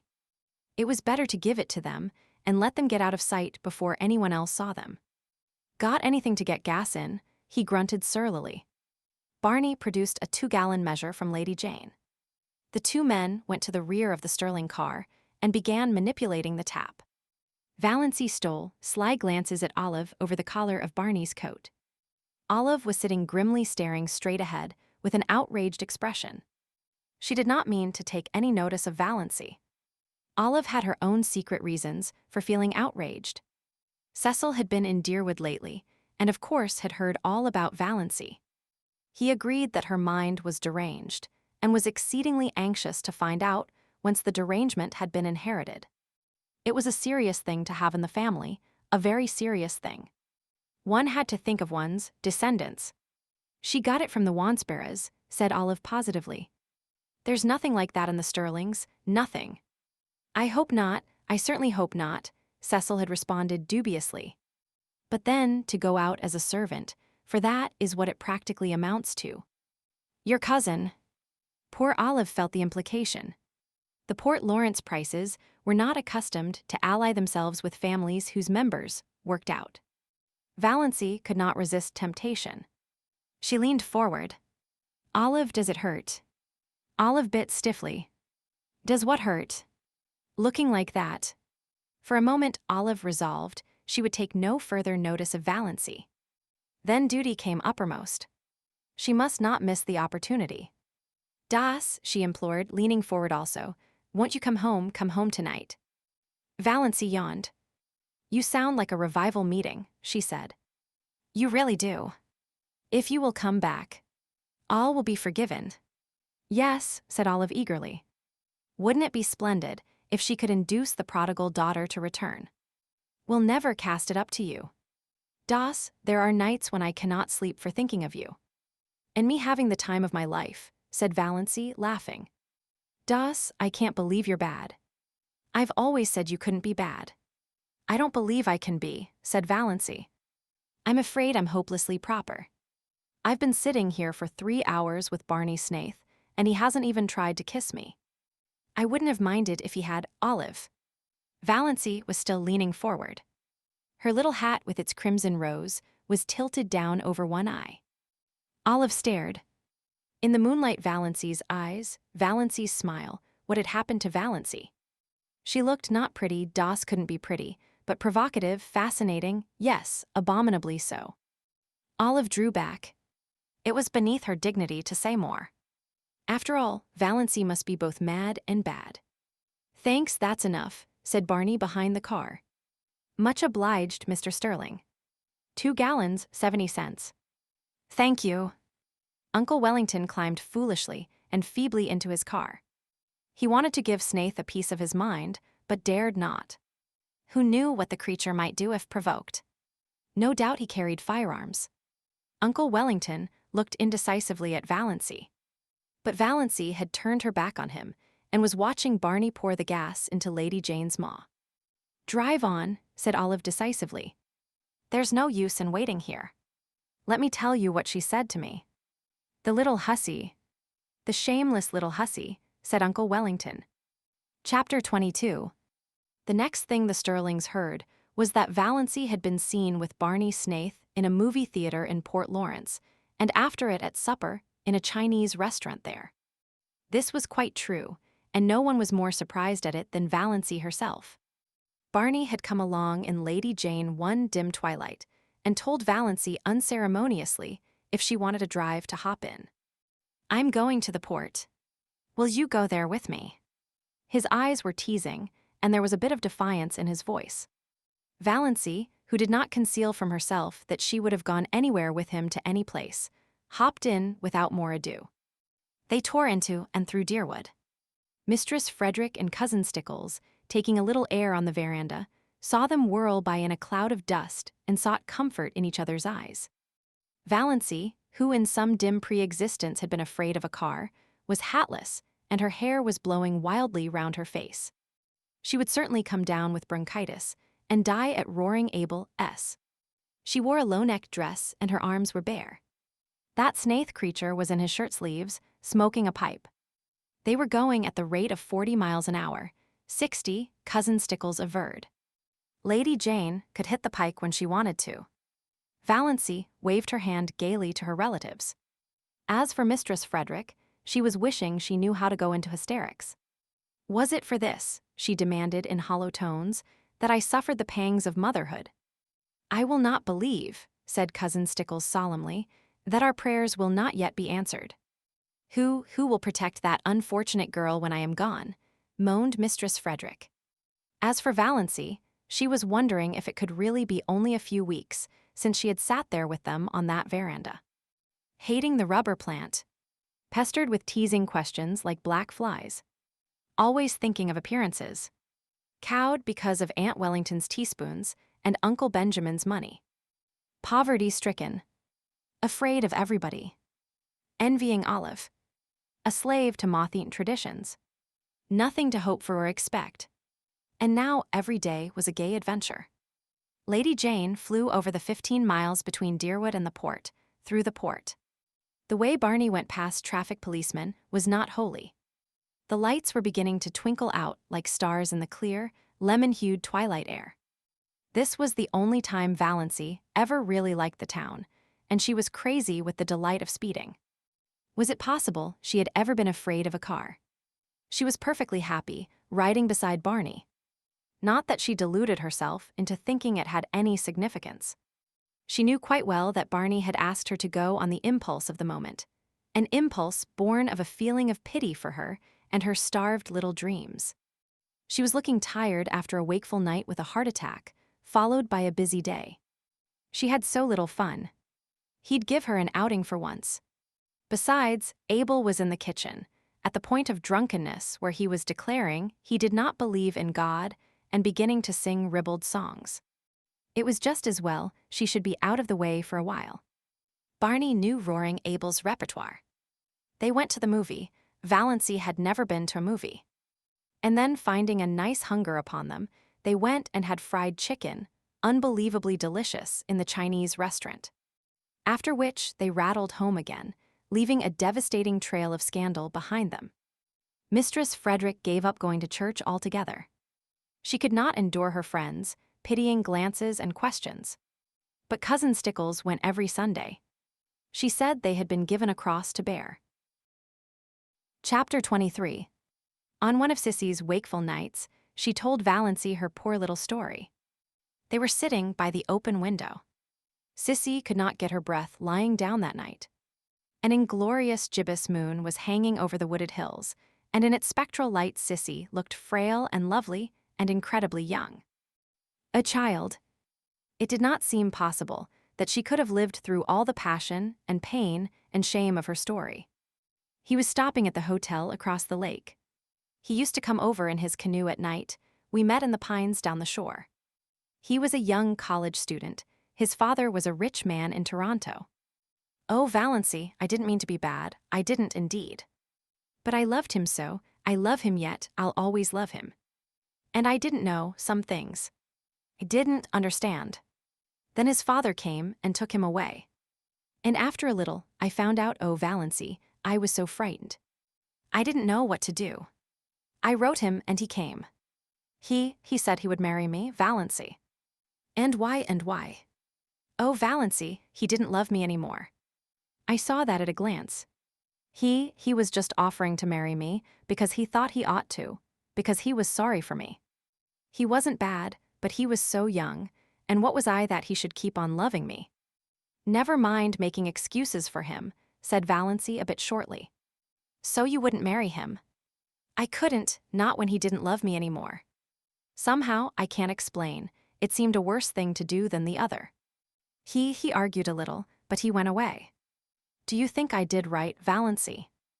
Yes, I do. You did right. But he... Don't blame him, dear. Please don't. Let's not talk about him at all. There's no need. I wanted to tell you how it was. I didn't want you to think me bad. I never did think so. Yes, I felt that whenever you came. Oh, Valancy, what you've been to me. I can never tell you, but God will bless you for it. I know he will, with what measure ye meet. Sissy sobbed for a few minutes in Valancy's arms. Then she wiped her eyes. Well, that's almost all. I came home. I wasn't really so very unhappy. I suppose I should have been, but I was. Father wasn't hard on me. And my baby was so sweet while he lived. I was even happy, I loved him so much, the dear little thing. He was so sweet, Valancy, with such lovely blue eyes and little rings of pale gold hair like silk floss and tiny dimpled hands. I used to bite his satin-smooth little face all over, softly, so as not to hurt him, you know. I know, said Valancy, wincing. I know, a woman always knows and dreams. And he was all mine. Nobody else had any claim on him. When he died, oh, Valancy, I thought I must die too. I didn't see how anybody could endure such anguish and live. To see his dear little eyes, and know he would never open them again. To miss his warm little body nestled against mine at night, and think of him sleeping alone and cold, his wee face under the hard, frozen earth. It was so awful for the first year. After that it was a little easier. One didn't keep thinking this day last year. But I was so glad when I found out I was dying. Who could endure life if it were not for the hope of death? Murmured Valancy softly. It was of course a quotation from some book of John Foster's. I'm glad I've told you all about it, sighed Sissy. I wanted you to know. Sissy died a few nights after that. Roaring Abel was away. When Valancy saw the change that had come over Sissy's face, she wanted to telephone for the doctor. But Sissy wouldn't let her. Valancy, why should you? He can do nothing for me. I've known for several days that this was near. Let me die in peace, dear, just holding your hand. Oh, I'm so glad you're here. Tell Father goodbye for me. He's always been as good to me as he knew how, and Barney. Somehow I think that Barney. But a spasm of coughing interrupted and exhausted her. She fell asleep when it was over, still holding to Valancy's hand.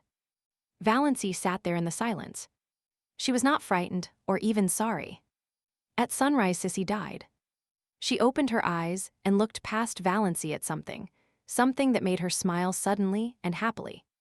And smiling, she died. Valancy crossed Sissy's hands on her breast and went to the open window.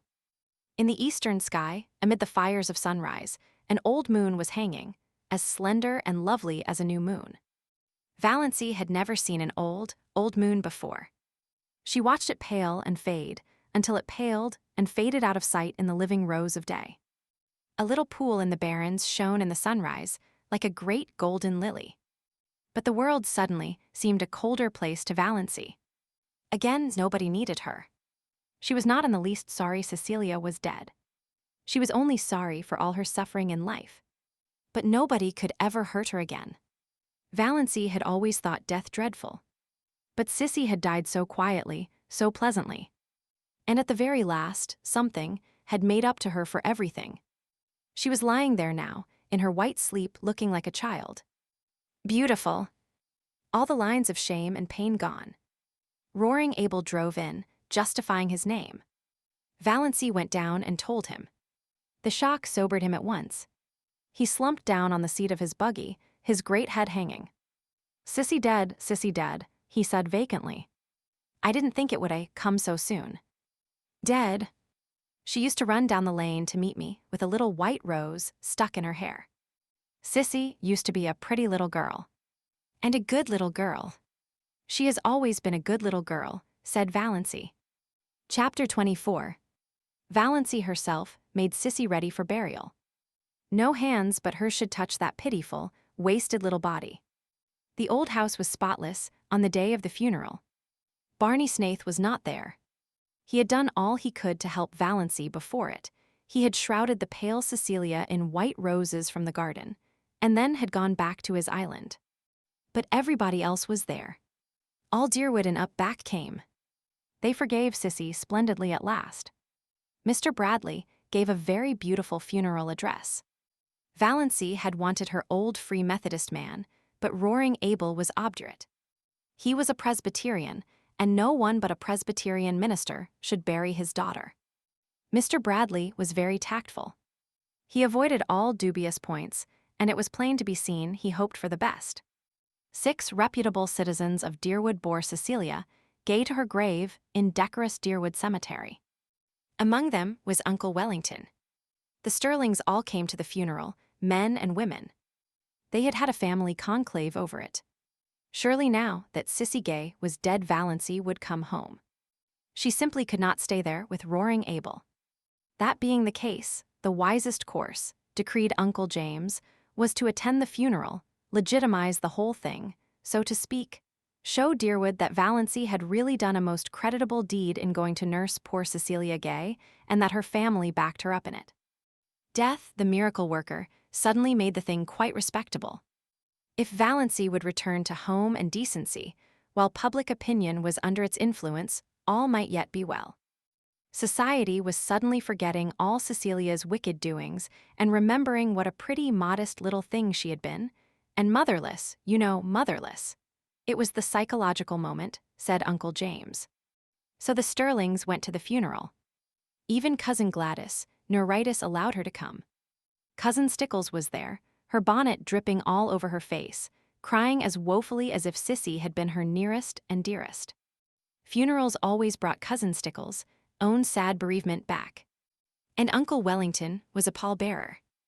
Valancy, pale, subdued-looking, her slanted eyes smudged with purple, in her snuff-brown dress, moving quietly about, finding seats for people, consulting in undertones with minister and undertaker, marshalling the mourners into the parlor, was so decorous and proper and Stirlingish that her family took heart of grace. This was not, could not be, the girl who had sat all night in the woods with Barney Snaith, who had gone tearing bareheaded through Deerwood and Port Lawrence. This was the Valancy they knew. Really, surprisingly capable and efficient. Perhaps she had always been kept down a bit too much. Amelia really was rather strict, hadn't had a chance to show what was in her. So thought the Stirlings. And Edward Beck from the Port Road, a widower with a large family who was beginning to take notice, took notice of Valancy and thought she might make a mighty fine second wife. No beauty, but a 50-year-old widower, Mr. Beck told himself very reasonably, couldn't expect everything. Altogether, it seemed that Valancy's matrimonial chances were never so bright as they were at Cecilia Gay's funeral. What the Stirlings and Edward Beck would have thought had they known the back of Valancy's mind must be left to the imagination. Valancy was hating the funeral, hating the people who came to stare with curiosity at Cecilia's marble-white face, hating the smugness, hating the dragging, melancholy singing, hating Mr. Bradley's cautious platitudes. If she could have had her absurd way, there would have been no funeral at all. She would have covered Sissy over with flowers, shut her away from prying eyes, and buried her beside her nameless little baby in the grassy, burying ground under the pines of the up-back church, with a bit of kindly prayer from the old Free Methodist minister. She remembered Sissy saying once, "I wish I could be buried deep in the heart of the woods where nobody would ever come to say, 'Sissy Gay is buried here,' and tell over my miserable story." But this. However, it would soon be over. Valancy knew, if the Stirlings and Edward Beck didn't, exactly what she intended to do then. She had lain awake all the preceding night thinking about it and finally deciding on it. When the funeral procession had left the house, Mistress Frederick sought out Valancy in the kitchen. "My child," she said tremulously, "you'll come home now." "Home," said Valancy absently. She was getting on an apron and calculating how much tea she must put to steep for supper. There would be several guests from up back, distant relatives of the Gays, who had not remembered them for years. And she was so tired, she wished she could borrow a pair of legs from the cat. "Yes, home," said Mistress Frederick with a touch of asperity. I suppose you won't dream of staying here now, alone with roaring Abel. Oh no, I'm not going to stay here, said Valancy. Of course, I'll have to stay for a day or two, to put the house in order generally. But that will be all. Excuse me, mother, won't you? I've a frightful lot to do, all those up back, people will be here to supper. Mistress Frederick retreated in considerable relief, and the Stirlings went home with lighter hearts. We will just treat her as if nothing had happened when she comes back, decreed Uncle Benjamin. That will be the best plan. Just as if nothing had happened. Chapter 25. On the evening of the day, after the funeral, roaring Abel went off for a spree. He had been sober for 4 whole days and could endure it no longer. Before he went, Valancy told him she would be going away the next day. Roaring Abel was sorry and said so. A distant cousin from up back was coming to keep house for him, quite willing to do so now since there was no sick girl to wait on, but Abel was not under any delusions concerning her. She won't be like you, my girl. Well, I'm obliged to you. You helped me out of a bad hole, and I won't forget it. And I won't forget what you did for Sissy. I'm your friend, and if you ever want any of the Stirlings spanked and sought in a corner, send for me. I'm going to wet my whistle. Lord, but I'm dry. Don't reckon I'll be back afore tomorrow night, so if you're going home tomorrow, goodbye now. I may go home tomorrow, said Valancy, but I'm not going back to Deerwood. Not going. You'll find the key on the woodshed nail, interrupted Valancy, politely and unmistakably. The dog will be in the barn and the cat in the cellar. Don't forget to feed her till your cousin comes. The pantry is full, and I made bread and pies today. Goodbye, Mr. Gay. You have been very kind to me, and I appreciate it. We've had a decent time of it together, and that's a fact, said roaring Abel. You're the best small sport in the world, and your little finger is worth the whole Stirling clan tied together. Goodbye and good luck. Valancy went out to the garden. Her legs trembled a little, but otherwise she felt and looked composed. She held something tightly in her hand. The garden was lying in the magic of the warm, odorous July twilight. A few stars were out, and the robins were calling through the velvety silences of the barrens. Valancy stood by the gate expectantly. Would he come? If he did not. He was coming. Valancy heard Lady Jane Grey far back in the woods. Her breath came a little more quickly. Nearer and nearer, she could see Lady Jane now, bumping down the lane, nearer. He was there. He had sprung from the car and was leaning over the gate, looking at her. Going home, Miss Stirling? I don't know yet, said Valancy slowly. Her mind was made up, with no shadow of turning, but the moment was very tremendous. I thought I'd run down and ask if there was anything I could do for you, said Barney. Valancy took it with a canter. Yes, there is something you can do for me, she said, evenly and distinctly. Will you marry me? For a moment Barney was silent. There was no particular expression on his face. Then he gave an odd laugh. Come now. I knew luck was just waiting around the corner for me. All the signs have been pointing that way today. Wait, Valancy lifted her hand. I'm in earnest, but I want to get my breath after that question. Of course, with my bringing up, I realize perfectly well that this is one of the things a lady should not do. But why? For 2 reasons. Valancy was still a little breathless, but she looked Barney straight in the eyes, while all the dead Stirlings revolved rapidly in their graves, and the living ones did nothing, because they did not know that Valancy was at that moment proposing lawful marriage to the notorious Barney Snaith. The first reason is, Valancy tried to say, I love you, but could not. She had to take refuge in a pretended flippancy. I'm crazy about you. The second is this. She handed him Dr. Trent's letter. Barney opened it with the air of a man thankful to find some safe, sane thing to do. As he read it, his face changed. He understood, more perhaps than Valancy wanted him to. Are you sure nothing can be done for you? Valancy did not misunderstand the question. Yes. You know Dr. Trent's reputation in regard to heart disease. Haven't long to live, perhaps only a few months, a few weeks. I want to live them. I can't go back to Deerwood, you know what my life was like there. And she managed at this time, I love you. I want to spend the rest of my life with you. That's all. Barney folded his arms on the gate and looked gravely enough at a white, saucy star that was winking at him just over roaring Abel's kitchen chimney. You don't know anything about me. I may be a murderer. No, I don't. You may be something dreadful. Everything they say of you may be true. But it doesn't matter to me.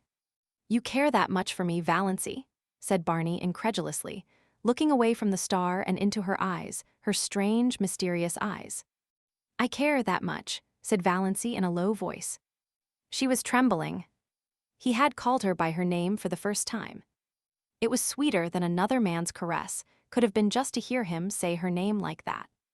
If we are going to get married, said Barney, speaking suddenly in a casual, matter-of-fact voice, some things must be understood.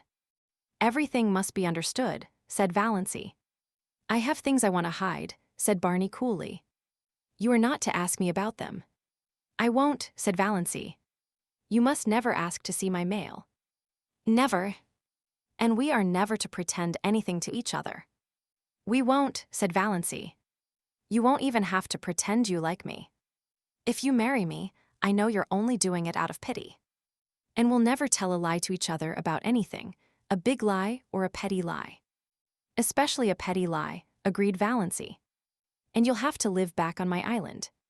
I won't live anywhere else. That's partly why I want to marry you, said Valancy. Barney peered at her. I believe you mean it. Well, let's get married then.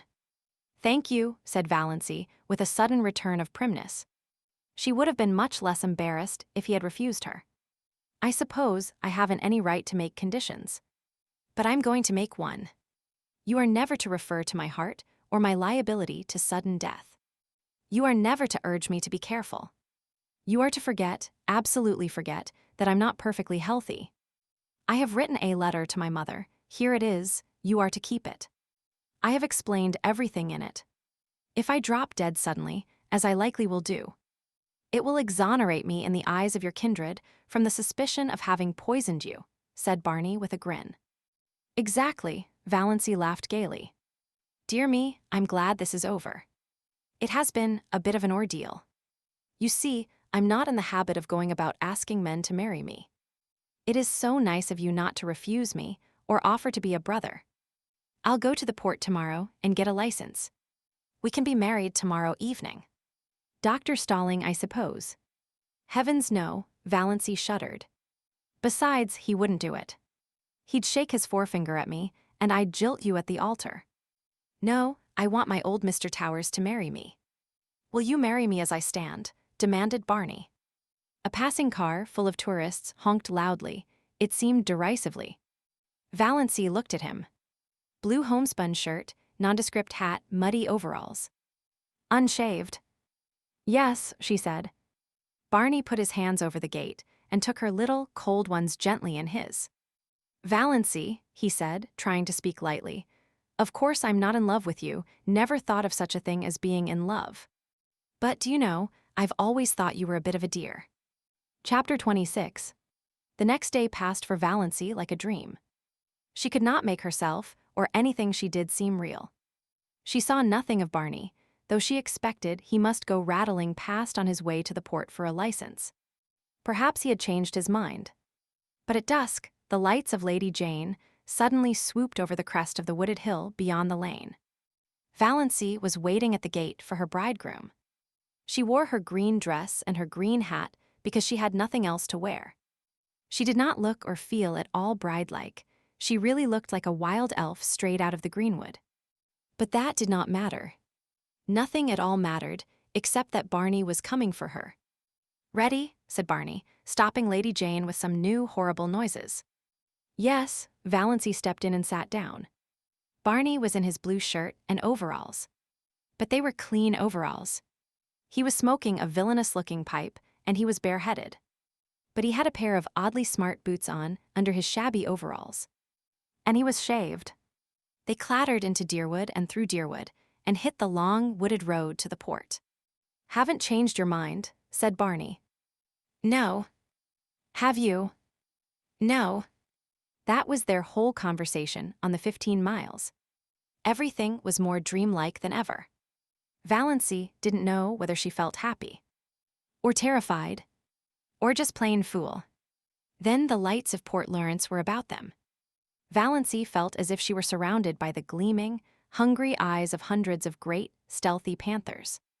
Barney briefly asked where Mr. Towers lived, and Valancy as briefly told him. They stopped before the shabby little house in an unfashionable street. They went into the small, shabby parlor. Barney produced his license. So he had got it. Also a ring. This thing was real. She, Valancy Stirling, was actually on the point of being married. They were standing up together before Mr. Towers. Valancy heard Mr. Towers and Barney saying things. She heard some other person saying things. She herself was thinking of the way she had once planned to be married, away back in her early teens when such a thing had not seemed impossible. White silk and tulle veil and orange blossoms, no bridesmaid. But one flower girl, in a frock of cream shadow lace over pale pink, with a wreath of flowers in her hair, carrying a basket of roses and lilies of the valley. And the groom, a noble-looking creature, irreproachably clad in whatever the fashion of the day decreed. Valancy lifted her eyes and saw herself and Barney in the little, slanting, distorting mirror over the mantelpiece. She in her odd, unbridled green hat and dress, Barney in shirt and overalls. But it was Barney. That was all that mattered. No veil, no flowers, no guests, no presents, no wedding cake, but just Barney. For all the rest of her life, there would be Barney. "Mistress Snaith, I hope you will be very happy," Mr. Towers was saying. He had not seemed surprised at their appearance, not even at Barney's overalls. He had seen plenty of queer weddings up back. He did not know Valancy was one of the Deerwood Stirlings. He did not even know there were Deerwood Stirlings. He did not know Barney Snaith was a fugitive from justice. Really, he was an incredibly ignorant old man. Therefore, he married them and gave them his blessing very gently and solemnly, and prayed for them that night after they had gone away. His conscience did not trouble him at all.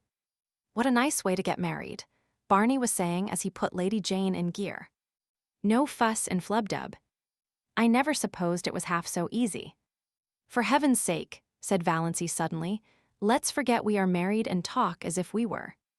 I can't stand another drive like the one we had coming in. Barney howled and threw Lady Jane into high with an infernal noise. And I thought I was making it easy for you, he said. You didn't seem to want to talk. I didn't. But I wanted you to talk. I don't want you to make love to me, but I want you to act like an ordinary human being. Tell me about this island of yours. What sort of a place is it? The jolliest place in the world. You're going to love it. The first time I saw it, I loved it. Old Tom Montgomery owned it then. He built the little shack on it, lived there in winter, and rented it to Toronto people in summer.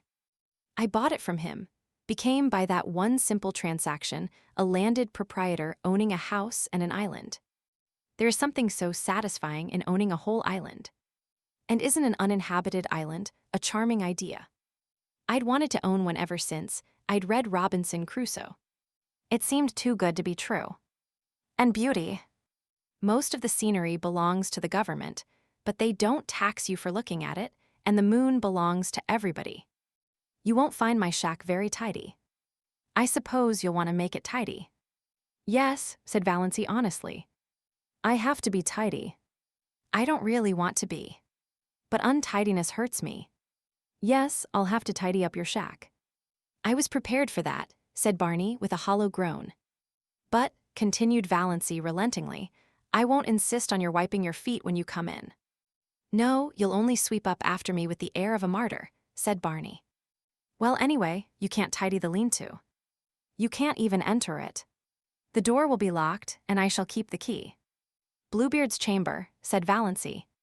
I shan't even think of it. Don't care how many wives you have hanging up in it. So long as they're really dead.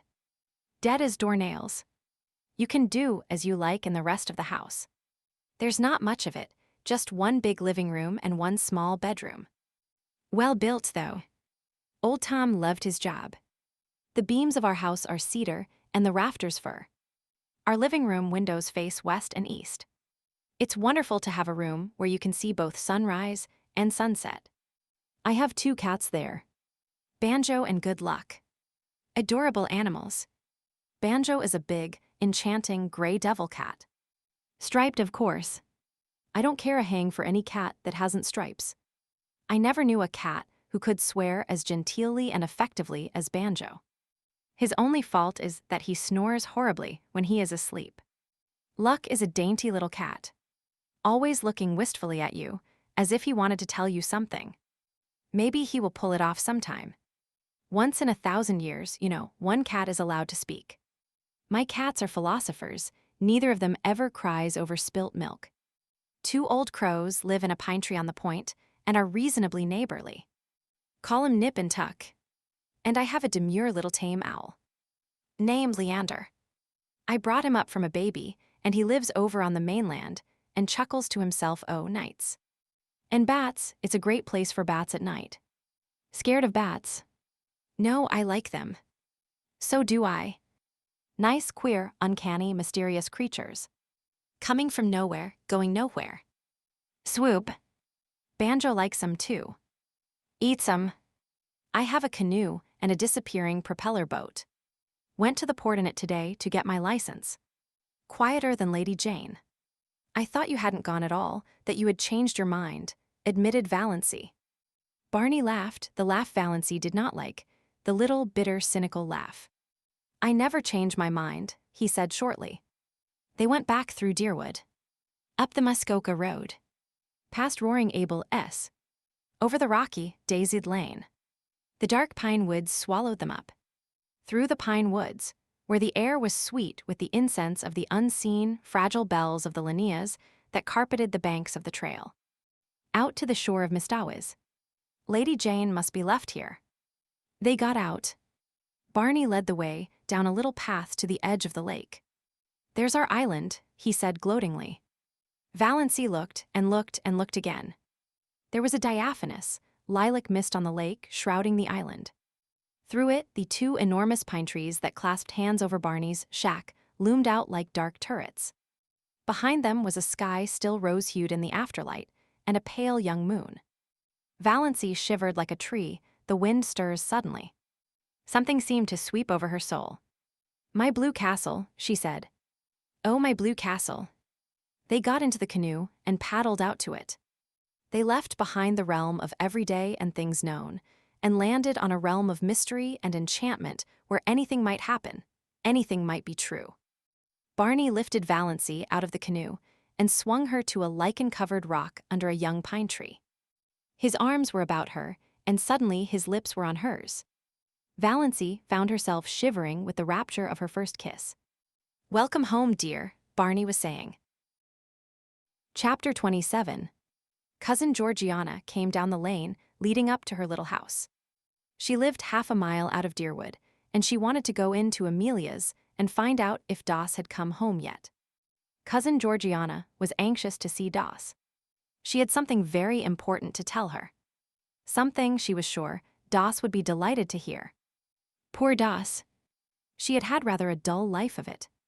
Cousin Georgiana owned to herself that she would not like to live under Amelia's thumb. But that would be all changed now. Cousin Georgiana felt tremendously important. For the time being, she quite forgot to wonder which of them would go next. And here was Doss herself, coming along the road from Roaring Abel, S in such a queer green dress and hat. Talk about luck. Cousin Georgiana would have a chance to impart her wonderful secret right away, with nobody else about to interrupt. It was, you might say, a providence. Valancy, who had been living for 4 days on her enchanted island, had decided that she might as well go into Deerwood and tell her relatives that she was married. Otherwise, finding that she had disappeared from Roaring Abel's, they might get out a search warrant for her. Barney had offered to drive her in, but she had preferred to go alone. She smiled very radiantly at Cousin Georgiana, who, she remembered, as of someone known a long time ago, had really been not a bad little creature. Valancy was so happy that she could have smiled at anybody, even Uncle James. She was not averse to Cousin Georgiana's company. Already, since the houses along the road were becoming numerous, she was conscious that curious eyes were looking at her from every window.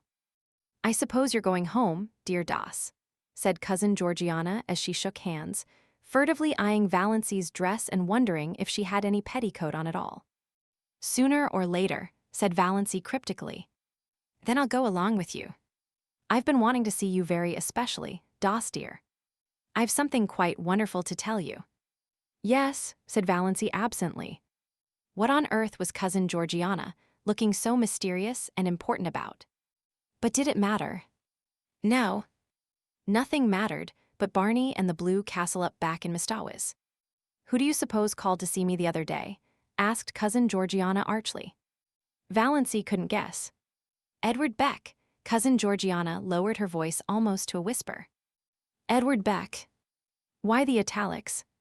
And was Cousin Georgiana blushing? "Who on earth is Edward Beck?" asked Valancy indifferently. Cousin Georgiana stared. "Surely you remember Edward Beck," she said reproachfully. "He lives in that lovely house on the Port Lawrence Road, and he comes to our church regularly. You must remember him." "Oh, I think I do now," said Valancy with an effort of memory. "He's that old man with a wen on his forehead and dozens of children who always sits in the pew by the door, isn't he?" "Not dozens of children, dear. Oh no, not dozens. Not even 1 dozen. Only 9. At least only 9 that count. The rest are dead. He is old, he's only about 48, the prime of life, Doss, and what does it matter about a wen?" "Nothing, of course," agreed Valancy quite sincerely. It certainly did not matter to her whether Edward Beck had a wen or a dozen wens or no wen at all. But Valancy was getting vaguely suspicious. There was certainly an air of suppressed triumph about Cousin Georgiana. Could it be possible that Cousin Georgiana was thinking of marrying again? Marrying Edward Beck? Absurd. Cousin Georgiana was 65 if she were a day, and her little anxious face was as closely covered with fine wrinkles as if she had been 100. But still, "My dear," said Cousin Georgiana, "Edward Beck wants to marry you." Valancy stared at Cousin Georgiana for a moment. Then she wanted to go off into a peal of laughter. But she only said, "Me? Yes, you. He fell in love with you at the funeral. And he came to consult me about it. I was such a friend of his first wife, you know. He is very much in earnest, Dossie. And it's a wonderful chance for you. He's very well off, and you know, you. Am not so young as I once was," agreed Valancy. "To her that hath shall be given. Do you really think I would make a good stepmother, Cousin Georgiana?" "I'm sure you would. You were always so fond of children." "But 9 is such a family to start with," objected Valancy gravely. "The 2 oldest are grown up, and the 3rd almost. That leaves only 6 that really count. And most of them are boys. So much easier to bring up than girls. There's an excellent book, Health Care of the Growing Child. Gladys has a copy, I think. It would be such a help to you. And there are books about morals. You'd manage nicely. Of course I told Mr. Beck that I thought you would. Jump at him," supplied Valancy. "Oh no, dear. I wouldn't use such an indelicate expression. I told him I thought you would consider his proposal favorably. And you will, won't you, dearie?" "There's only one obstacle," said Valancy dreamily. "You see, I'm married already." "Married?" Cousin Georgiana stopped stock still and stared at Valancy. "Married? Yes. I was married to Barney Snaith last Tuesday evening in Port Lawrence. There was a convenient gatepost hard by." Cousin Georgiana took firm hold of it. "Doss, dear, I'm an old woman. Are you trying to make fun of me?" "Not at all. I'm only telling you the truth. For heaven's sake, Cousin Georgiana," Valancy was alarmed by certain symptoms, "don't go crying here on the public road." Cousin Georgiana choked back the tears and gave a little moan of despair instead. "Oh, Doss, what have you done?" "What have you done?" "I've just been telling you." "I've got married," said Valancy calmly and patiently. "To that Barney Snaith. Why, they say he's had a dozen wives already." "I'm the only one round at present," said Valancy. "What will your poor mother say?" moaned Cousin Georgiana. "Come along with me and hear, if you want to know," said Valancy. I'm on my way to tell her now. Cousin Georgiana let go the gatepost cautiously and found that she could stand alone. She meekly trotted on beside Valancy, who suddenly seemed quite a different person in her eyes. Cousin Georgiana had a tremendous respect for a married woman. But it was terrible to think of what the poor girl had done. So rash. So reckless. Of course Valancy must be stark mad. But she seemed so happy in her madness that Cousin Georgiana had a momentary conviction that it would be a pity if the clan tried to scold her back to sanity. She had never seen that look in Valancy's eyes before. But what would Amelia say? And Ben? To marry a man you know nothing about, thought Cousin Georgiana aloud. I know more about him than I know of Edward Beck, said Valancy. Edward Beck goes to church, said Cousin Georgiana. Does your husband? He has promised that he will go with me on fine Sundays, said Valancy. When they turned in at the Stirling gate, Valancy gave an exclamation of surprise. Look at my rosebush. Why, it's blooming. It was. Covered with blossoms. Great crimson velvety blossoms. Fragrant. Glowing. Wonderful. My cutting it to pieces must have done it good, said Valancy, laughing. She gathered a handful of the blossoms. They would look well on the supper table of the veranda at Miss Stow's, and went, still laughing, up the walk, conscious that Olive was standing on the steps, Olive, goddess-like in loveliness, looking down with a slight frown on her forehead. Olive beautiful, insolent. Her full form voluptuous in its swathings of rose silk and lace. Her golden brown hair curling richly under her big, white-frilled hat. Her color ripe and melting. Beautiful, thought Valancy coolly, but, as if she suddenly saw her cousin through new eyes, without the slightest touch of distinction. So Valancy had come home, thank goodness, thought Olive. But Valancy was not looking like a repentant, returned prodigal. This was the cause of Olive's frown. She was looking triumphant, graceless. That outlandish dress, that queer hat, those hands full of blood-red roses. Yet there was something about both dress and hat, as Olive instantly felt, that was entirely lacking in her own attire. This deepened the frown. She put out a condescending hand. So you're back, Doss. Very warm day, isn't it? Did you walk in? Yes. Coming in. Oh no. I've just been in. I've come often to comfort poor Auntie. She's been so lonesome. I'm going to Mistress Bartlett's tea. I have to help poor. She's giving it for her cousin from Toronto. Such a charming girl. You'd have loved meeting her, Doss. I think Mistress Bartlett did send you a card. Perhaps you'll drop in later on. No, I don't think so, said Valancy indifferently.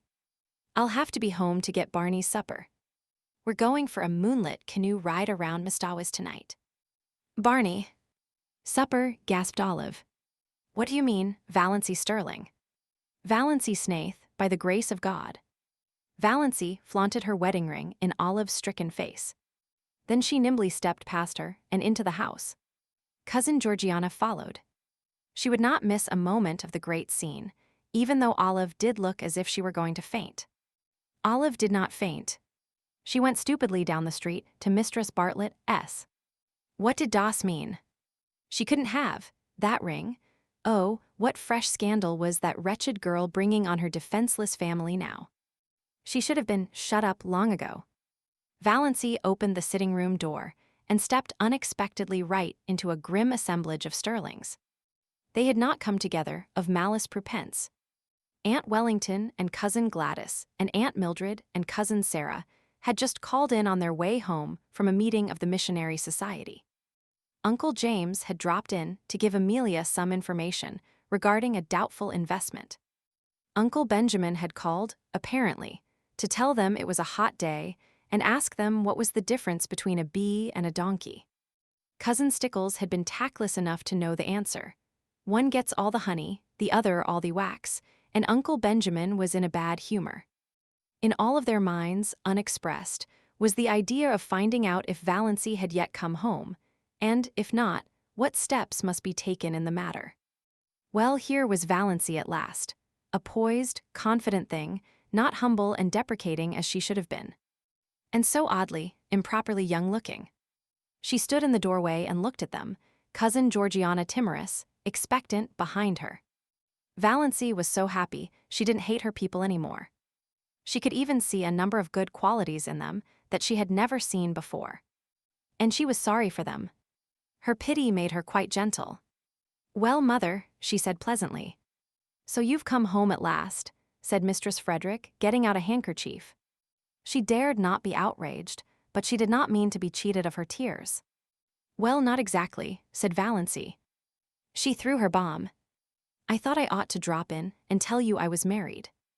Last Tuesday night. To Barney Snaith." Uncle Benjamin bounced up and sat down again. "God bless my soul," he said dully. The rest seemed turned to stone. Except Cousin Gladys, who turned faint. Aunt Mildred and Uncle Wellington had to help her out to the kitchen.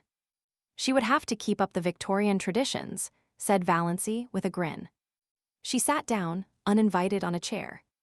Cousin Stickles had begun to sob. "Is there one day in your life that you haven't cried?" asked Valancy curiously. "Valancy," said Uncle James, being the first to recover the power of utterance, "did you mean what you said just now?" "I did." "Do you mean to say that you have actually gone and married that notorious Barney Snaith, that criminal that—" "I have." "Then," said Uncle James violently, "you are a shameless creature, lost to all sense of propriety and virtue, and I wash my hands entirely of you. I do not want ever to see your face again." "What have you left to say when I commit murder?" asked Valancy. Uncle Benjamin again appealed to God to bless his soul. "That drunken outlaw that—" A dangerous spark appeared in Valancy's eyes. They might say what they liked to and of her, but they should not abuse Barney. "Say damn and you'll feel better," she suggested. "I can express my feelings without blasphemy. And I tell you, you have covered yourself with eternal disgrace and infamy by marrying that drunkard. You would be more endurable if you got drunk occasionally. Barney is not a drunkard. He was seen drunk in Port Lawrence, pickled to the gills," said Uncle Benjamin. "If that is true, and I don't believe it, he had a good reason for it. Now I suggest that you all stop looking tragic and accept the situation. I'm married, you can't undo that. And I'm perfectly happy. I suppose we ought to be thankful he has really married her," said Cousin Sarah, by way of trying to look on the bright side. "If he really has," said Uncle James, who had just washed his hands of Valancy. "Who married you?" "Mr. Towers, of Port Lawrence." "By a Free Methodist," groaned Mistress Frederick, as if to have been married by an imprisoned Methodist would have been a shade less disgraceful. It was the first thing she had said. Mistress Frederick didn't know what to say. The whole thing was too horrible, too nightmarish. She was sure she must wake up soon. After all their bright hopes at the funeral. "It makes me think of those what-do-you-call-ems," said Uncle Benjamin helplessly. "Those yarns, you know, of fairies taking babies out of their cradles." "Valancy could hardly be a changeling at 29, said Aunt Wellington satirically. "She was the oddest-looking baby I ever saw anyway," averred Uncle Benjamin. "I said so at the time, you remember, Amelia. I said I had never seen such eyes in a human head." "I'm glad I never had any children," said Cousin Sarah. "If they don't break your heart in one way, they do it in another." "Isn't it better to have your heart broken than to have it wither up?" queried Valancy. "Before it could be broken, it must have felt something splendid. That would be worth the pain." "Dippy, clean dippy," muttered Uncle Benjamin, with a vague unsatisfactory feeling that somebody had said something like that before. "Valancy," said Mistress Frederick solemnly, "do you ever pray to be forgiven for disobeying your mother?" "I should pray to be forgiven for obeying you so long," said Valancy stubbornly. "But I don't pray about that at all. I just thank God every day for my happiness." "I would rather," said Mistress Frederick, beginning to cry rather belatedly, "see you dead before me than listen to what you have told me today."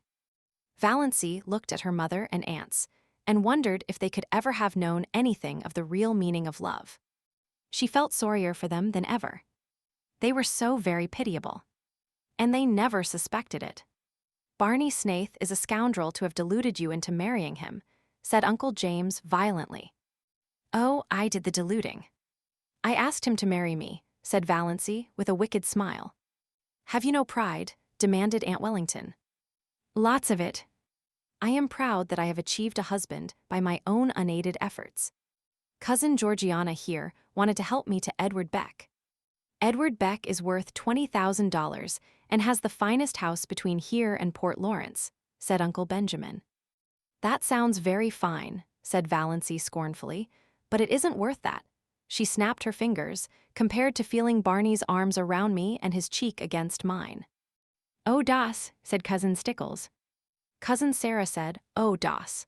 Aunt Wellington said, Valancy, you need not be indecent. Why, it surely isn't indecent to like to have your husband put his arm around you. I should think it would be indecent if you didn't. Why expect decency from her? Inquired Uncle James sarcastically. She has cut herself off from decency forevermore. She has made her bed. Let her lie on it. Thanks, said Valancy very gratefully. How you would have enjoyed being Torquemada. Now I must really be getting back. Mother may have those 3 woolen cushions I worked last winter. Take them, take everything, said Mistress Frederick. Oh, I don't want everything, or much. I don't want my blue castle cluttered. Just the cushions. I'll call for them some day when we motor in.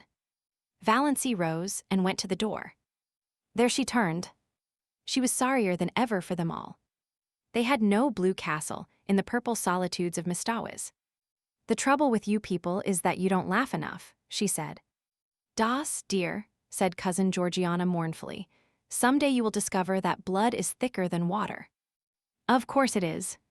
But who wants water to be thick? Parried Valancy. We want water to be thin, sparkling, crystal clear. Cousin Stickles groaned. Valancy would not ask any of them to come and see her. She was afraid they would come out of curiosity. But she said, Do you mind if I drop in and see you once in a while, Mother? My house will always be open to you, said Mistress Frederick with a mournful dignity. You should never recognize her again, said Uncle James sternly, as the door closed behind Valancy. I cannot quite forget that I am a mother, said Mistress Frederick. My poor, unfortunate girl. I dare say the marriage isn't legal, said Uncle James comfortingly. He has probably been married 6 times before. But I am through with her. I have done all I could, Amelia. I think you will admit that. Henceforth, Uncle James was terribly solemn about it. Valancy is to me as one dead. Mistress Barney Snaith, said Cousin Georgiana, as if trying it out to see how it would sound. He has a score of aliases, no doubt, said Uncle Benjamin. For my part, I believe the man is half Indian. I haven't a doubt they're living in a wigwam. If he has married her under the name of Snaith, and it isn't his real name, wouldn't that make the marriage null and void? Asked Cousin Stickles hopefully. Uncle James shook his head. No, it is the man who marries, not the name. You know, said Cousin Gladys, who had recovered and returned but was still shaky, I had a distinct premonition of this at Herbert's silver dinner. I remarked it at the time, when she was defending Snaith. You remember, of course. It came over me like a revelation. I spoke to David when I went home about it. What, demanded Aunt Wellington of the universe, has come over Valancy? Valancy. The universe did not answer, but Uncle James did. Isn't there something coming up of late about secondary personalities cropping out? I don't hold with many of those newfangled notions, but there may be something in this one. It would account for her incomprehensible conduct. Valancy is so fond of mushrooms, sighed Cousin Georgiana. I'm afraid she'll get poisoned eating toadstools by mistake living up back in the woods. There are worse things than death, said Uncle James, believing that it was the first time in the world that such a statement had been made. Nothing can ever be the same again, sobbed Cousin Stickles. Valancy, hurrying along the dusty road, back to cool Mistawis and her purple island, had forgotten all about them, just as she had forgotten that she might drop dead at any moment if she hurried. Chapter 28. Summer passed by. The Stirling clan, with the insignificant exception of Cousin Georgiana, had tacitly agreed to follow Uncle James' example and look upon Valancy as one dead. To be sure, Valancy had an unquiet, ghostly habit of recurring resurrections when she and Barney clattered through Deerwood and out to the port in that unspeakable car. Valancy bareheaded, with stars in her eyes. Barney bareheaded, smoking his pipe. But shaved. Always shaved now, if any of them had noticed it. They even had the audacity to go into Uncle Benjamin's store to buy groceries. Twice Uncle Benjamin ignored them. Was not Valancy one of the dead? While Snaith had never existed. But the third time he told Barney he was a scoundrel who should be hung for luring an unfortunate, weak-minded girl away from her home and friends. Barney's one straight eyebrow went up. "I have made her happy," he said coolly, "and she was miserable with her friends. So that's that." Uncle Benjamin stared. It had never occurred to him that women had to be, or ought to be, made happy. You pup," he said. "Why be so unoriginal?" queried Barney amiably. "Anybody could call me a pup. Why not think of something worthy of the Stirlings? Besides, I'm not a pup. I'm really quite a middle-aged dog. 35, if you're interested in knowing." Uncle Benjamin remembered just in time that Valancy was dead. He turned his back on Barney. Valancy was happy, gloriously and entirely so. She seemed to be living in a wonderful house of life, and every day opened a new, mysterious room. It was in a world which had nothing in common with the one she had left behind, a world where time was not, which was young with immortal youth, where there was neither past nor future, but only the present. She surrendered herself utterly to the charm of it. The absolute freedom of it all was unbelievable. They could do exactly as they liked. No Mistress Grundy. No traditions. No relatives. Or in-laws. Peace, perfect peace with loved ones far away, as Barney quoted shamelessly. Valancy had gone home once and got her cushions. And Cousin Georgiana had given her one of her famous candlewick spreads of most elaborate design. "For your spare room bed, dear," she said. "But I haven't got any spare room," said Valancy. Cousin Georgiana looked horrified. A house without a spare room was monstrous to her. "But it's a lovely spread," said Valancy with a kiss, "and I'm so glad to have it. I'll put it on my own bed. Barney's old patchwork quilt is getting ragged. I don't see how you can be contented to live up back," sighed Cousin Georgiana. "It's so out of the world." Contented, Valancy laughed. What was the use of trying to explain to Cousin Georgiana?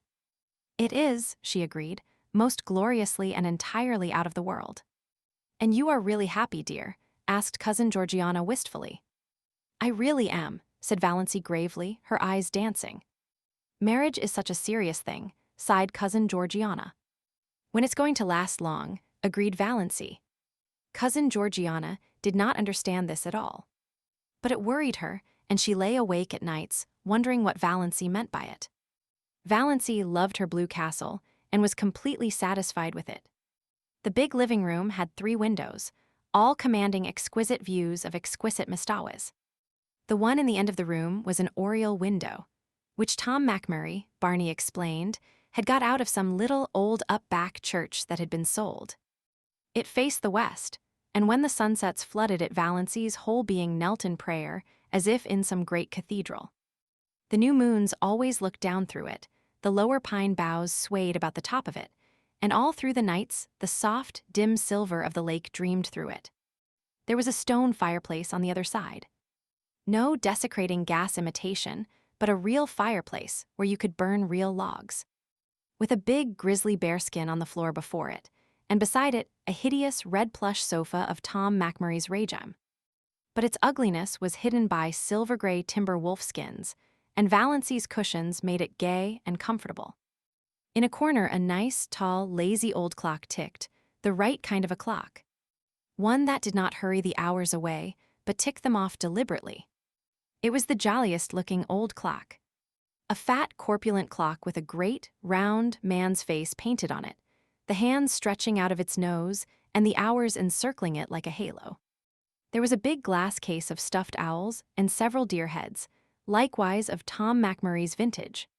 Some comfortable old chairs that asked to be sat upon. A squat little chair with a cushion was prescriptively banjo, S. If anybody else dared sit on it, Banjo glared him out of it with his topaz-hued, black-ringed eyes. Banjo had an adorable habit of hanging over the back of it, trying to catch his own tail. Losing his temper because he couldn't catch it. Giving it a fierce bite for spite when he did catch it. Yowling malignantly with pain. Barney and Valancy laughed at him until they ached. But it was good luck they loved. They were both agreed that good luck was so lovable that he practically amounted to an obsession. One side of the wall was lined with rough, homemade bookshelves filled with books, and between the two side windows hung an old mirror in a faded gilt frame, with fat cupids gamboling in the panel over the glass. A mirror, Valancy thought, that must be like the fabled mirror into which Venus had once looked, and which thereafter reflected as beautiful every woman who looked into it. Valancy thought she was almost pretty in that mirror. But that may have been because she had shingled her hair. This was before the day of bobs and was regarded as a wild, unheard-of proceeding, unless you had typhoid. When Mistress Frederick heard of it, she almost decided to erase Valancy's name from the family Bible. Barney cut the hair, square off at the back of Valancy's neck, bringing it down in a short black fringe over her forehead. It gave a meaning and a purpose to her little three-cornered face that it never had possessed before. Even her nose ceased to irritate her. Her eyes were bright, and her sallow skin had cleared to the hue of creamy ivory. The old family joke had come true. She was really fat at last, anyway, no longer skinny. Valancy might never be beautiful, but she was of the type that looks its best in the woods, elfin, mocking, alluring. Her heart bothered her very little. When an attack threatened, she was generally able to head it off with Dr. Trent's prescription. The only bad one she had was one night, when she was temporarily out of medicine. And it was a bad one. For the time being, Valancy realized keenly that death was actually waiting to pounce on her any moment. But the rest of the time she did not, let herself remember it at all. Chapter 29. Valancy twirled not, neither did she spin. There was really very little work to do. She cooked their meals on a coal oil stove, performing all her little domestic rites carefully and exultingly, and they ate out on the veranda that almost overhung the lake. Before them lay Mistawis, like a scene out of some fairy tale of old time. And Barney smiling his twisted, enigmatical smile at her across the table. "What have you, old Tom, picked out when he built this shack?" Barney would say exultantly. Supper was the meal Valancy liked best. The faint laughter of winds was always about them, and the colors of Mistawis, imperial and spiritual, under the changing clouds were something that cannot be expressed in mere words. Shadows, too, clustering in the pines until a wind shook them out and pursued them over Mistawis. They lay all day along the shores, threaded by ferns and wild blossoms. They stole around the headlands in the glow of the sunset, until twilight wove them all into one great web of dusk. The cats, with their wise, innocent little faces, would sit on the veranda railing and eat the tidbits Barney flung them. And how good everything tasted! Valancy, amid all the romance of Mistawis, never forgot that men had stomachs. Barney paid her no end of compliments on her cooking. After all, he admitted, there's something to be said for square meals. I've mostly got along by boiling 2 or 3 dozen eggs hard at once and eating a few when I got hungry, with a slice of bacon once in a while and a jorum of tea. Valancy poured tea out of Barney's little battered old pewter teapot of incredible age. She had not even a set of dishes, only Barney's mismatched chipped bits and a dear, big, pobby old jug of robin's egg blue. After the meal was over, they would sit there and talk for hours, or sit and say nothing in all the languages of the world, Barney pulling away at his pipe, Valancy dreaming idly and deliciously, gazing at the far-off hills beyond Mistawis where the spires of firs came out against the sunset. The moonlight would begin to silver the Mistawis dusk. Bats would begin to swoop darkly against the pale, western gold. The little waterfall that came down on the high bank not far away would, by some whim of the wildwood gods, begin to look like a wonderful white woman beckoning through the spicy, fragrant evergreens.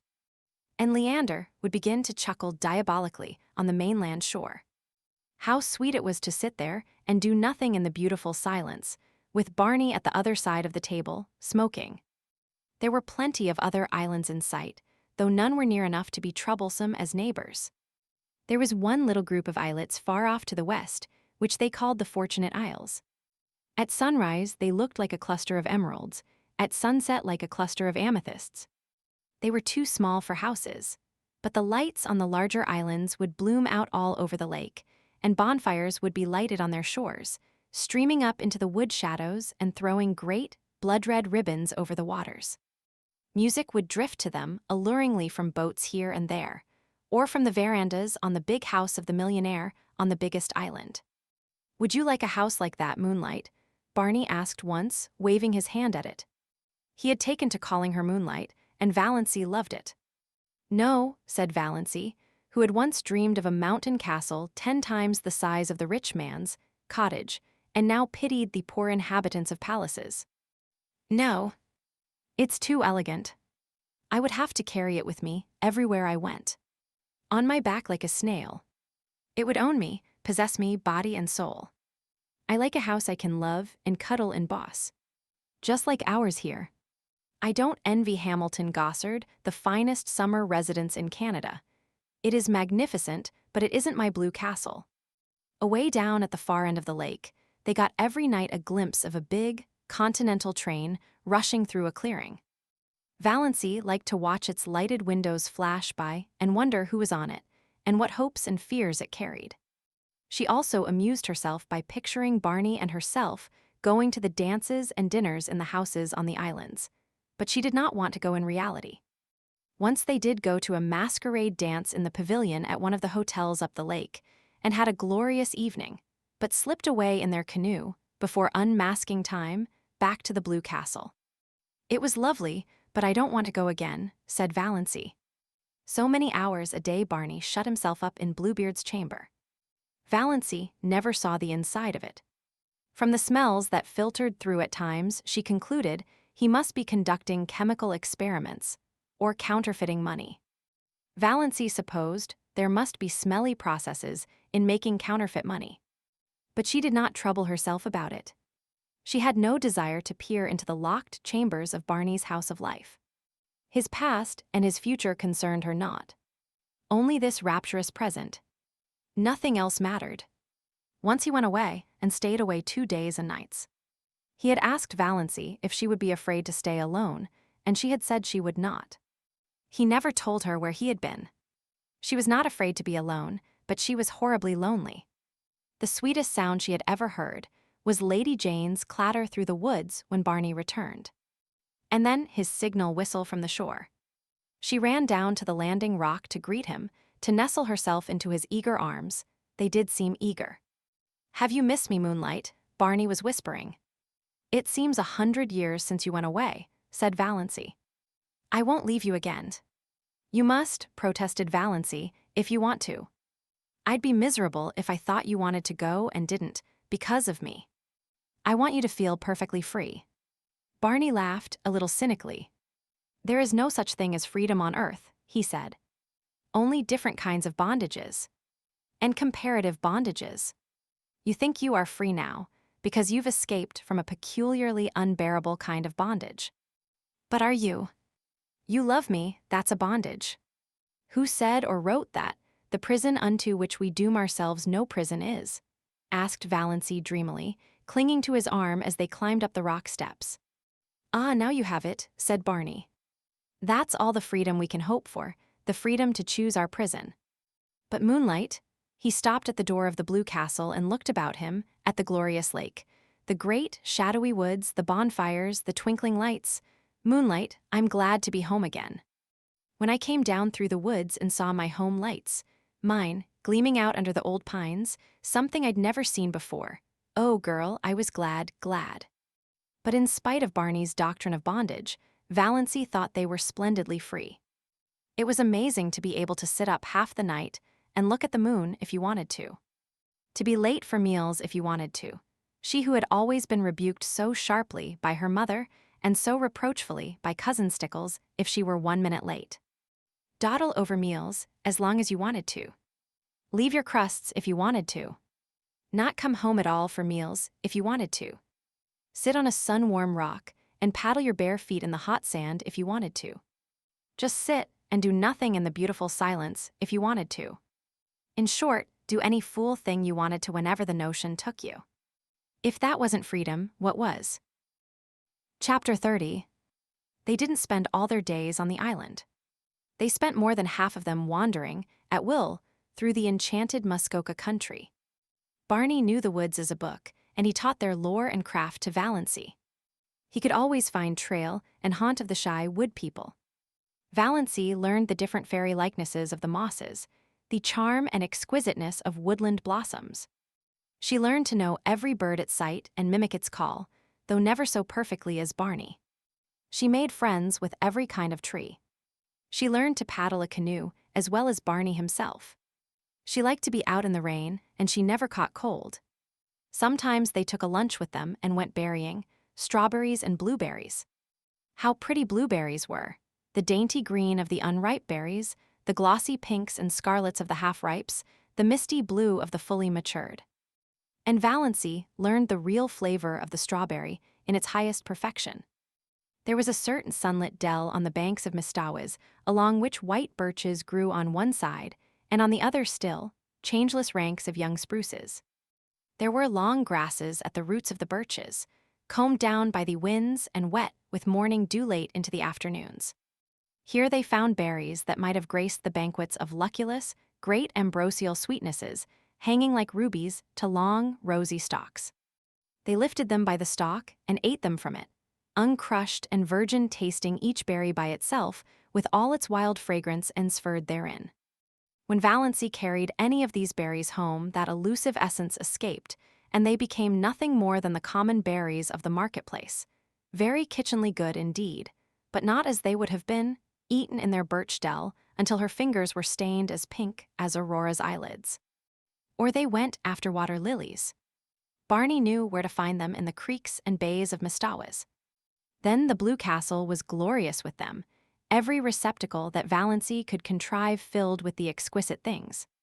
If not water lilies, then cardinal flowers, fresh and vivid from the swamps of Mistawis, where they burned like ribbons of flame. Sometimes they went trouting on little nameless rivers or hidden brooks on whose banks naiads might have sunned their white, wet limbs.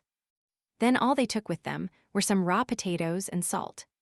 They roasted the potatoes over a fire, and Barney showed Valancy how to cook the trout by wrapping them in leaves, coating them with mud, and baking them in a bed of hot coals. Never were such delicious meals. Valancy had such an appetite, it was no wonder she put flesh on her bones. Or they just prowled and explored through woods that always seemed to be expecting something wonderful to happen. At least, that was the way Valancy felt about them. Down the next hollow, over the next hill, you would find it. "We don't know where we're going, but isn't it fun to go?" Barney used to say. Once or twice night overtook them, too far from their blue castle to get back. But Barney made a fragrant bed of bracken and fir boughs, and they slept on it dreamlessly, under a ceiling of old spruces with moss hanging from them, while beyond them moonlight and the murmur of pines blended together so that one could hardly tell which was light and which was sound. There were rainy days, of course, when Muskoka was a wet green land. Days when showers drifted across Mistawis like pale ghosts of rain, and they never thought of staying in because of it. Days when it rained in right good earnest, and they had to stay in.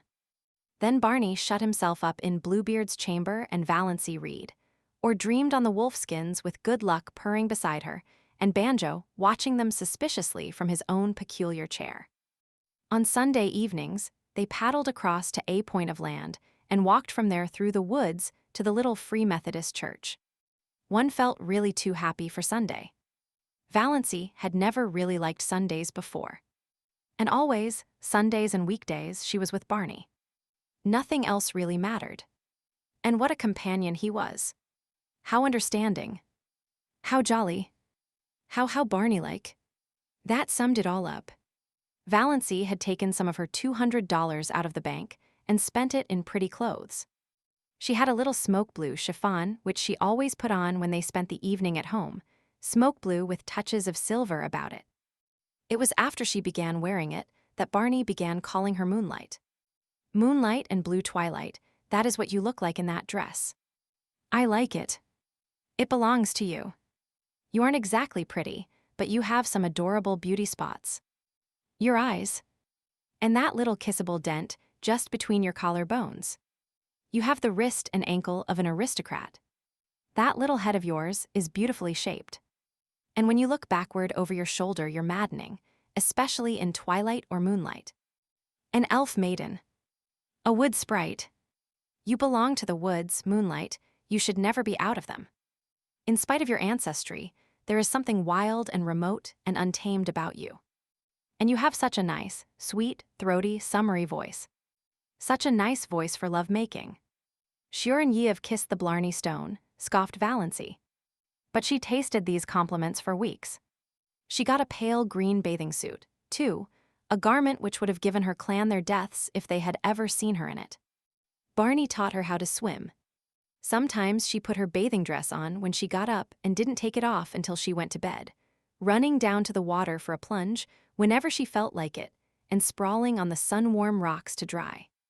She had forgotten all the old, humiliating things that used to come up against her in the night, the injustices and the disappointments. It was as if they had all happened to some other person, not to her, Valancy Snaith, who had always been happy. I understand now what it means to be born again, she told Barney. Holmes speaks of grief staining backward through the pages of life, but Valancy found her happiness had stained backward likewise and flooded with rose color her whole previous drab existence. She found it hard to believe that she had ever been lonely and unhappy and afraid. When death comes, I shall have lived, thought Valancy. I shall have had my hour. And her dust pile. One day Valancy had heaped up the sand in the little island cove in a tremendous cone and stuck a gay little Union Jack on top of it. What are you celebrating? Barney wanted to know. I'm just exorcising an old demon, Valancy told him. Chapter 31. Autumn came. Late September with cool nights.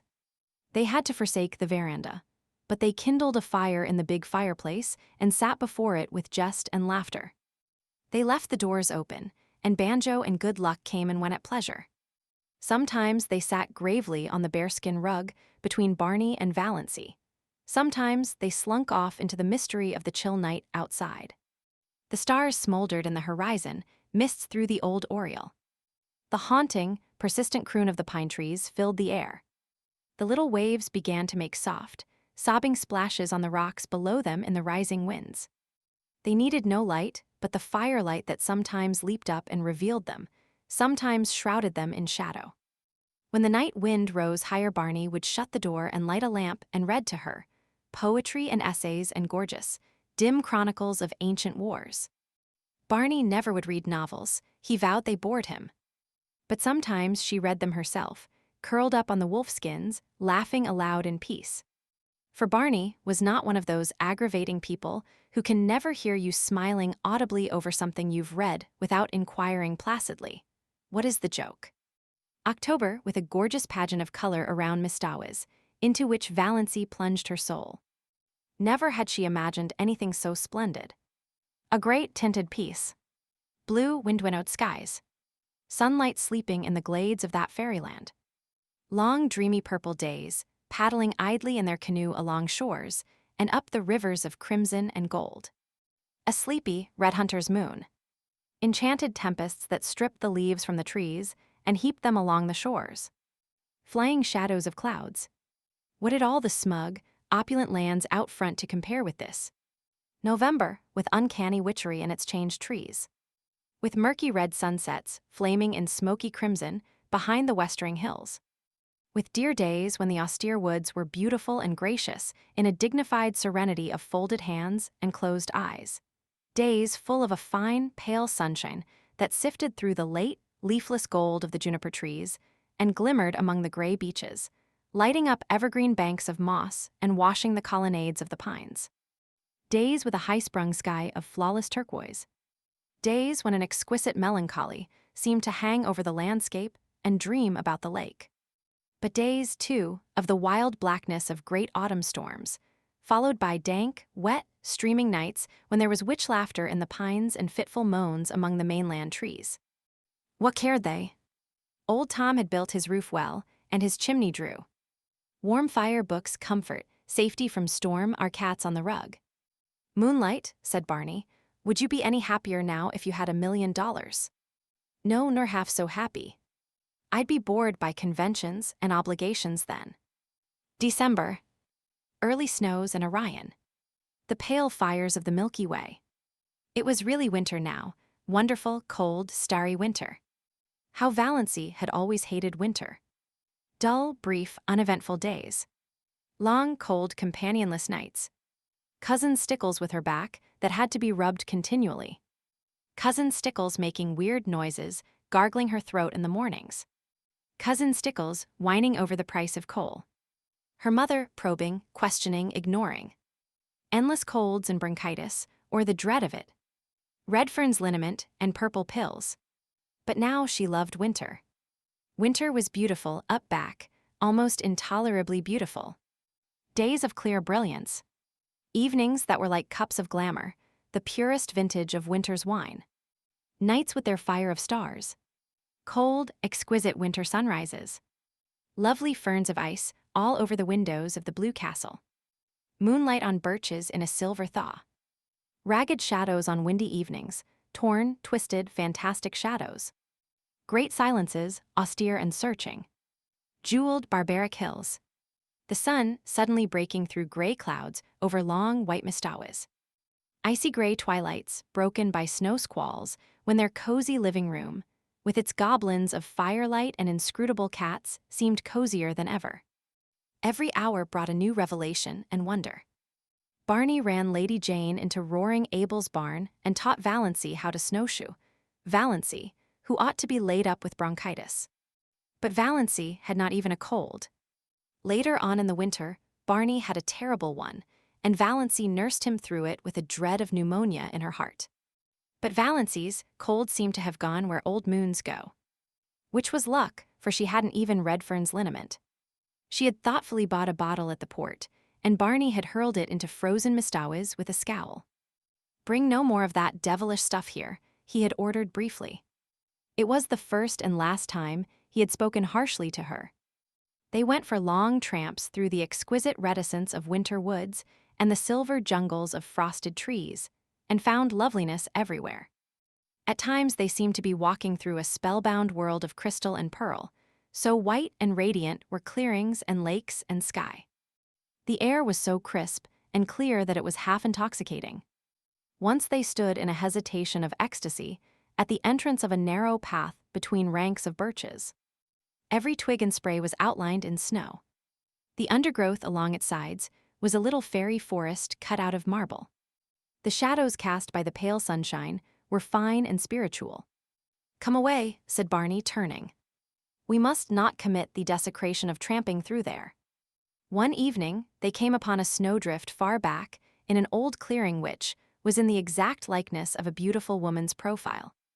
Seen too close by, the resemblance was lost, as in the fairy tale of the castle of St. John. Seen from behind, it was a shapeless oddity. But at just the right distance and angle the outline was so perfect that when they came suddenly upon it, gleaming out against the dark background of spruce in the glow of that winter sunset, they both exclaimed in amazement. There was a low, noble brow, a straight, classic nose, lips and chin and cheek curve modeled as if some goddess of old time had sat to the sculptor, and a breast of such cold, swelling purity as the very spirit of the winter woods might display. All the beauty that old Greece and Rome, sung painted taught, quoted Barney. And to think no human eyes save ours have seen or will see it, breathed Valancy, who felt at times as if she were living in a book by John Foster. As she looked around her, she recalled some passages she had marked in the new Foster book Barney had brought her from the port, with an adjuration not to expect him to read or listen to it. All the tintings of winter woods are extremely delicate and elusive, recalled Valancy. When the brief afternoon wanes and the sun just touches the tops of the hills, there seems to be all over the woods an abundance, not of color, but of the spirit of color. There is really nothing but pure white after all, but one has the impression of fairy-like blendings of rose and violet, opal and heliotrope on the slopes, in the dingles, and along the curves of the forest land. You feel sure the tint is there, but when you look at it directly, it is gone. From the corner of your eye, you are aware that it is lurking over yonder in a spot where there was nothing but pale purity a moment ago. Only just when the sun is setting is there a fleeting moment of real color. Then the redness streams out over the snow and incarnadines the hills and rivers and smites the crest of the pines with flame. Just a few minutes of transfiguration and revelation, and it is gone. I wonder if John Foster ever spent a winter in Mistawis, said Valancy. Not likely, scoffed Barney. People who write tosh like that generally write it in a warm house on some smug city street. You are too hard on John Foster, said Valancy severely. No one could have written that little paragraph I read you last night without having seen it first. You know he couldn't. I didn't listen to it, said Barney morosely. You know I told you I wouldn't. Then you've got to listen to it now, persisted Valancy. She made him stand still on his snowshoes while she repeated it. She is a rare artist, this old Mother Nature, who works for the joy of working and not in any spirit of vain show. Today the fir woods are a symphony of greens and grays, so subtle that you cannot tell where one shade begins to be the other. Gray trunk, green bough, gray-green moss above the white, gray-shadowed floor. Yet the old gypsy doesn't like unrelieved monotones. She must have a dash of color. See it? A broken dead fir bough, of a beautiful red-brown, swinging among the beards of moss. Good Lord, do you learn all that fellow's books by heart? Was Barney's disgusted reaction as he strode off. John Foster's books were all that saved my soul alive the past 5 years, averred Valancy. Oh, Barney, look at that exquisite filigree of snow in the furrows of that old elm tree trunk. When they came out to the lake, they changed from snowshoes to skates and skated home. For a wonder Valancy had learned, when she was a little schoolgirl, to skate on the pond behind the Deerwood School. She never had any skates of her own, but some of the other girls had lent her theirs, and she seemed to have a natural knack of it. Uncle Benjamin had once promised her a pair of skates for Christmas, but when Christmas came, he had given her rubbers instead. She had never skated since she grew up, but the old trick came back quickly, and glorious were the hours she and Barney spent skimming over the White Lakes and past the dark islands where the summer cottages were closed and silent. Tonight they flew down Mistawis before the wind, in an exhilaration that crimsoned Valancy's cheeks under her white tam. And at the end was her dear little house, on the island of pines, with a coating of snow on its roof, sparkling in the moonlight. Its windows glinted impishly at her in the stray gleams. Looks exactly like a picture book, doesn't it? Said Barney. They had a lovely Christmas. No rush. No scramble. No niggling attempts to make ends meet. No wild effort to remember whether she hadn't given the same kind of present to the same person 2 Christmases before. No mob of last-minute shoppers. No dreary family reunions, where she sat mute and unimportant. No attacks of nerves. They decorated the blue castle with pine boughs, and Valancy made delightful little tinsel stars and hung them up amid the greenery. She cooked a dinner to which Barney did full justice, while Good Luck and Banjo picked the bones. A land that can produce a goose like that is an admirable land, vowed Barney. Canada forever. And they drank to the Union Jack a bottle of dandelion wine that Cousin Georgiana had given Valancy along with the bedspread. One never knows, Cousin Georgiana had said solemnly, when one may need a little stimulant. Barney had asked Valancy what she wanted for a Christmas present. Something frivolous and unnecessary, said Valancy, who had got a pair of galoshes last Christmas and 2 long-sleeved, woolen undervests the year before. And so on back. To her delight, Barney gave her a necklace of pearl beads. Valancy had wanted a string of milky pearl beads, like congealed moonshine, all her life. And these were so pretty. All that worried her was that they were really too good. They must have cost a great deal, $15 at least. Could Barney afford that? She didn't know a thing about his finances. She had refused to let him buy any of her clothes. She had enough for that, she told him, as long as she would need clothes. In a round, black jar on the chimney-piece Barney put money for their household expenses, always enough. The jar was never empty, though Valancy never caught him replenishing it. He couldn't have much, of course, and that necklace, but Valancy tossed care aside. She would wear it and enjoy it. It was the first pretty thing she had ever had. Chapter 32. New Year. The old, shabby, inglorious outlived calendar came down. The new one went up. January was a month of storms. It snowed for 3 weeks on end. The thermometer went miles below zero and stayed there. But as Barney and Valancy pointed out to each other, there were no mosquitoes. And the roar and crackle of their big fire drowned the howls of the north wind. Good Luck and Banjo waxed fat and developed resplendent coats of thick, silky fur. Nip and Tuck had gone. But they'll come back in spring, promised Barney. There was no monotony. Sometimes they had dramatic little private spats that never even thought of becoming quarrels. Sometimes roaring Abel dropped in for an evening or a whole day, with his old tartan cap and his long red beard coated with snow. He generally brought his fiddle and played for them, to the delight of all except Banjo, who would go temporarily insane and retreat under Valancy's bed. Sometimes Abel and Barney talked while Valancy made candy for them.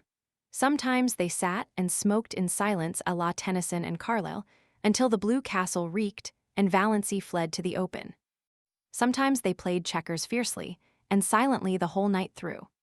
Sometimes they all ate the russet apples Abel had brought, while the jolly old clock ticked the delightful minutes away.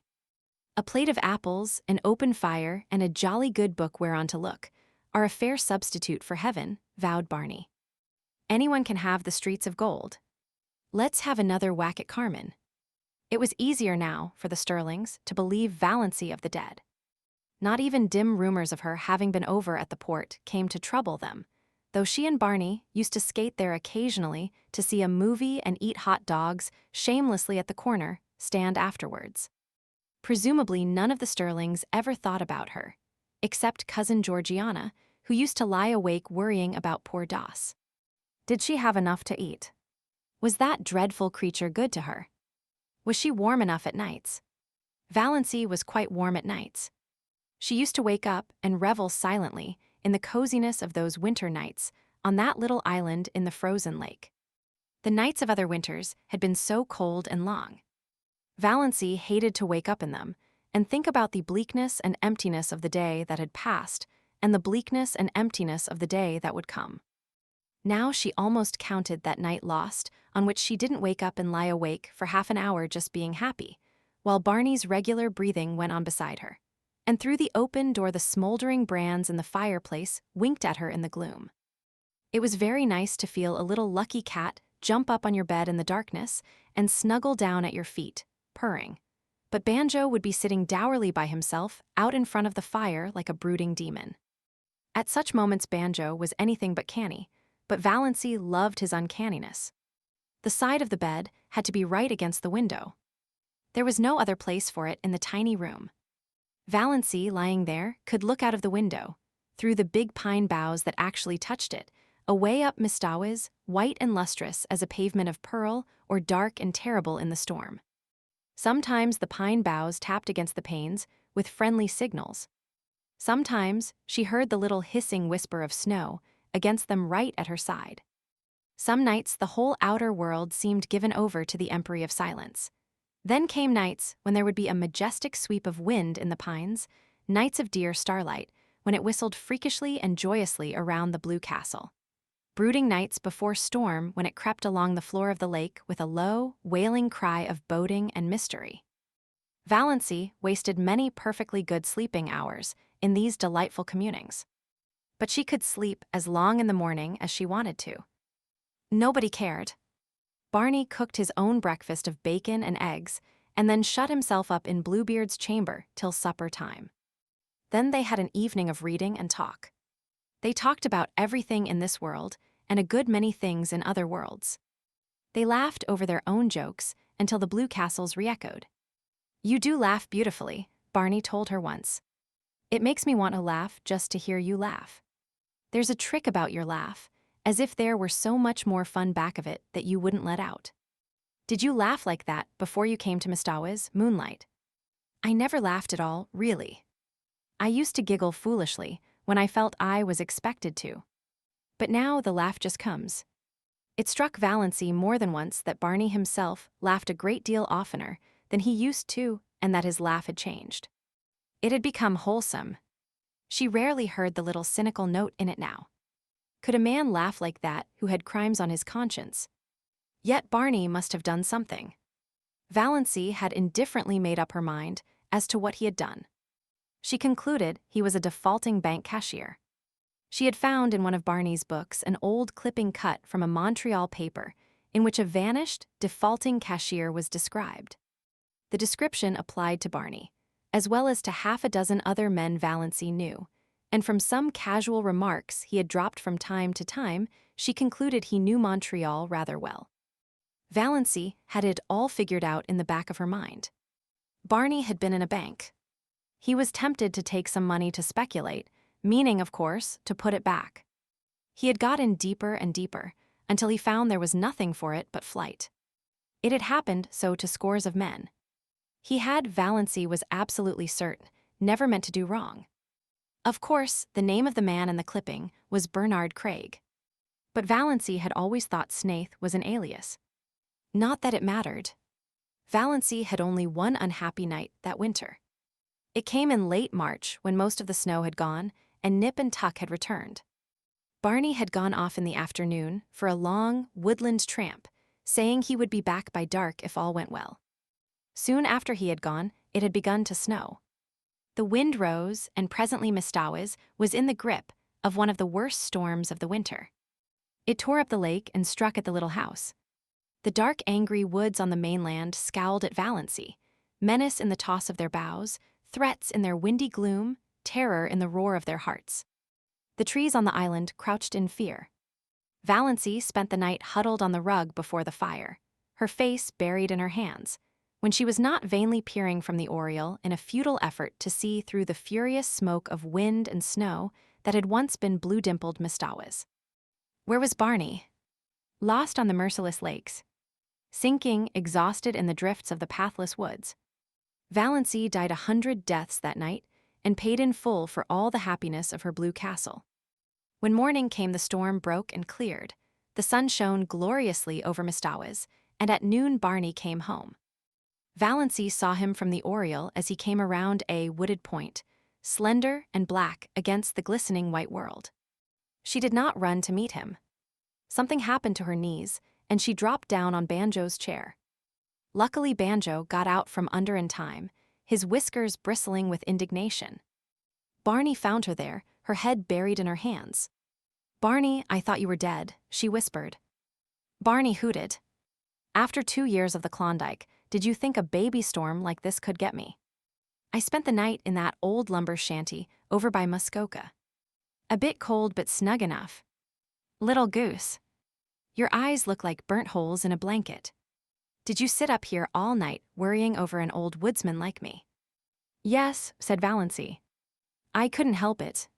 The storm seemed so wild. Anybody might have been lost in it. When I saw you come round the point, there something happened to me. I don't know what. It was as if I had died and come back to life. I can't describe it any other way." Chapter 33. Spring. Mistah was black and sullen for a week or two, then flaming in sapphire and turquoise, lilac and rose again, laughing through the oriel, caressing its amethyst islands, rippling under winds soft as silk. Frogs, little green wizards of swamp and pool, singing everywhere in the long twilights and long into the nights. Islands fairy-like in a green haze, the evanescent beauty of wild young trees in early leaf, frost-like loveliness of the new foliage of juniper trees, the woods putting on a fashion of spring flowers, dainty, spiritual things akin to the soul of the wilderness, red mist on the maples, willows decked out with glossy silver pusses, all the forgotten violets of Mistawis blooming again. Lure of April moons. Think how many thousands of springs have been here on Mistawis, and all of them beautiful, said Valancy. "Oh, Barney, look at that wild plum." I must quote from John Foster. There's a passage in one of his books. I've reread it 100 times. He must have written it before a tree just like that. Behold the young wild plum tree, which has adorned herself after immemorial fashion in a wedding veil of fine lace. The fingers of wood pixies must have woven it, for nothing like it ever came from an earthly loom. I vow the tree is conscious of its loveliness. It is bridling before our very eyes, as if its beauty were not the most ephemeral thing in the woods, as it is the rarest and most exceeding, for today it is, and tomorrow it is not. Every south wind, purring through the boughs, will winnow away a shower of slender petals. But what matter? Today it is queen of the wild places, and it is always today in the woods. I'm sure you feel much better since you've got that out of your system, said Barney heartlessly. Here's a patch of dandelions, said Valancy, unsubdued. Dandelions shouldn't grow in the woods, though. They haven't any sense of the fitness of things at all. They are too cheerful and self-satisfied. They haven't any of the mystery and reserve of the real wood flowers. In short, they've no secrets, said Barney. But wait a bit. The woods will have their own way even with those obvious dandelions. In a little while, all that obtrusive yellowness and complacency will be gone, and we'll find here misty, phantom-like globes hovering over those long grasses in full harmony with the traditions of the forest. That sounds John Fosterish, teased Valancy. What have I done that deserved a slam like that? Complained Barney. One of the earliest signs of spring was the renaissance of Lady Jane. Barney put her on roads that no other car would look at, and they went through deerwood and mud to the axles. They passed several Stirlings, who groaned and reflected that now spring was come, they would encounter that shameless pair everywhere. Valancy, prowling about deerwood shops, met Uncle Benjamin on the street. But he did not realize until he had gone 2 blocks further on that the girl in the scarlet-collared blanket coat, with cheeks reddened in the sharp April air and the fringe of black hair over laughing, slanted eyes, was Valancy. When he did realize it, Uncle Benjamin was indignant. What business had Valancy to look like a young girl? The way of the transgressor was hard. Had to be. Scriptural and proper. Yet Valancy's path couldn't be hard. She wouldn't look like that if it were. There was something wrong. It was almost enough to make a man turn modernist. Barney and Valancy clanged on to the port, so that it was dark when they went through Deerwood again. At her old home, Valancy, seized with a sudden impulse, got out, opened the little gate, and tiptoed around to the sitting-room window. There sat her mother and cousin Stickles drearily, grimly knitting. Baffling and inhuman as ever. If they had looked the least bit lonesome, Valancy would have gone in. But they did not. Valancy would not disturb them for worlds. Chapter 34. Valancy had 2 wonderful moments that spring. One day, coming home through the woods, with her arms full of trailing arbutus and creeping spruce, she met a man who she knew must be Alan Tierney. Alan Tierney, the celebrated painter of beautiful women. He lived in New York in winter, but he owned an island cottage at the northern end of Mistawis, to which he always came the minute the ice was out of the lake.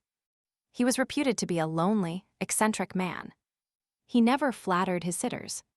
There was no need to, for he would not paint anyone who required flattery. To be painted by Alan Tierney was all the cachet of beauty a woman could desire. Valancy had heard so much about him that she couldn't help turning her head back over her shoulder for another shy, curious look at him. A shaft of pale spring sunlight fell through a great pine athwart her bare black head and her slanted eyes. She wore a pale green sweater and had bound a fillet of linnea vine about her hair. The feathery fountain of trailing spruce overflowed her arms and fell around her. Alan Tierney's eyes lighted up. "I've had a caller," said Barney the next afternoon, when Valancy had returned from another flower quest. Who? Valancy was surprised but indifferent. She began filling a basket with arbutus. "Alan Tierney. He wants to paint you, Moonlight." "Me?" Valancy dropped her basket and her arbutus. "You're laughing at me, Barney." "I'm not. That's what Tierney came for. To ask my permission to paint my wife, as the spirit of Muskoka, or something like that." But, stammered Valancy, "Alan Tierney never paints any but any but." "Beautiful women," finished Barney. "Conceited. Q. A. 500, Mistress Barney Snaith is a beautiful woman." "Nonsense," said Valancy, stooping to retrieve her arbutus.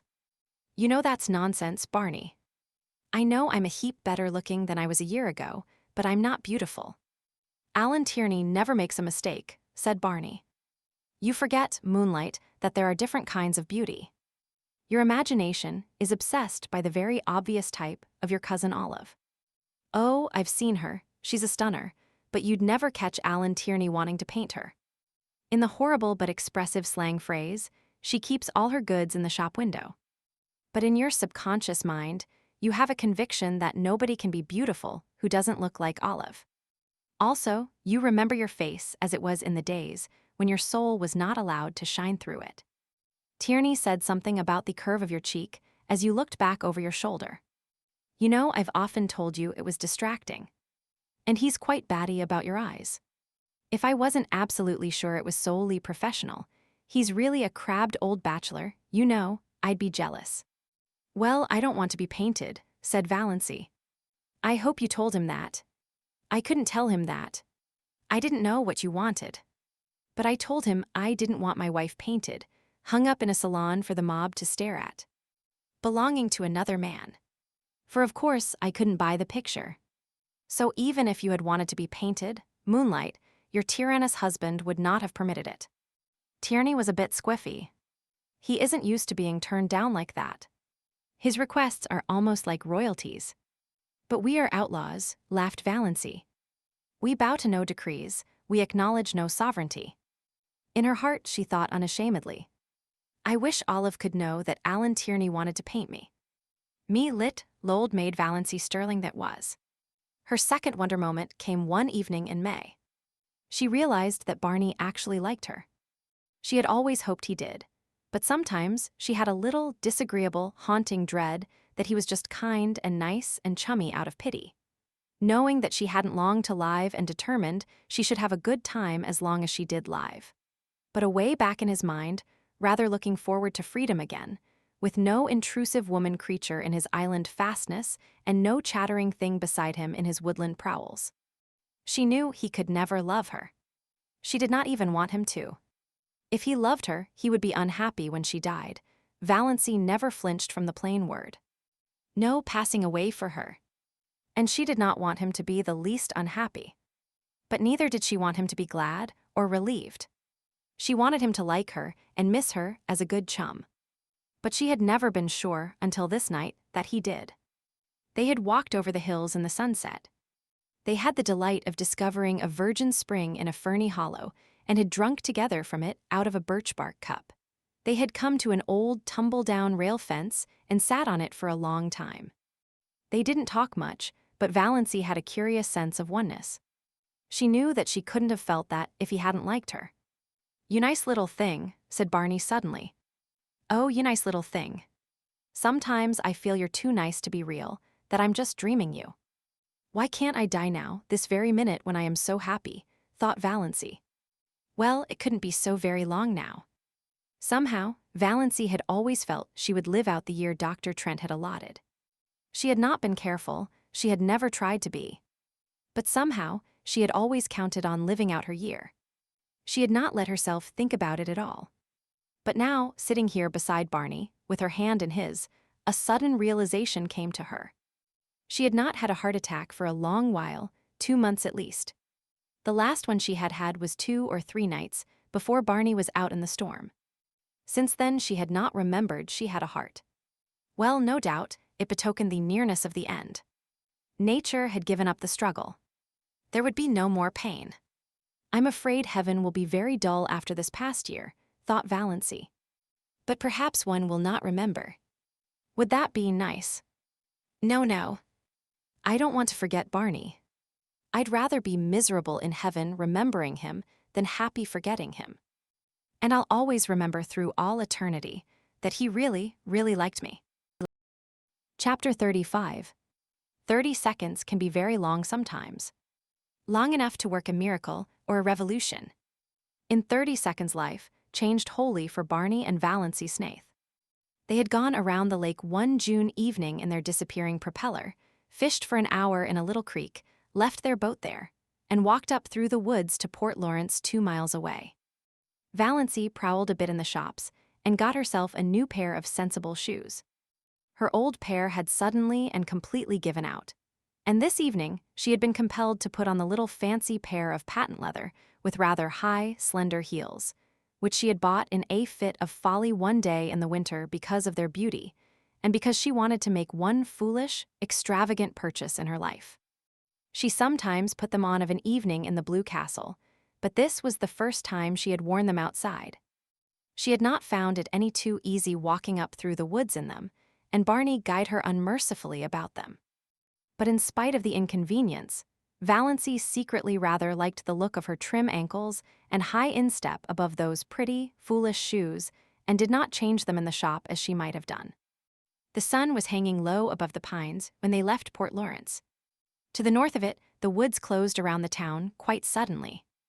Valancy always had a sense of stepping from one world to another, from reality to fairyland, when she went out of Port Lawrence and in a twinkling found it shut off behind her by the armies of the pines.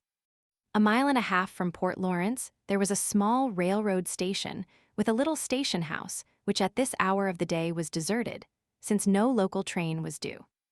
Not a soul was in sight when Barney and Valancy emerged from the woods. Off to the left, a sudden curve in the track hid it from view, but over the treetops beyond, the long plume of smoke betokened the approach of a through train. The rails were vibrating to its thunder as Barney stepped across the switch.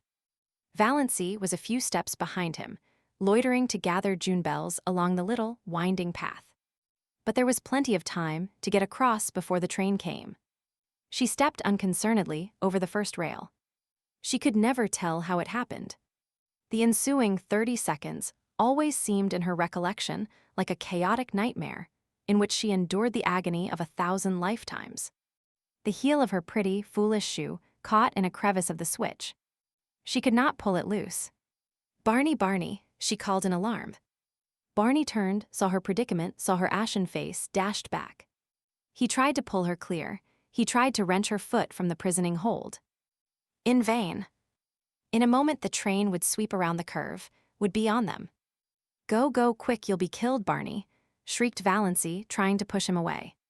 Barney dropped on his knees, ghost-white, frantically tearing at her shoelace. The knot defied his trembling fingers.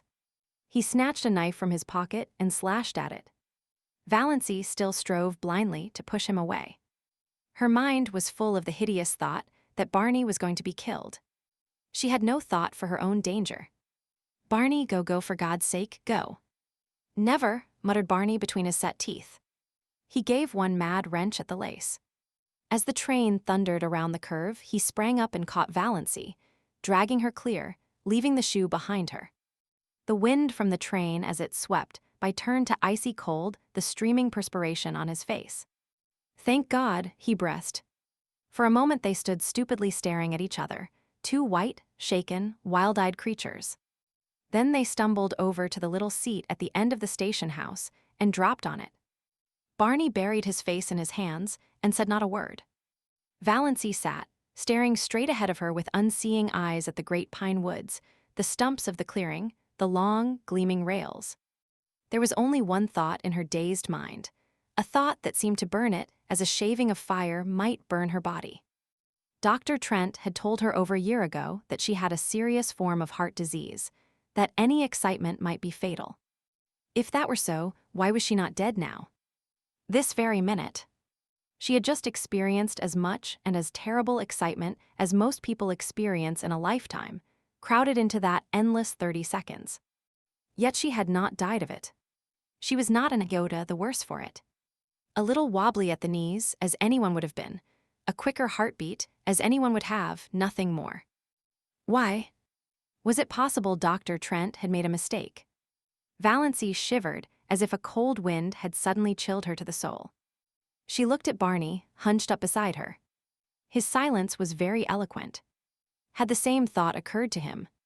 Did he suddenly find himself confronted by the appalling suspicion that he was married, not for a few months or a year, but for good and all to a woman he did not love and who had foisted herself upon him by some trick or lie? Valancy turned sick before the horror of it. It could not be. It would be too cruel, too devilish. Dr. Trent couldn't have made a mistake. Impossible. He was one of the best heart specialists in Ontario. She was foolish, unnerved by the recent horror. She remembered some of the hideous spasms of pain she had had. There must be something serious the matter with her heart to account for them. But she had not had any for nearly 3 months. Why? Presently Barney bestirred himself. He stood up without looking at Valancy and said casually, "I suppose we'd better be hiking back. Sun's getting low. Are you good for the rest of the road?" "I think so," said Valancy miserably. Barney went across the clearing and picked up the parcel he had dropped, the parcel containing her new shoes. He brought it to her and let her take out the shoes and put them on without any assistance, while he stood with his back to her and looked out over the pines. They walked in silence down the shadowy trail to the lake. In silence, Barney steered his boat into the sunset miracle that was Mistawa's. In silence, they went around feathery headlands and across coral bays and silver rivers, where canoes were slipping up and down in the afterglow. In silence, they went past cottages echoing with music and laughter. In silence, drew up at the landing place below the blue castle. Valancy went up the rock steps and into the house. She dropped miserably on the first chair she came to and sat there staring through the oriel, oblivious of Good Luck's frantic purrs of joy and Banjo's savage glares of protest at her occupancy of his chair. Barney came in a few minutes later. He did not come near her, but he stood behind her and asked gently if she felt any the worse for her experience. Valancy would have given her year of happiness to have been able honestly to answer, yes. "No," she said flatly. Barney went into Bluebeard's chamber and shut the door. She heard him pacing up and down, up and down. He had never paced like that before. And an hour ago, only an hour ago, she had been so happy. Chapter 36. Finally Valancy went to bed. Before she went, she reread Dr. Trent's letter. It comforted her a little. So positive. So assured. The writing so black and steady. Not the writing of a man who didn't know what he was writing about. But she could not sleep. She pretended to be asleep when Barney came in. Barney pretended to go to sleep. But Valancy knew perfectly well he wasn't sleeping any more than she was. She knew he was lying there, staring through the darkness. Thinking of what? Trying to face what? Valancy, who had spent so many happy wakeful hours of night lying by that window, now paid the price of them all in this one night of misery. A horrible, portentous fact was slowly looming out before her from the nebula of surmise and fear.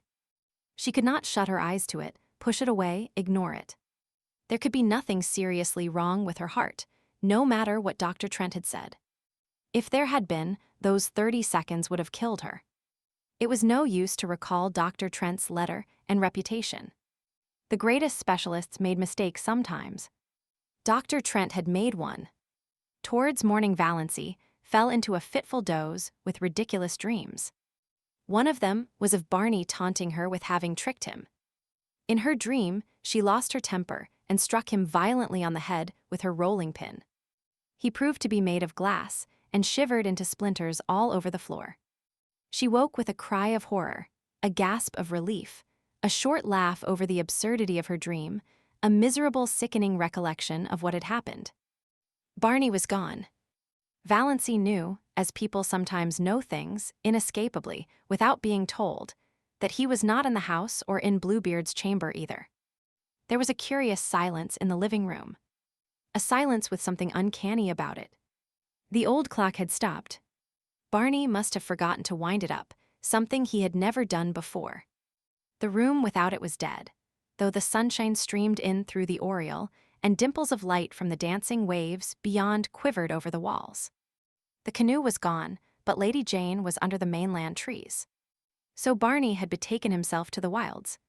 He would not return till night, perhaps not even then. He must be angry with her. That furious silence of his must mean anger, cold, deep, justifiable resentment. Well, Valancy knew what she must do first. She was not suffering very keenly now. Yet the curious numbness that pervaded her being was in a way worse than pain. It was as if something in her had died. She forced herself to cook and eat a little breakfast. Mechanically, she put the blue castle in perfect order. Then she put on her hat and coat, locked the door and hid the key in the hollow of the old pine, and crossed to the mainland in the motorboat. She was going into Deerwood to see Dr. Trent. She must know. Chapter 37. Dr. Trent looked at her blankly and fumbled among his recollections. Miss. Mistress Snaith, said Valancy quietly. I was Miss Valancy Stirling when I came to you last May, over a year ago. I wanted to consult you about my heart. Dr. Trent's face cleared. Oh, of course. I remember now. I'm really not to blame for not knowing you. You've changed splendidly. And married. Well, it has agreed with you. You don't look much like an invalid now, hey. I remember that day. I was badly upset. Hearing about poor Ned bowled me over. But Ned's as good as new and you, too, evidently. I told you so, you know, told you there was nothing to worry over. Valancy looked at him. You told me in your letter, she said slowly, with a curious feeling that someone else was talking through her lips, that I had angina pectoris in the last stages, complicated with an aneurysm. That I might die any minute, that I couldn't live longer than a year. Dr. Trent stared at her. Impossible, he said blankly. I couldn't have told you that. Valancy took his letter from her bag and handed it to him. Miss Valancy Stirling, he read. Yes.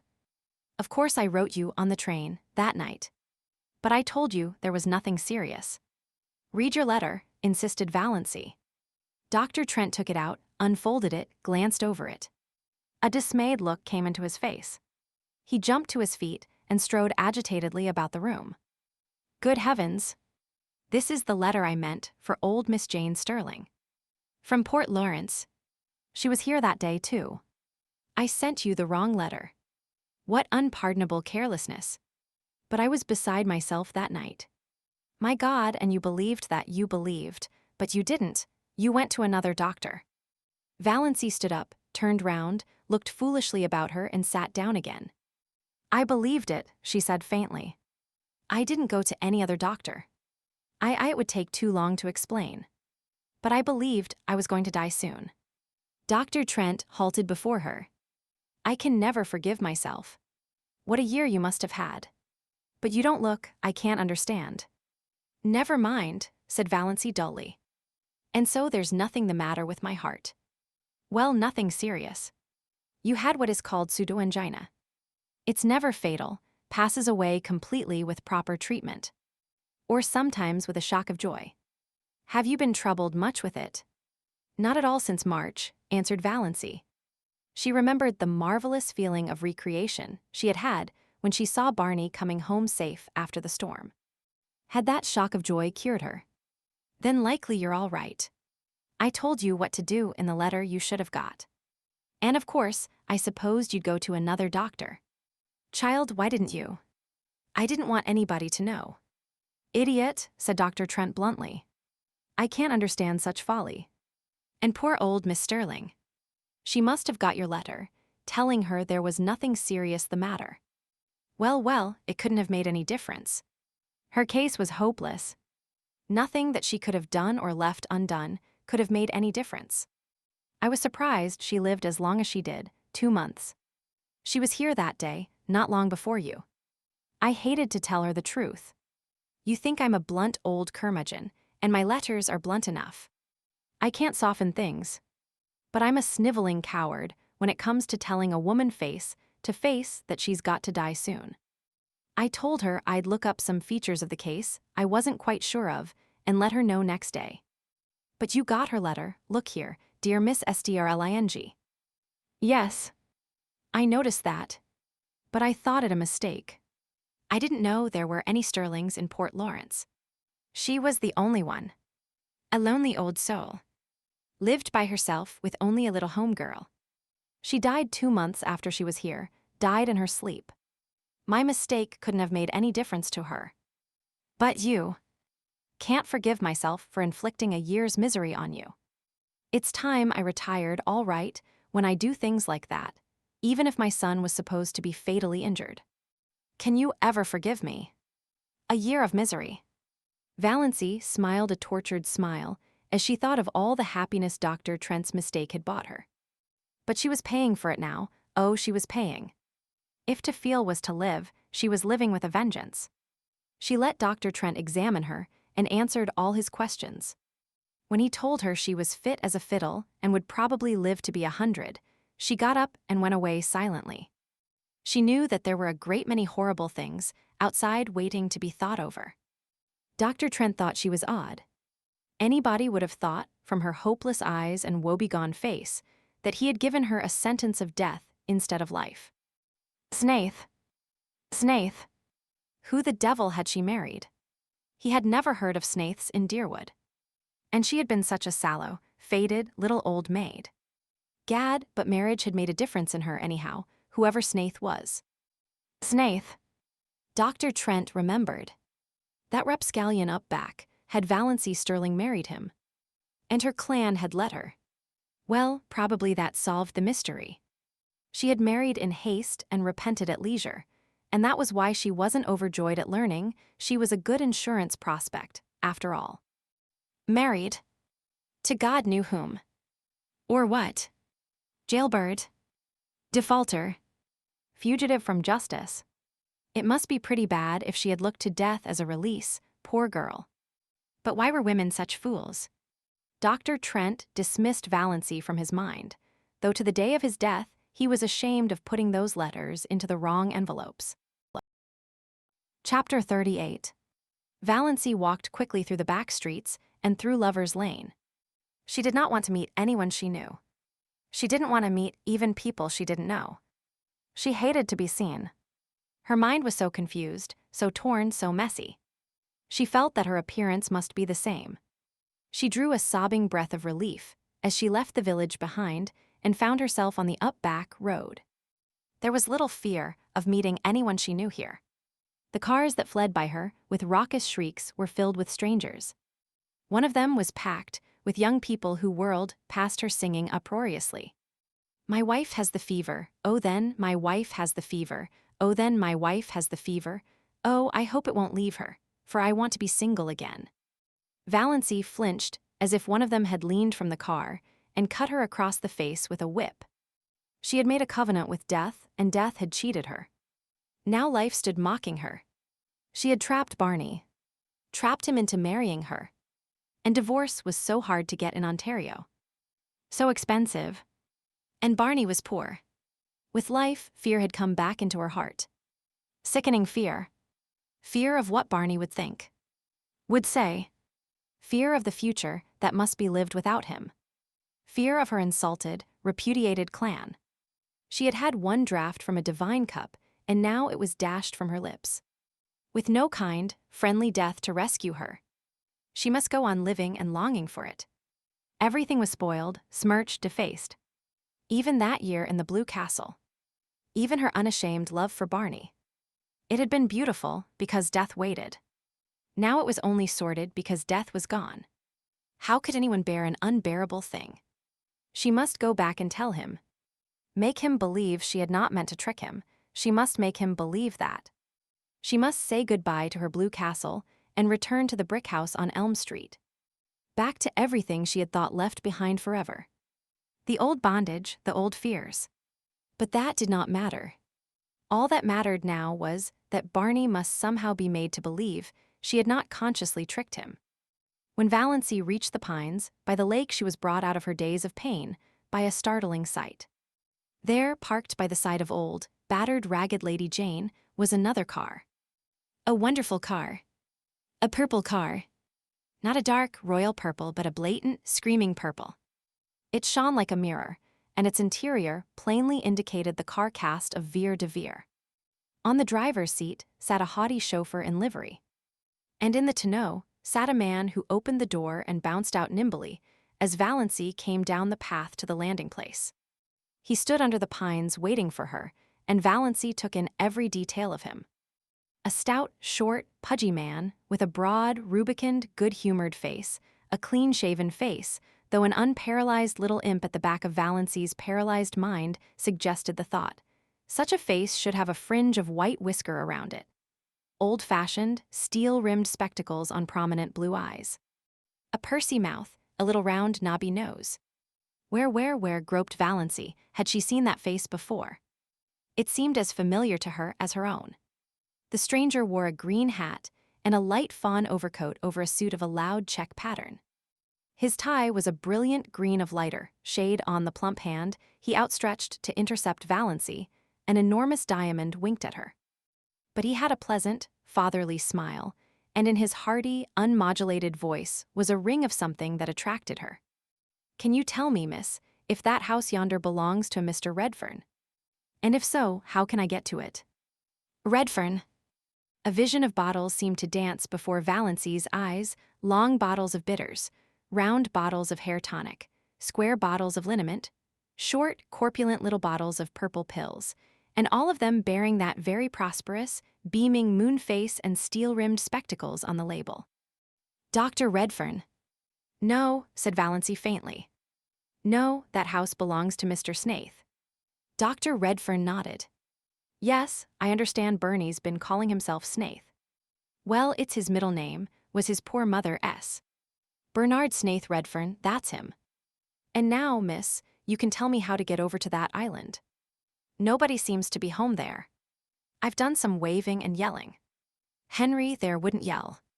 He's a one-job man. But old Doc Redfern can yell with the best of them yet, and ain't above doing it. Raised nothing but a couple of crows. Guess Bernie's out for the day."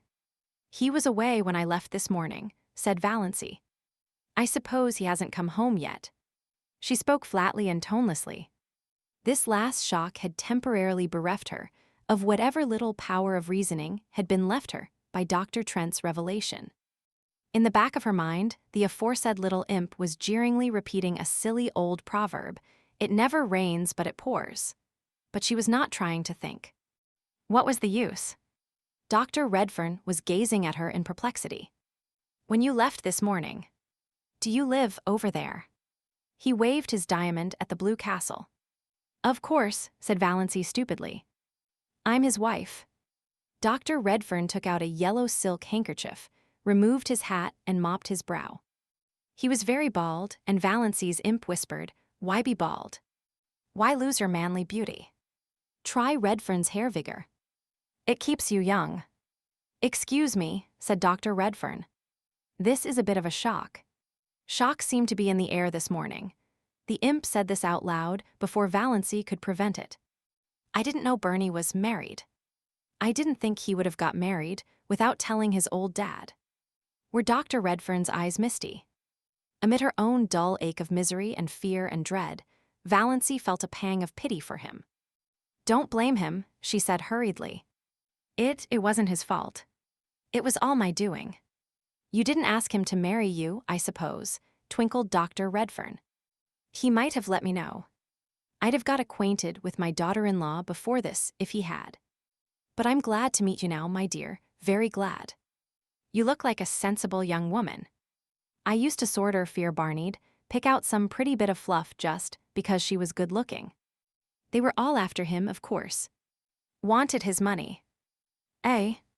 Didn't like the pills and the bitters, but liked the dollars. Eh? Wanted to dip their pretty little fingers in old Doc's millions.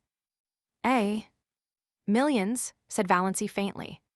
She wished she could sit down somewhere. She wished she could have a chance to think.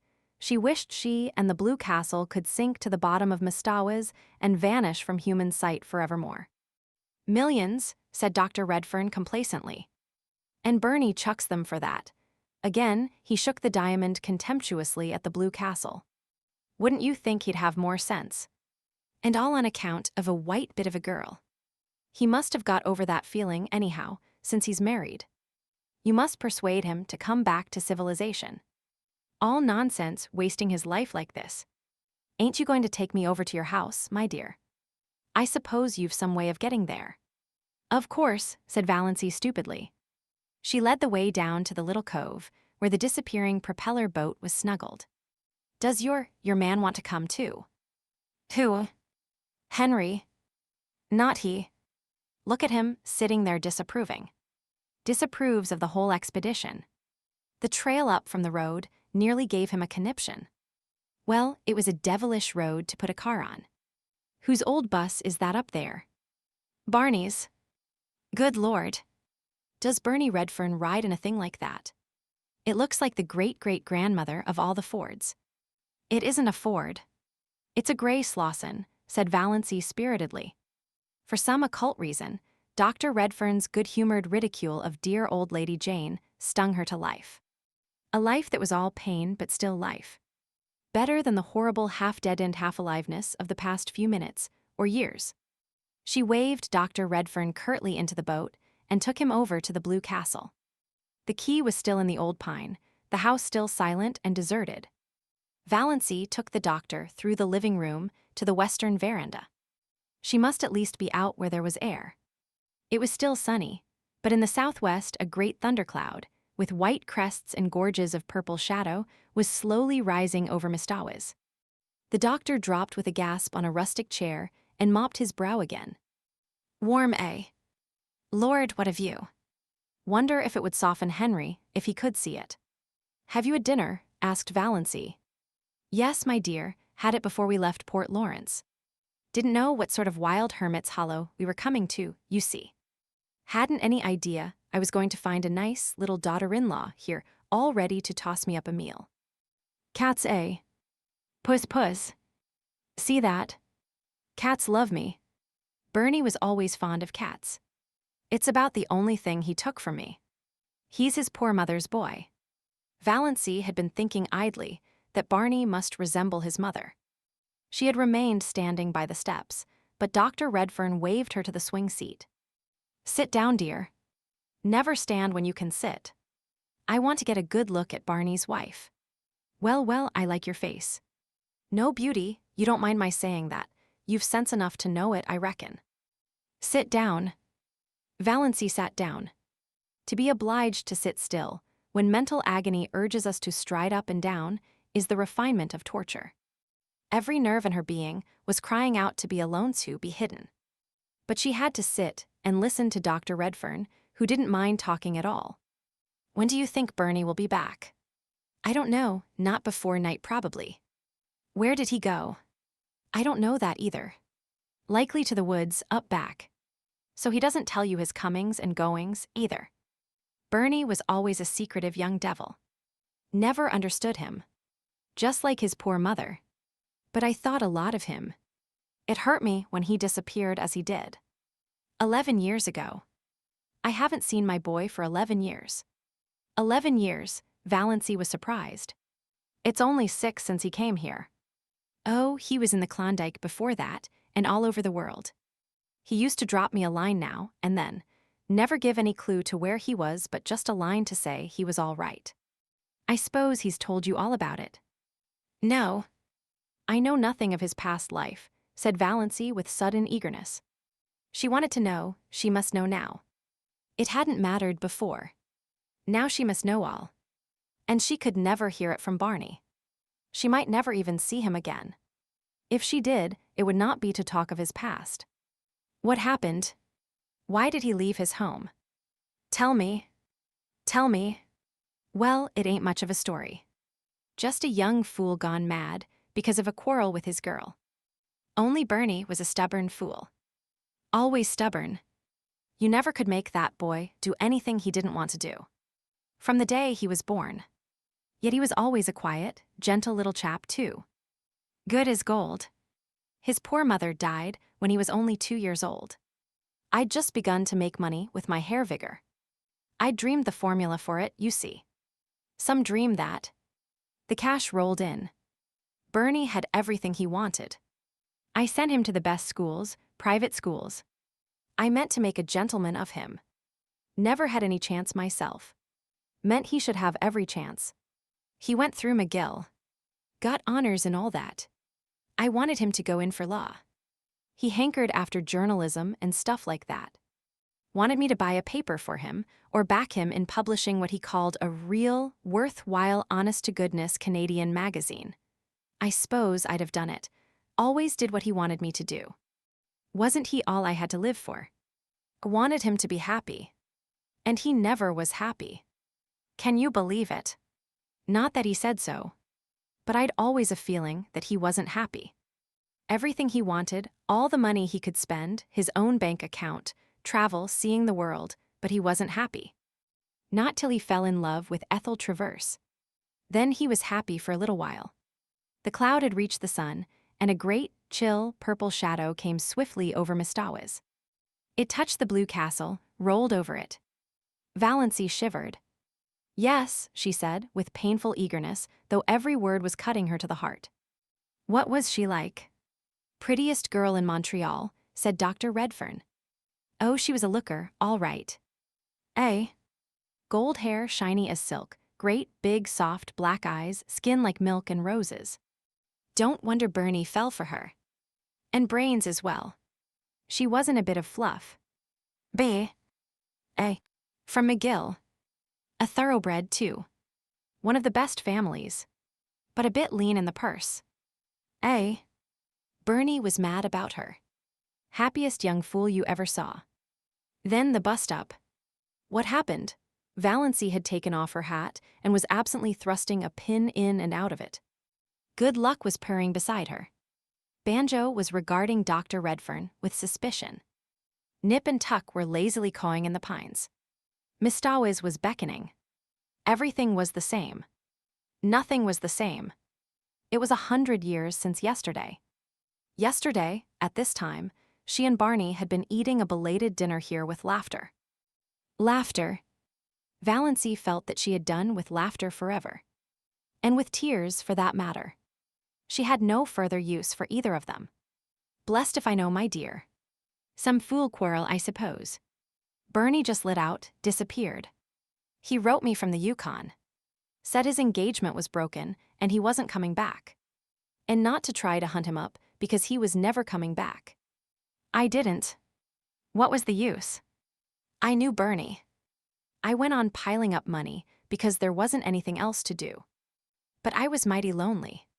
All I lived for was them little notes now and then from Bernie, Klondike, England, South Africa, China, everywhere. I thought maybe he'd come back someday to his lonesome old dad. Then 6 years ago, even the letters stopped. I didn't hear a word of or from him till last Christmas. Did he write? No. But he drew a check for $15,000 on his bank account. The bank manager is a friend of mine, one of my biggest shareholders. He'd always promised me he'd let me know if Bernie drew any checks. Bernie had $50,000 there. And he'd never touched a cent of it till last Christmas. The check was made out to Ainsley, S. Toronto. Ainsley S. Valancy heard herself saying Ainsley S. She had a box on her dressing table with the Ainsley trademark. Yes. The big jewelry house there. After I'd thought it over a while, I got brisk. I wanted to locate Bernie. Had a special reason for it. It was time he gave up his fool hoboing and come to his senses. Drawing that 15 told me there was something in the wind. The manager communicated with the Ainsleys. His wife was an Ainslie, and found out that Bernard Redfern had bought a pearl necklace there. His address was given as Box 444, Port Lawrence, Muskoka, Ont. First I thought I'd write. Then I thought I'd wait till the open season for cars and come down myself. Ain't no hand at writing. I've motored from Montreal. Got to Port Lawrence yesterday. Inquired at the post office. Told me they knew nothing of any Bernard Snaith Redfern, but there was a Barney Snaith had a peep. Oh. Box there. Lived on an island out here, they said. So here I am. And where's Barney? Valancy was fingering her necklace. She was wearing $15,000 around her neck. And she had worried lest Barney had paid $15 for it and couldn't afford it. Suddenly she laughed in Dr. Redfern's face.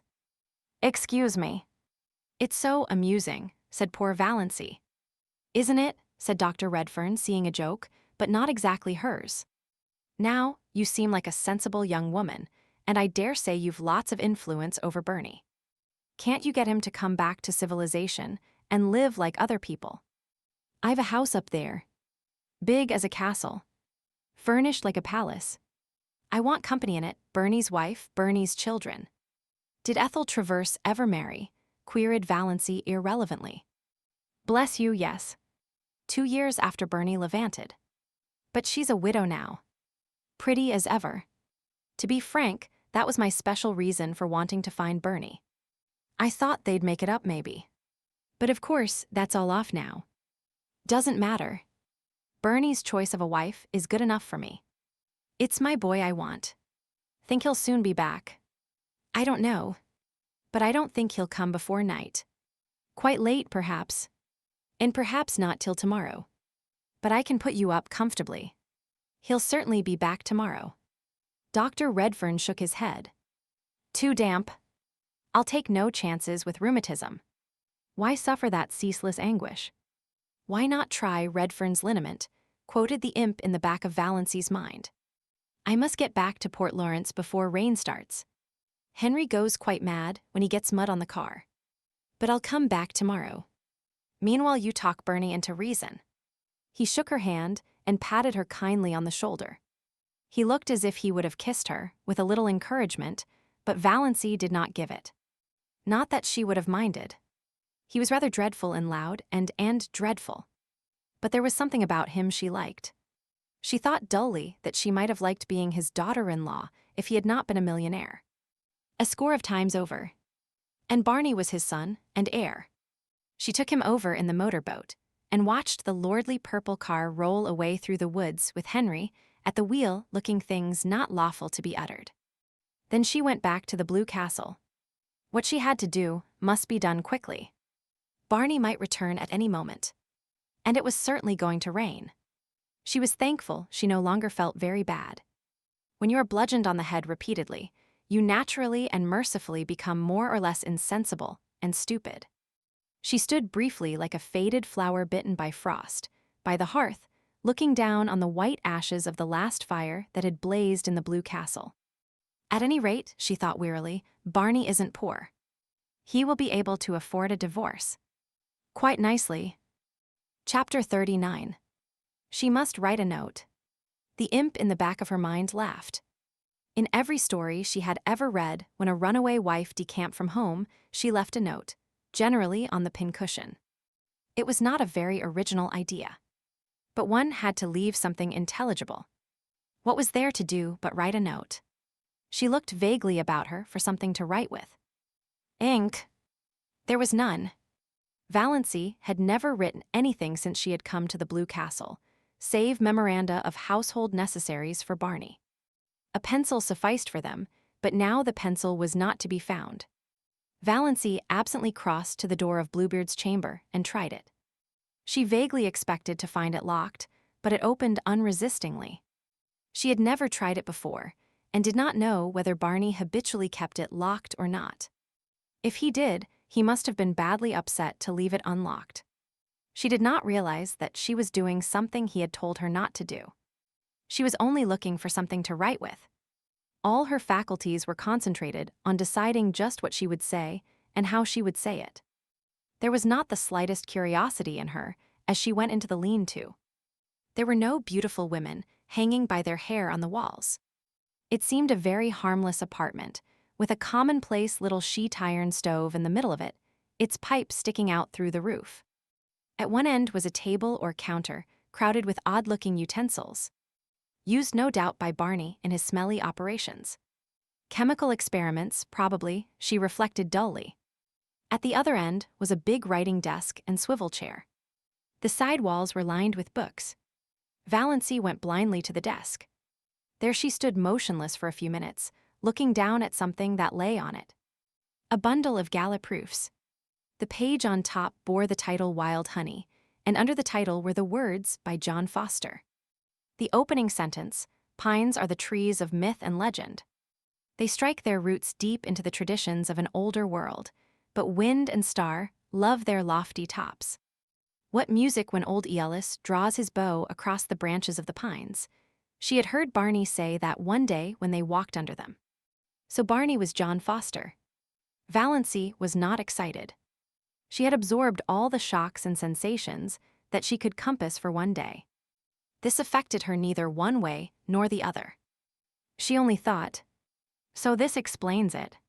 It was a small matter that had somehow stuck in her mind more persistently than its importance seemed to justify. Soon after Barney had brought her John Foster's latest book, she had been in a Port Lawrence bookshop and heard a customer ask the proprietor for John Foster's new book. The proprietor had said curtly, "Not out yet. Won't be out till next week."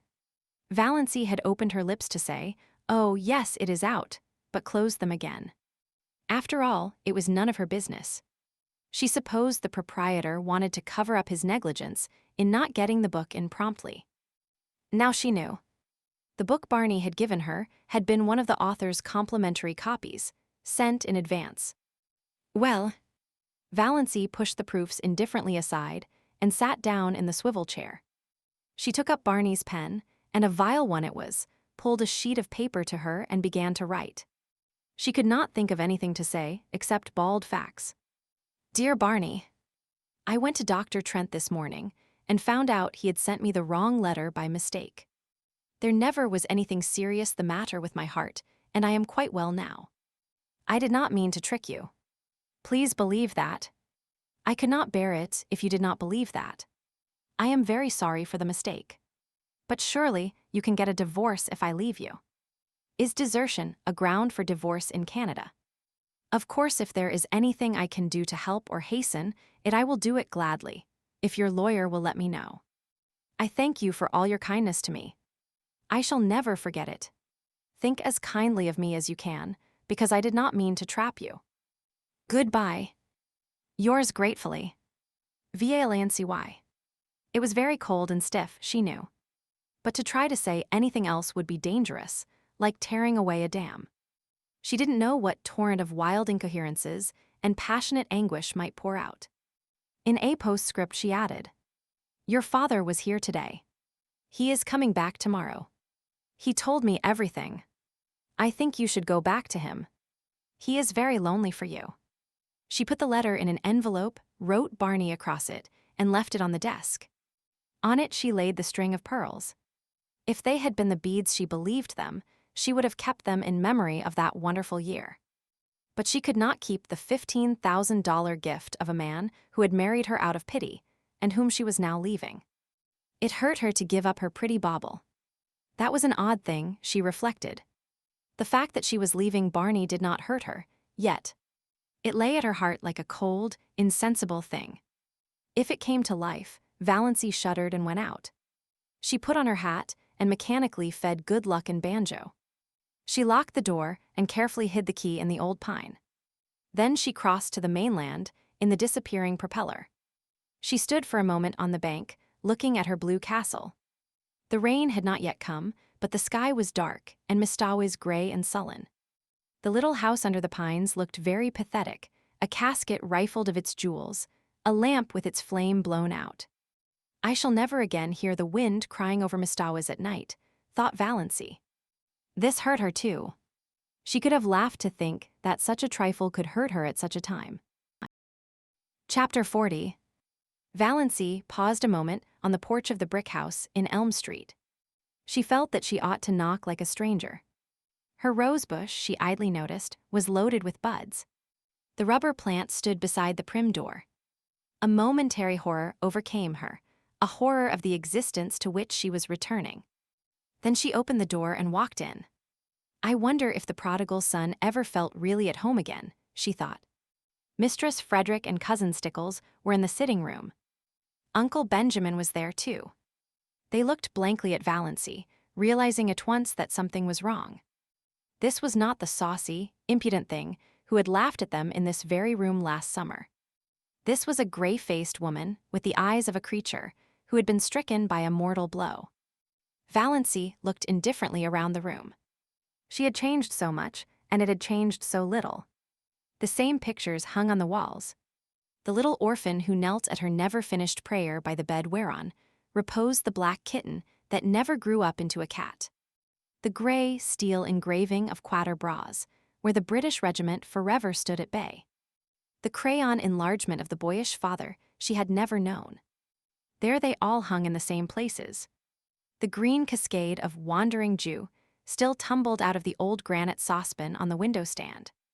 The same elaborate, never-used pitcher stood at the same angle on the sideboard shelf. The blue and gilt vases that had been among her mother's wedding presents still primly adorned the mantelpiece, flanking the china clock of berosed and besprayed where that never went. The chairs in exactly the same places. Her mother and cousin Stickles, likewise unchanged, regarding her with stony unwelcome. Valancy had to speak first. "I've come home, Mother," she said tiredly. "So I see." Mistress Frederick's voice was very icy. She had resigned herself to Valancy's desertion. She had almost succeeded in forgetting there was a Valancy. She had rearranged and organized her systematic life without any reference to an ungrateful, rebellious child. She had taken her place again in a society which ignored the fact that she had ever had a daughter and pitied her, if it pitied her at all, only in discreet whispers and asides. The plain truth was that, by this time, Mistress Frederick did not want Valancy to come back, did not want ever to see or hear of her again. And now, of course, Valancy was here, with tragedy and disgrace, and scandal trailing after her visibly. "So I see," said Mistress Frederick. "May I ask why?" "Because I'm not going to die," said Valancy huskily. "God bless my soul," said Uncle Benjamin. "Who said you were going to die?" "I suppose," said Cousin Stickles shrewishly, "Cousin Stickles did not want Valancy back either. I suppose you've found out he has another wife, as we've been sure all along." "No. I only wish he had," said Valancy. She was not suffering particularly, but she was very tired. If only the explanations were all over, and she were upstairs in her old, ugly room, alone. Just alone. The rattle of the beads on her mother's sleeves, as they swung on the arms of the reed chair, almost drove her crazy. Nothing else was worrying her, but all at once it seemed that she simply could not endure that thin, insistent rattle. "My home, as I told you, is always open to you," said Mistress Frederick stonily, "but I can never forgive you." Valancy gave a mirthless laugh.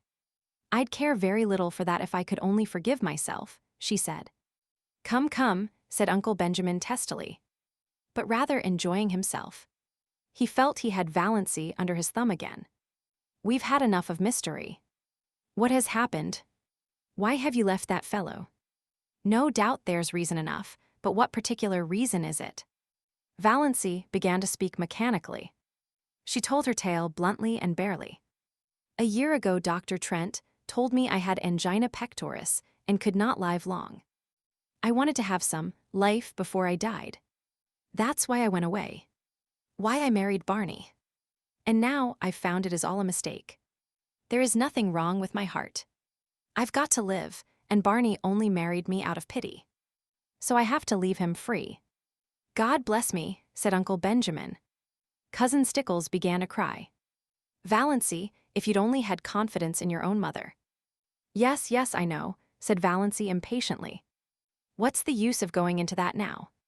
I can't undo this year. God knows I wish I could.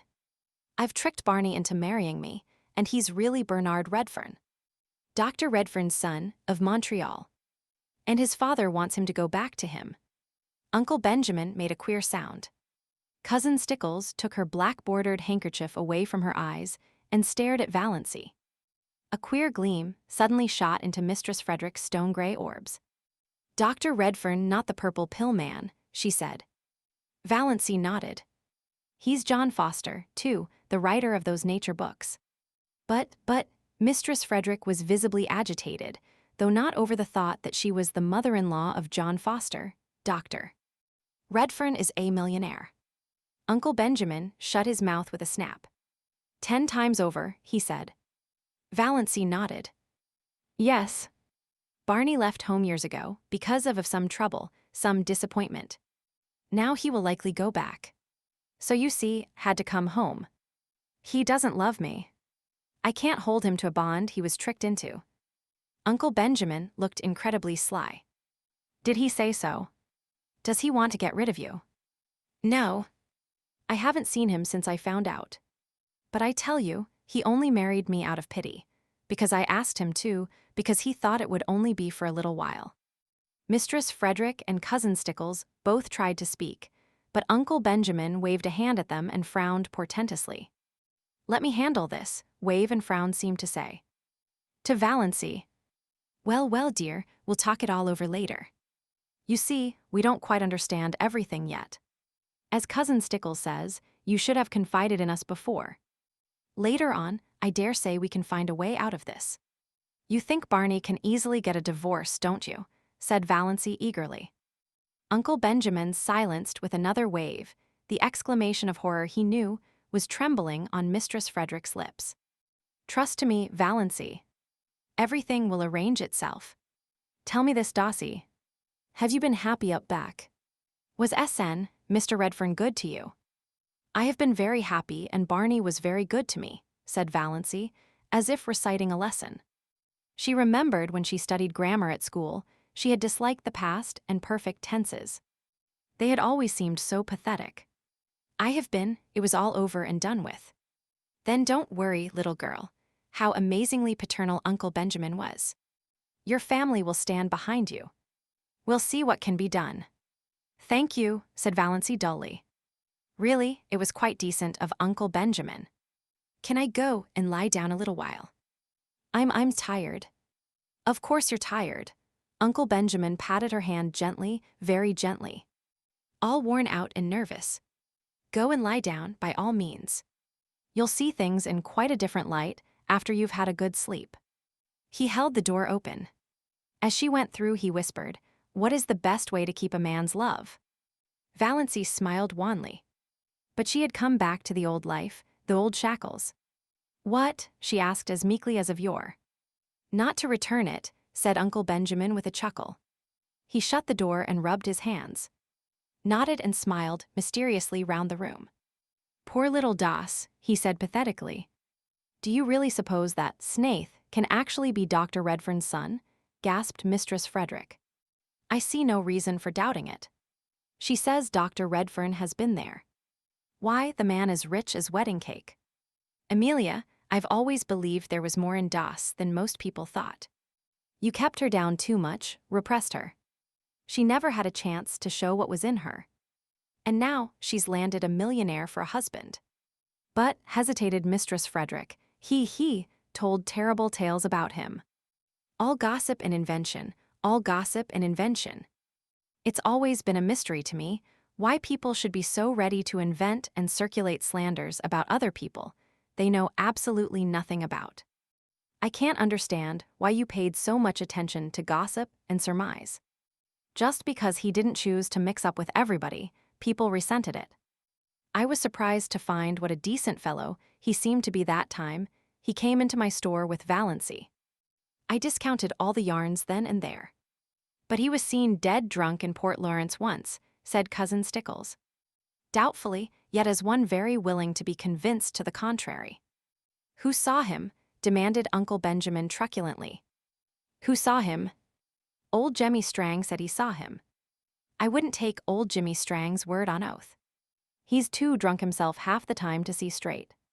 He said he saw him lying drunk on a bench in the park. Pshaw. Redfern's been asleep there. Don't worry over that. But his clothes and that awful old car, said Mistress Frederick uncertainly. Eccentricities of genius, declared Uncle Benjamin. You heard Doss say he was John Foster. I'm not up in literature myself, but I heard a lecturer from Toronto say that John Foster's books had put Canada on the literary map of the world. I suppose we must forgive her, yielded Mistress Frederick. Forgive her, Uncle Benjamin snorted. Really, Amelia was an incredibly stupid woman. No wonder poor Doss had gone sick and tired of living with her. Well, yes, I think you'd better forgive her. The question is, will Snaith forgive us? What if she persists in leaving him? You've no idea how stubborn she can be, said Mistress Frederick. Leave it all to me, Amelia. Leave it all to me. You women have muddled it enough. This whole affair has been bungled from start to finish. If you had put yourself to a little trouble years ago, Amelia, she would not have bolted over the traces as she did. Just let her alone. Don't worry her with advice or questions till she's ready to talk. She's evidently run away in a panic, because she's afraid he'd be angry with her for fooling him.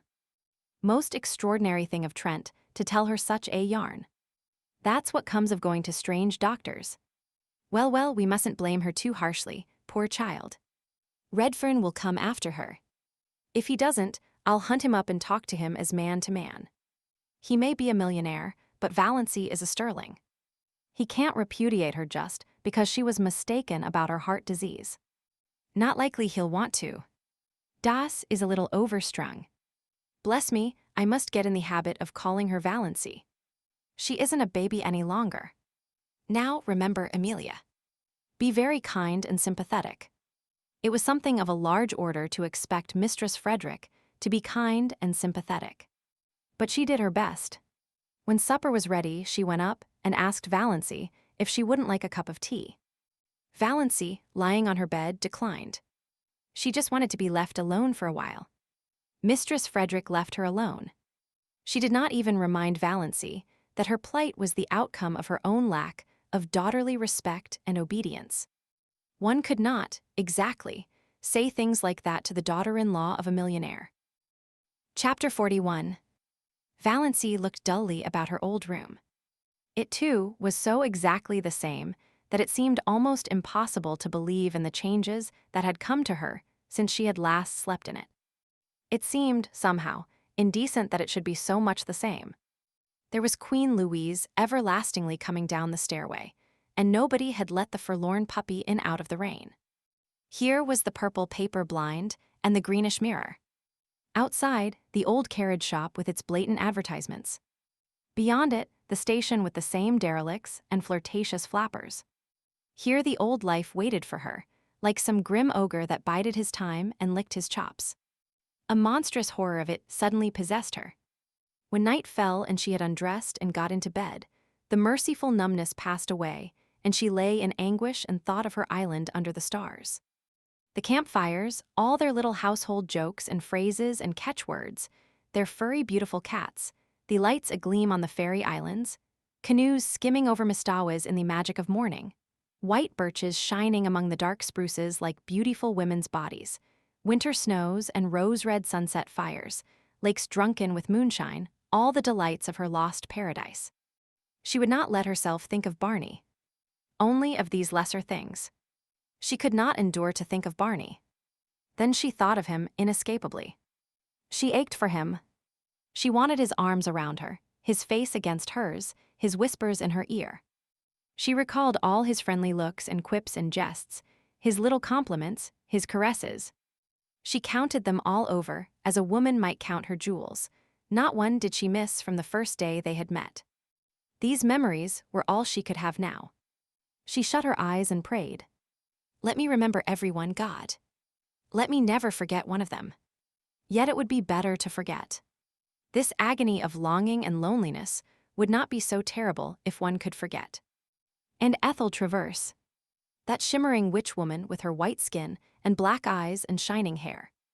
The woman Barney had loved. The woman whom he still loved. Hadn't he told her he never changed his mind? Who was waiting for him in Montreal? Who was the right wife for a rich and famous man? Barney would marry her, of course, when he got his divorce. How Valancy hated her. And envied her. Barney had said, I love you, to her. Valancy had wondered what tone Barney would say, I love you, in, how his dark blue eyes would look when he said it. Ethel Traverse knew. Valancy hated her for the knowledge, hated and envied her. She can never have those hours in the Blue Castle. They are mine, thought Valancy savagely. Ethel would never make strawberry jam, or dance to old Abel's fiddle or fry bacon for Barney over a campfire. She would never come to the little Mistawa's shack at all. What was Barney doing, thinking, feeling now? Had he come home and found her letter? Was he still angry with her? Or a little pitiful? Was he lying on their bed, looking out on stormy Mistawas, and listening to the rain streaming down on the roof? Or was he still wandering in the wilderness, raging at the predicament in which he found himself? Hating her. Pain took her and wrung her like some great pitiless giant. She got up and walked the floor. Would morning never come to end this hideous night? And yet, what could morning bring her? The old life without the old stagnation that was at least bearable. The old life with the new memories, the new longings, the new anguish. Oh, why can't I die? Moaned Valancy. Chapter 42. It was not until early afternoon the next day that a dreadful old car clanked up Elm Street and stopped in front of the brick house. A hatless man sprang from it and rushed up the steps. The bell was rung as it had never been rung before, vehemently, intensely. The ringer was demanding entrance, not asking it. Uncle Benjamin chuckled as he hurried to the door. Uncle Benjamin had just dropped in to inquire how dear Doss, Valancy, was. Dear Doss, Valancy, he had been informed, was just the same. She had come down for breakfast, which she didn't eat, gone back to her room, come down for dinner, which she didn't eat, gone back to her room. That was all. She had not talked, and she had been let, kindly, considerately, alone. Very good. Redfern will be here today, said Uncle Benjamin. And now Uncle Benjamin's reputation as a prophet was made. Redfern was here, unmistakably so. Is my wife here? He demanded of Uncle Benjamin without preface. Uncle Benjamin smiled expressively. Mr. Redfern, I believe. Very glad to meet you, sir. Yes, that naughty little girl of yours is here. We have been. I must see her, Barney cut Uncle Benjamin ruthlessly short. Certainly, Mr. Redfern. Just step in here. Valancy will be down in a minute. He ushered Barney into the parlor and betook himself to the sitting room and Mistress Frederick. Go up and tell Valancy to come down. Her husband is here. But so dubious was Uncle Benjamin as to whether Valancy could really come down in a minute, or at all, that he followed Mistress Frederick on tiptoe up the stairs and listened in the hall. Valancy, dear, said Mistress Frederick tenderly, your husband is in the parlor asking for you. Oh, mother, Valancy got up from the window and wrung her hands. I cannot see him, I cannot. Tell him to go away, ask him to go away. I can't see him. Tell her, hissed Uncle Benjamin through the keyhole, that Redfern says he won't go away until he has seen her. Redfern had not said anything of the kind, but Uncle Benjamin thought he was that sort of a fellow. Valancy knew he was. She understood that she might as well go down first as last. She did not even look at Uncle Benjamin as she passed him on the landing. Uncle Benjamin did not mind. Rubbing his hands and chuckling, he retreated to the kitchen, where he genially demanded of Cousin Stickles. Why are good husbands like bread? Cousin Stickles asked why. Because women need them, beamed Uncle Benjamin. Valancy was looking anything but beautiful when she entered the parlor. Her white night had played fearful havoc with her face. She wore an ugly old brown and blue gingham, having left all her pretty dresses in the blue castle. But Barney dashed across the room and caught her in his arms. Valancy, darling, oh, you darling little idiot. Whatever possessed you to run away like that? When I came home last night and found your letter, I went quite mad. It was 12 o'clock, I knew it was too late to come here then. I walked the floor all night. Then this morning Dad came, I couldn't get away till now. Valancy, whatever got into you? Divorce, forsooth. Don't you know? I know you only married me out of pity, said Valancy, brushing him away feebly. I know you don't love me, I know. You've been lying awake at 3 o'clock too long, said Barney, shaking her. That's all that's the matter with you. Love you? Oh, do I love you? My girl, when I saw that train coming down on you, I knew whether I loved you or not. Oh, I was afraid you would try to make me think you cared, cried Valancy passionately. Don't. I know. I know all about Ethel Traverse, your father told me everything. Oh, Barney, don't torture me. I can never go back to you. Barney released her and looked at her for a moment. Something in her pallid, resolute face spoke more convincingly than words of her determination. Valancy, he said quietly, Father couldn't have told you everything because he didn't know it. Will you let me tell you everything? Yes, said Valancy wearily. Oh, how dear he was. How she longed to throw herself into his arms. As he put her gently down in a chair, she could have kissed the slender, brown hands that touched her arms. She could not look up as he stood before her. She dared not meet his eyes. For his sake, she must be brave. She knew him, kind, unselfish. Of course he would pretend he did not want his freedom. She might have known he would pretend that once the first shock of realization was over. He was so sorry for her, He understood her terrible position. When had he ever failed to understand? But she would never accept his sacrifice. Never. You've seen Dad, and you know I'm Bernard Redfern. And I suppose you've guessed that I'm John Foster, since you went into Bluebeard's chamber. Yes. But I didn't go in out of curiosity. I forgot you had told me not to go in, I forgot. Never mind. I'm not going to kill you and hang you up on the wall, so there's no need to call for Sister Anne. I'm only going to tell you my story from the beginning. I came back last night, intending to do it. Yes, I'm old Doc. Redfern S. son, of Purple Pills and Bitters fame. Oh, do I know it? Wasn't it rubbed into me for years? Barney laughed bitterly and strode up and down the room a few times. Uncle Benjamin, tiptoeing through the hall, heard the laugh and frowned. Surely Das wasn't going to be a stubborn little fool. Barney threw himself into a chair before Valancy. Yes. As long as I can remember, I've been a millionaire's son. But when I was born, Dad wasn't a millionaire. He wasn't even a doctor, isn't yet. He was a veterinary and a failure at it. He and Mother lived in a little village up in Quebec and were abominably poor. I don't remember Mother. Haven't even a picture of her. She died when I was 2 years old. She was 15 years younger than Father, a little school teacher. When she died, Dad moved into Montreal and formed a company to sell his hair tonic. He dreamed the prescription one night, it seems. Well, it caught on.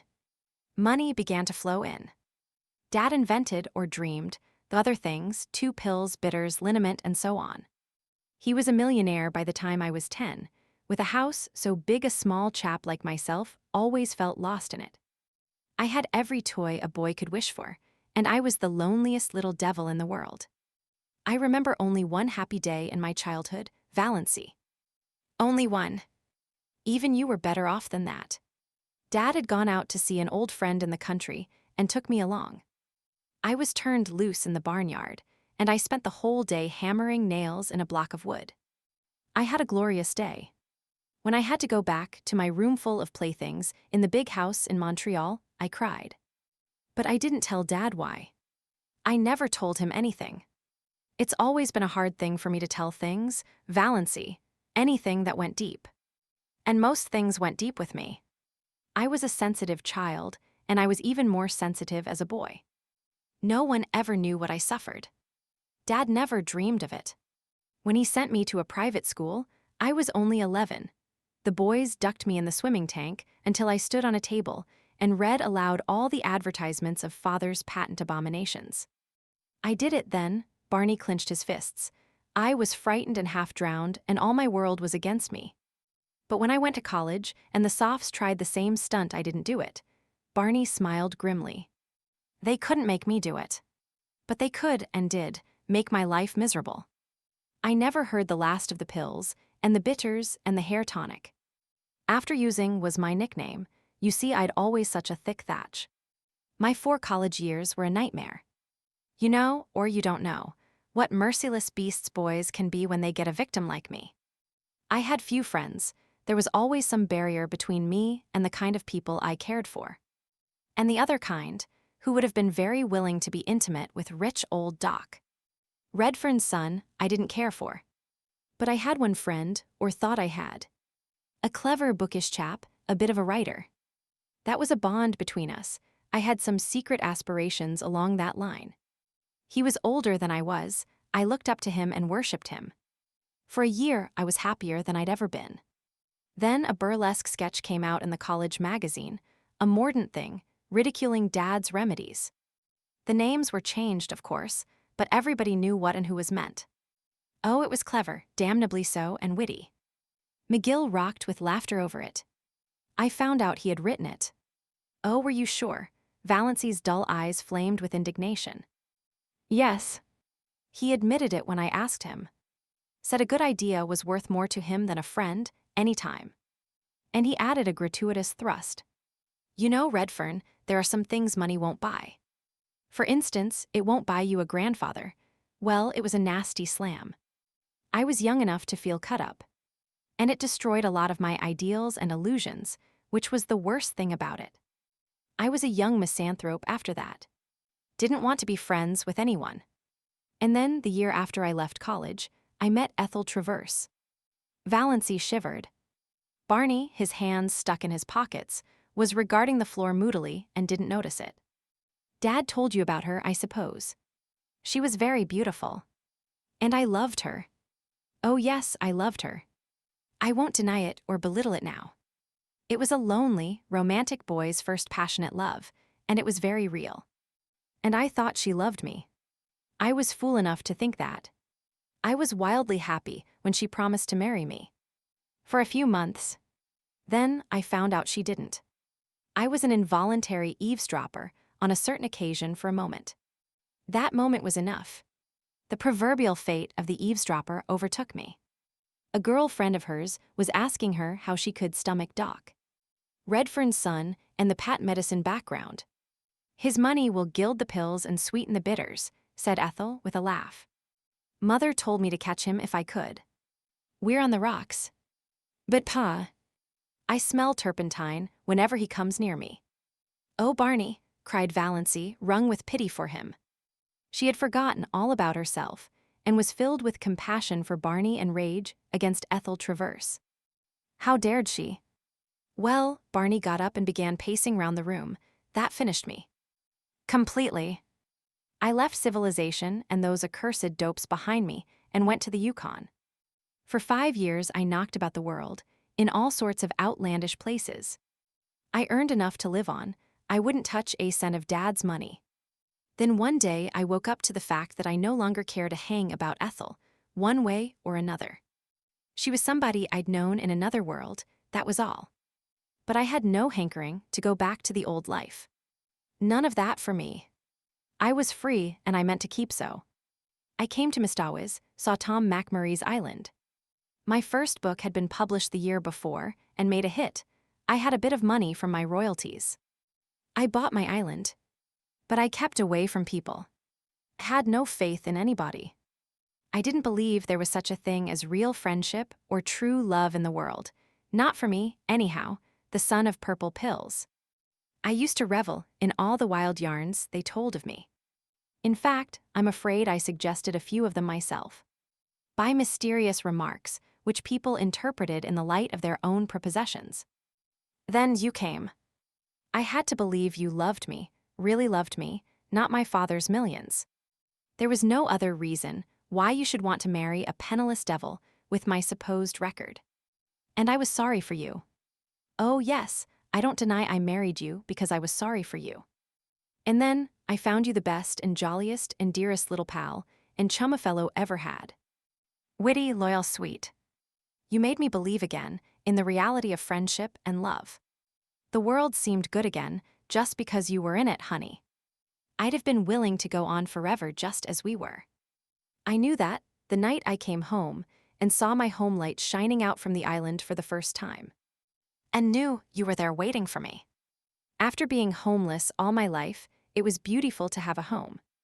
To come home hungry at night and know there was a good supper and a cheery fire, and you. But I didn't realize what you actually meant to me till that moment at the switch. Then it came like a lightning flash. I knew I couldn't live without you, that if I couldn't pull you loose in time, I'd have to die with you.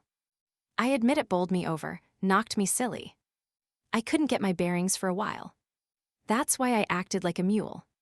But the thought that drove me to the tall timber was the awful one that you were going to die. I'd always hated the thought of it, but I supposed there wasn't any chance for you, so I put it out of my mind. Now I had to face it. You were under sentence of death, and I couldn't live without you. When I came home last night, I had made up my mind that I'd take you to all the specialists in the world, that something surely could be done for you. I felt sure you couldn't be as bad as Dr. Trent thought, when those moments on the track hadn't even hurt you. And I found your note, and went mad with happiness, and a little terror for fear you didn't care much for me, after all, and had gone away to get rid of me. But now it's all right, isn't it, darling? Was she, Valancy, being called darling? I can't believe you care for me, she said helplessly. I know you can't. What's the use, Barney? Of course, you're sorry for me. Of course you want to do the best you can to straighten out the mess. But it can't be straightened out that way. You couldn't love me. She stood up and pointed tragically to the mirror over the mantel. Certainly, not even Alan Tierney could have seen beauty in the woeful, haggard little face reflected there. Barney didn't look at the mirror. He looked at Valancy as if he would like to snatch her or beat her. "Love you. Girl, you're in the very core of my heart. I hold you there like a jewel. Didn't I promise you I'd never tell you a lie? Love you. I love you with all there is of me to love. Heart, soul, brain. Every fiber of body and spirit thrilling to the sweetness of you. There's nobody in the world for me but you, Valancy." "You're a good actor, Barney," said Valancy with a wan little smile. Barney looked at her. "So you don't believe me, yet?" "I can't." "Oh damn," said Barney violently. Valancy looked up startled. She had never seen this Barney. Scowling. Eyes black with anger. Sneering lips. Dead white face. "You don't want to believe it," said Barney in the silk-smooth voice of ultimate rage.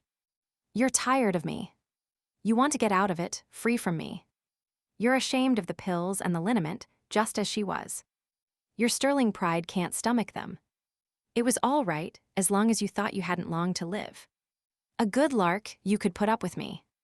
But a lifetime with old Doc Redfern's son is a different thing.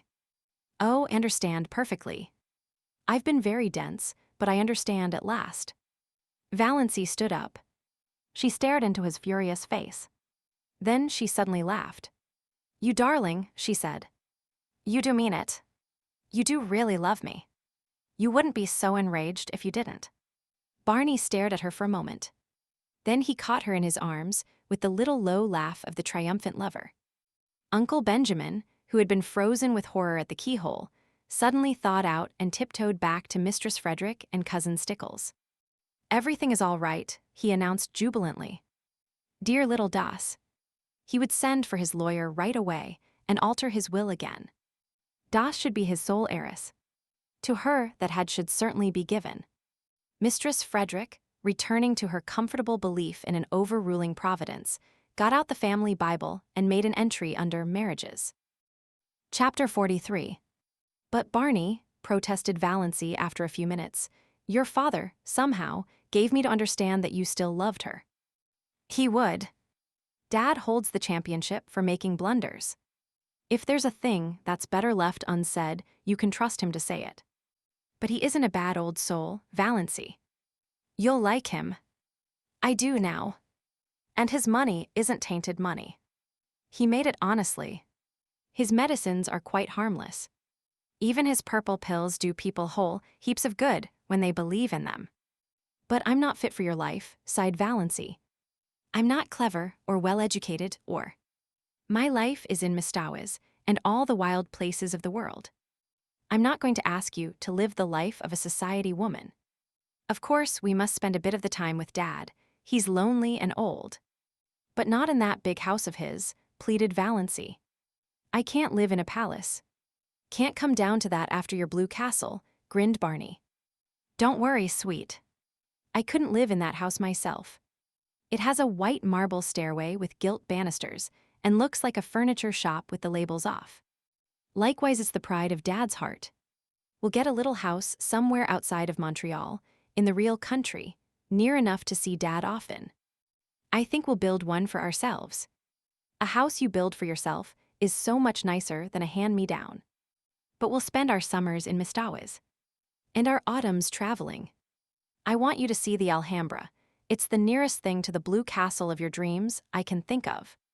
And there's an old-world garden in Italy where I want to show you the moon rising over Rome through the dark cypress trees. Will that be any lovelier than the moon rising over Mistowes? Not lovelier, but a different kind of loveliness. There are so many kinds of loveliness. Valancy, before this year you've spent all your life in ugliness. You know nothing of the beauty of the world. We'll climb mountains, hunt for treasures in the bazaars of Samarkand, search out the magic of East and West, run hand in hand to the rim of the world. I want to show you it all, see it again through your eyes. Girl, there are a million things I want to show you, do with you, say to you. It will take a lifetime. And we must see about that picture by Tierney, after all. Will you promise me one thing, asked Valancy solemnly. Anything, said Barney recklessly. Only one thing. You are never, under any circumstances or under any provocation, to cast it up to me that I asked you to marry me. Chapter 44. Extract from letter written by Miss Olive Stirling to Mr. Cecil Bruce. It's really disgusting that Doss, crazy adventures should have turned out like this. It makes one feel that there is no use in behaving properly. I'm sure her mind was unbalanced when she left home. What she said about a dust pile showed that. Of course, I don't think there was ever a thing the matter with her heart. Or perhaps Snaith or Redfern, or whatever his name really is, fed purple pills to her, back in that Mistawa's hut, and cured her. It would make quite a testimonial for the family ads, wouldn't it? He's such an insignificant-looking creature. I mentioned this to Doss, but all she said was, I don't like collar ad men. Well, he's certainly no collar ad man. Though I must say there is something rather distinguished about him, now that he has cut his hair and put on decent clothes. I really think, Cecil, you should exercise more. It doesn't do to get too fleshy. He also claims, I believe, to be John Foster. We can believe that or not, as we like, I suppose. Old Doc Redfern has given them $2 million for a wedding present. Evidently, the purple pills bring in the bacon. They're going to spend the fall in Italy, and the winter in Egypt and motor through Normandy in apple blossom time. Not in that dreadful old Lizzie, though. Redfern has got a wonderful new car. Well, I think I'll run away, too, and disgrace myself. It seems to pay. Uncle Ben is a scream. Likewise Uncle James. The fuss they all make over Doss now is absolutely sickening. To hear Aunt Amelia talking of my son-in-law, Bernard Redfern, and my daughter, Mistress Bernard Redfern. Mother and father are as bad as the rest. And they can't see that Valancy is just laughing at them all in her sleeve. Chapter 45. Valancy and Barney turned under the mainland pines in the cool dusk of the September night for a farewell look at the Blue Castle. Mistawa's was drowned in sunset lilac light, incredibly delicate and elusive. Nip and Tuck were cawing lazily in the old pines. Good Luck and Banjo were mewed and mewing in separate baskets in Barney's new, dark green car en route to Cousin Georgiana's.